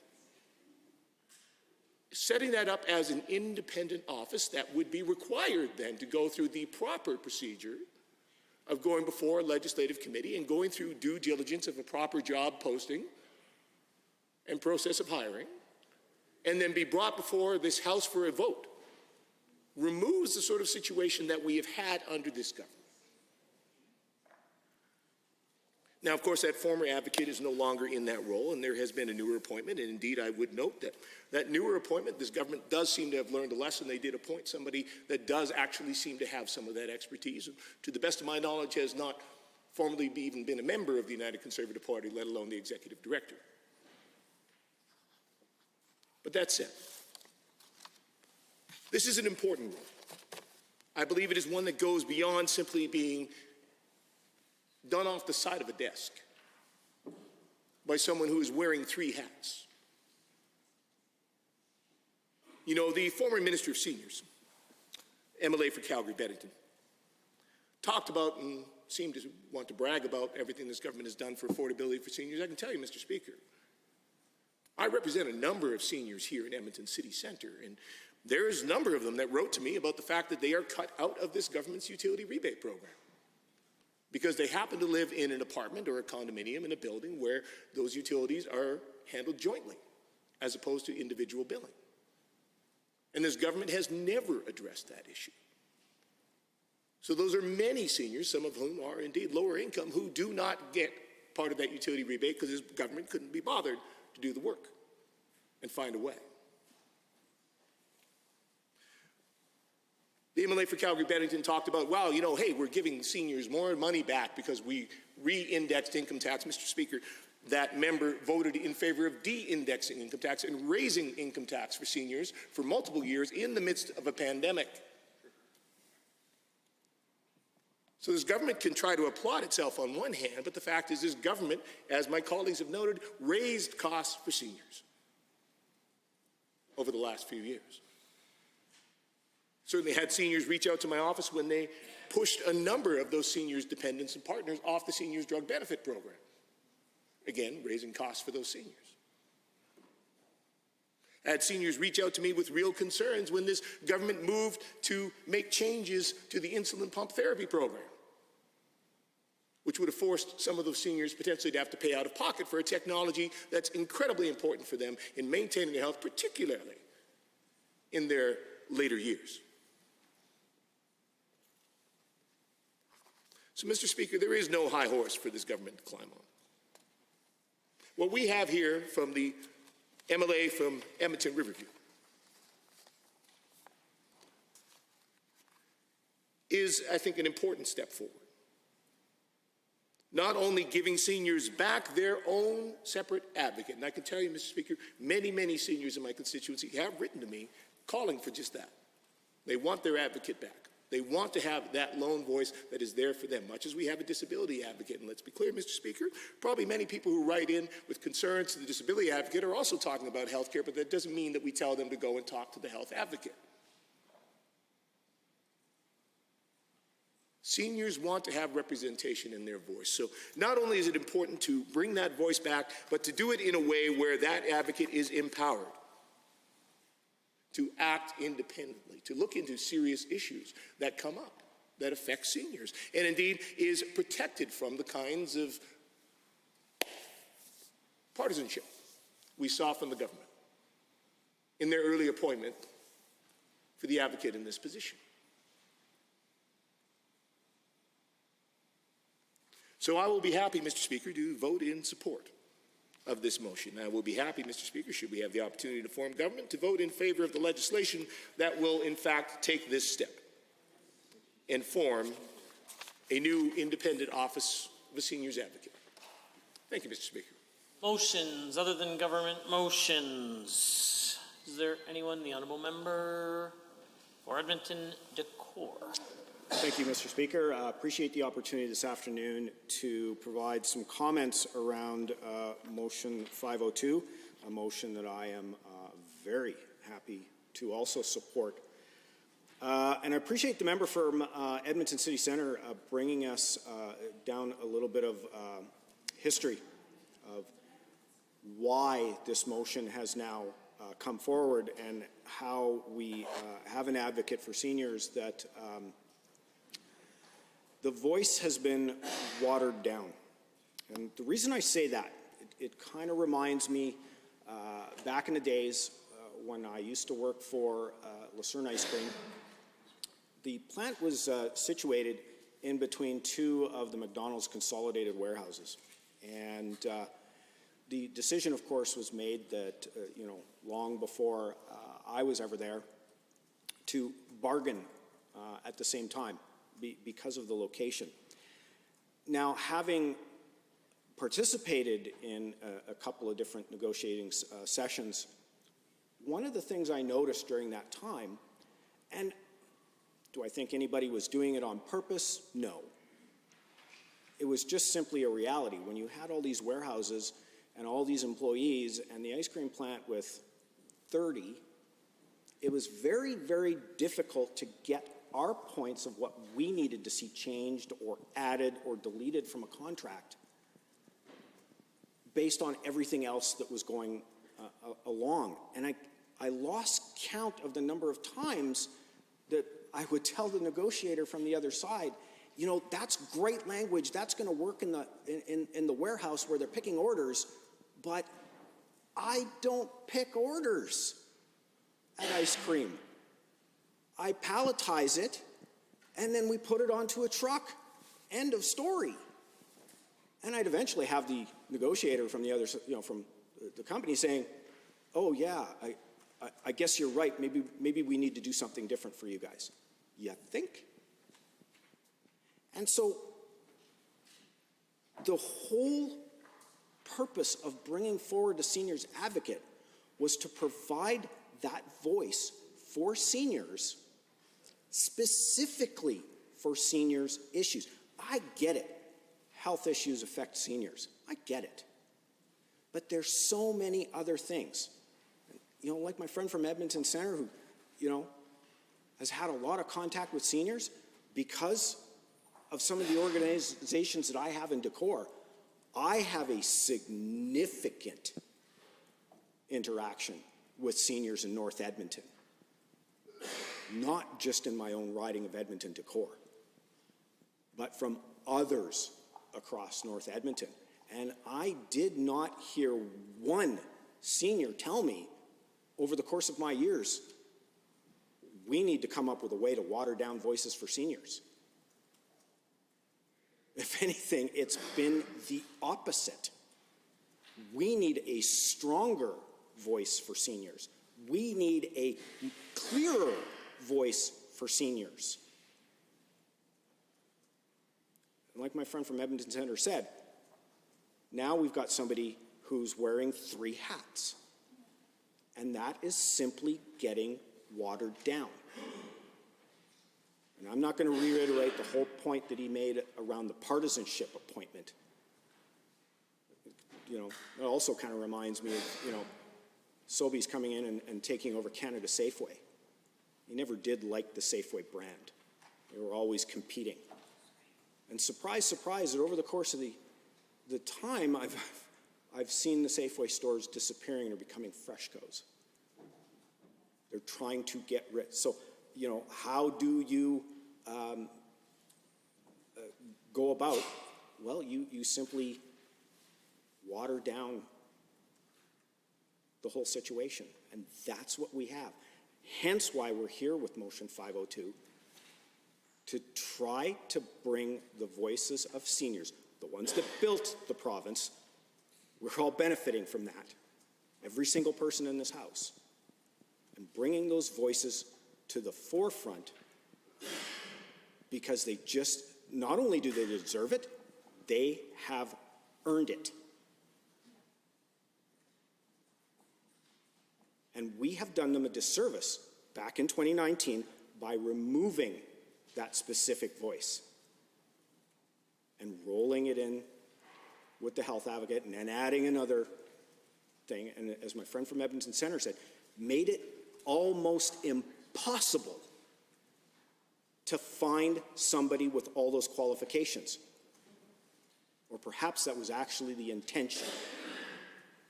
Just as I was alluding to with Safeway and Freshco stores.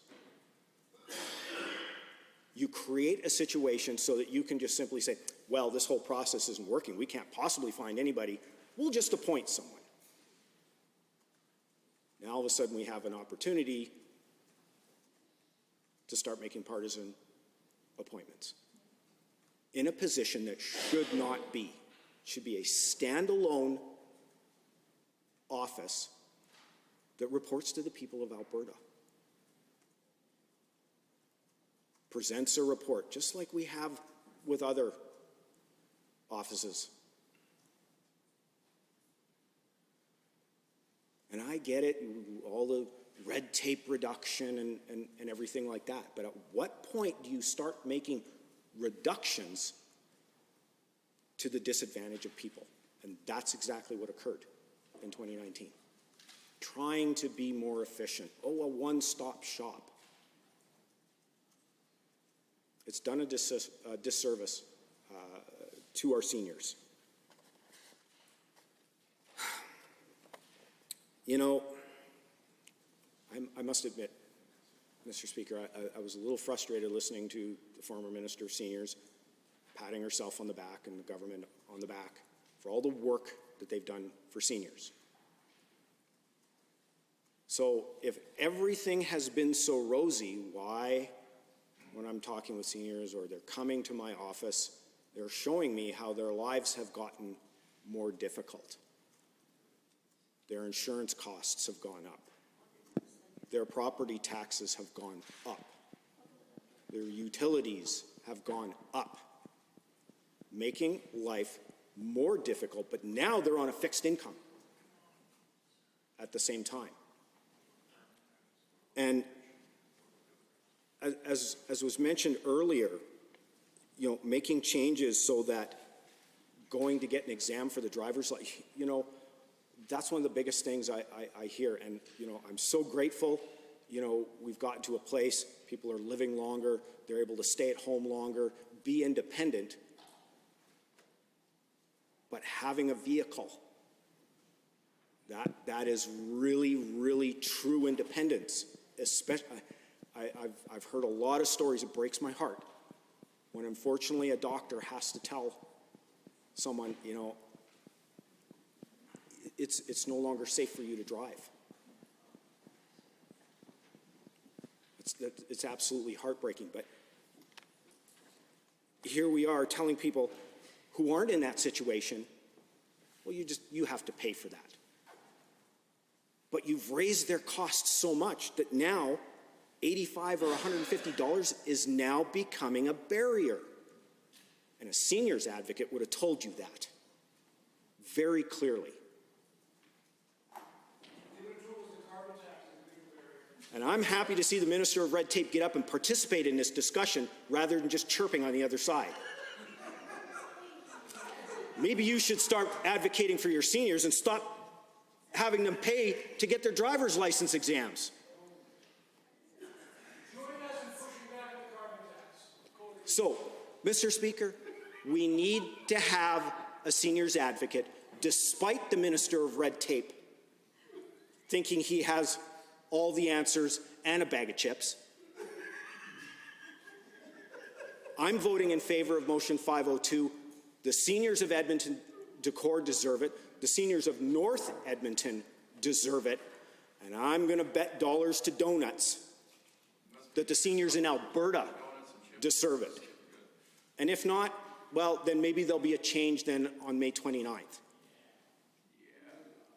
And they'll elect a government that will bring in a seniors advocate, that will make their voices a priority, that will say that you deserve to have a standalone voice to help advocate to make your lives better.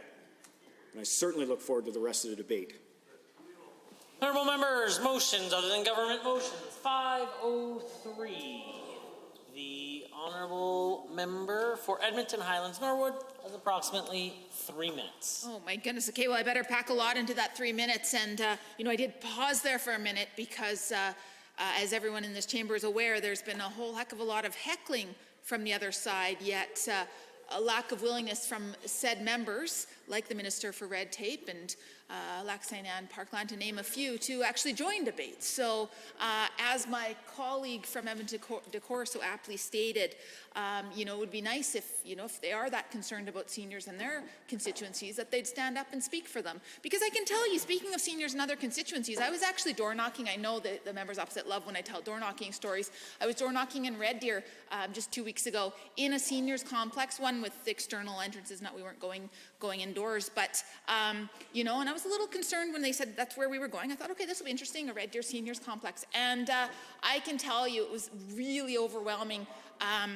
the support that we were getting. People who were identifying as longtime conservatives expressing their concern about this government's plans for healthcare. And again, for those folks watching at home, I'm being heckled relentlessly here by Lac St. Anne Parkland. So it would be nice if maybe he stood up and joined debate for once. But the point being, we are hearing from seniors all across this province who are fed up with this UCP government for so many reasons. But I can tell you, healthcare, long-term care, lack of affordability measures, as my colleague from Edmonton City Centre so aptly pointed out. He's heard from seniors who are being left out of this government's affordability plans.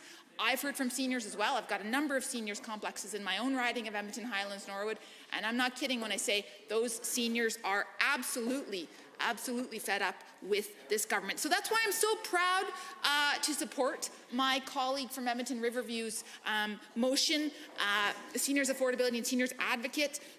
You know, she talked a little bit about the work that she did in government. I hesitate to interrupt the honourable member, but pursuant to Standing Order 8.3, which provides for up to 5 minutes for the sponsor of the motion other than government motion to close debate, I invite the honourable member for Edmonton Riverview to do such now. Well, thank you very much, Mr. Speaker. So I, of course, encourage all of the members in this legislature to vote in support of Motion 503, Seniors Affordability and Seniors Advocate. And certainly I've been very thankful to my colleagues on this side of the House for the thoughtful arguments and comments they've made, and why indeed it is such a significant why it is so important that seniors do have an advocate, because they are being absolutely left behind by this government.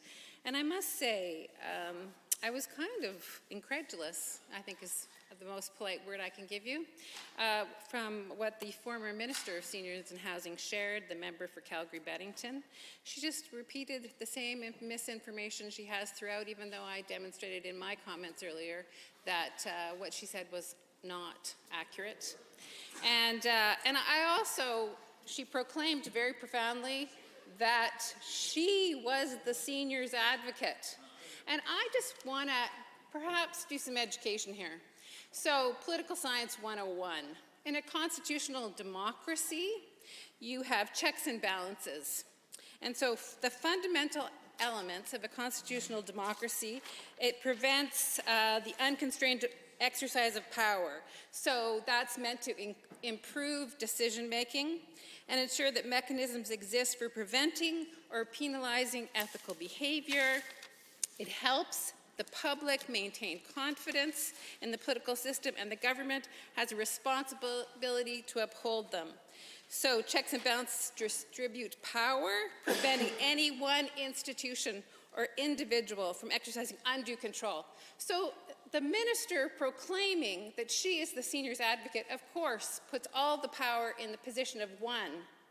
And that is completely against what a constitutional democracy says. So this is Poli-Sci 101 for the minister, just to help her. She cannot be the seniors advocate. An independent office is meant to... Order. An independent office, in this case the seniors advocate, actually oversees, maybe challenges, questions, helps make better decisions about what is in the best interests of seniors. And so, you know, I just would like the now member for Calgary-Beddington to perhaps do a little bit of her own homework so she understands what a constitutional democracy is. And she cannot be the seniors advocate. That flies in the face of what this role, this office is all about. And I guess just another thing that's completely obvious, I'm sure, to anybody who's watching today or anybody who knows anything, the public confidence is so important to having a good democratic process where people are engaged, they care about the institutions that govern them, there's high voter turnout, all those things. But the UCP don't seem to understand that the decisions that they make erode the public confidence, like the termination of this office, like appointing a partisan, Janice Harrington, to that position, someone who has absolutely no qualifications. It's disgusting. And the UCP just are cavalier, and they don't seem to respect and understand this at all. And for me, that is disturbing, and that is absolutely why this motion should be passed, because there's no respect on the other side. They don't see this as an important issue. They just think they can do what they want, when they want, and they cannot.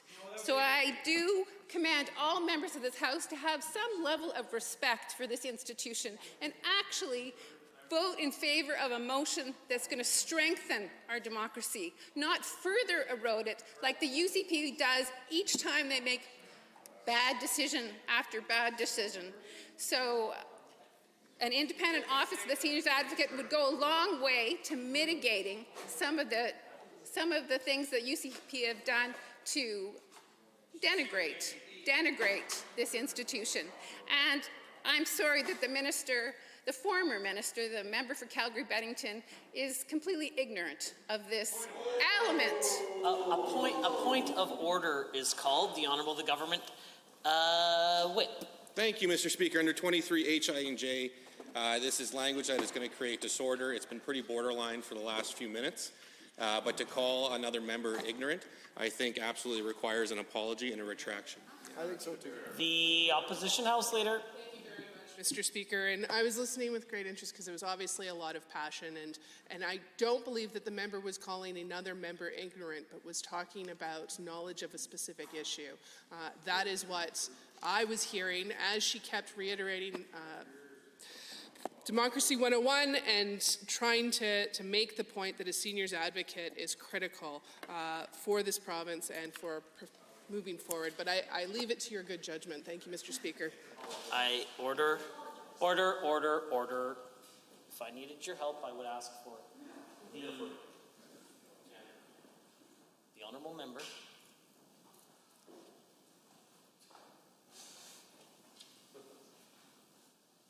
I am of the opinion, and while it was difficult to know what the remainder of the sentence may have been, it is very apparent that the Honourable Member for Edmonton Riverview said the former member, the now member for Calgary-Beddington, is ignorant. It's possible she could have provided some clarifying statements about a content. I would say that language is always likely to create disorder, and as such, she can apologize and withdraw. Mr. Speaker, I apologize and withdraw. I consider this matter dealt with and concluded. There's 15 seconds remaining. Well, I just want to ask again all my colleagues in the House to vote in favor of this motion. Of course, we want to support seniors in our province, and voting positively on this motion would go a long way to doing that. Thank you. Members, having heard the motion as proposed by the Honourable Member for Edmonton Riverview. Motions other than government motions, 503. All those in favor, please say aye. Aye. Any opposed, please say no. No. In my opinion, the noes have it. That motion is defeated, and a division has been called. Call in the members.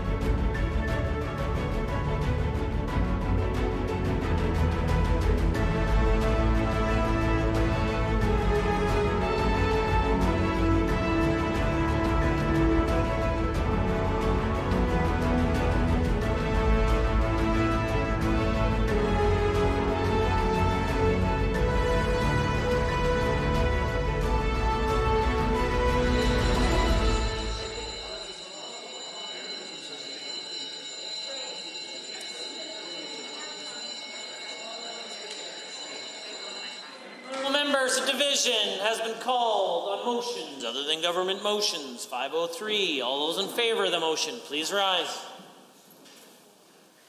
Mr. Shepherd, Honorable Ms. Gray, Honorable Member Ceci, Member Irwin, Honorable Ms. Sigurdsson, Mr. Dack, Mr. Nielsen.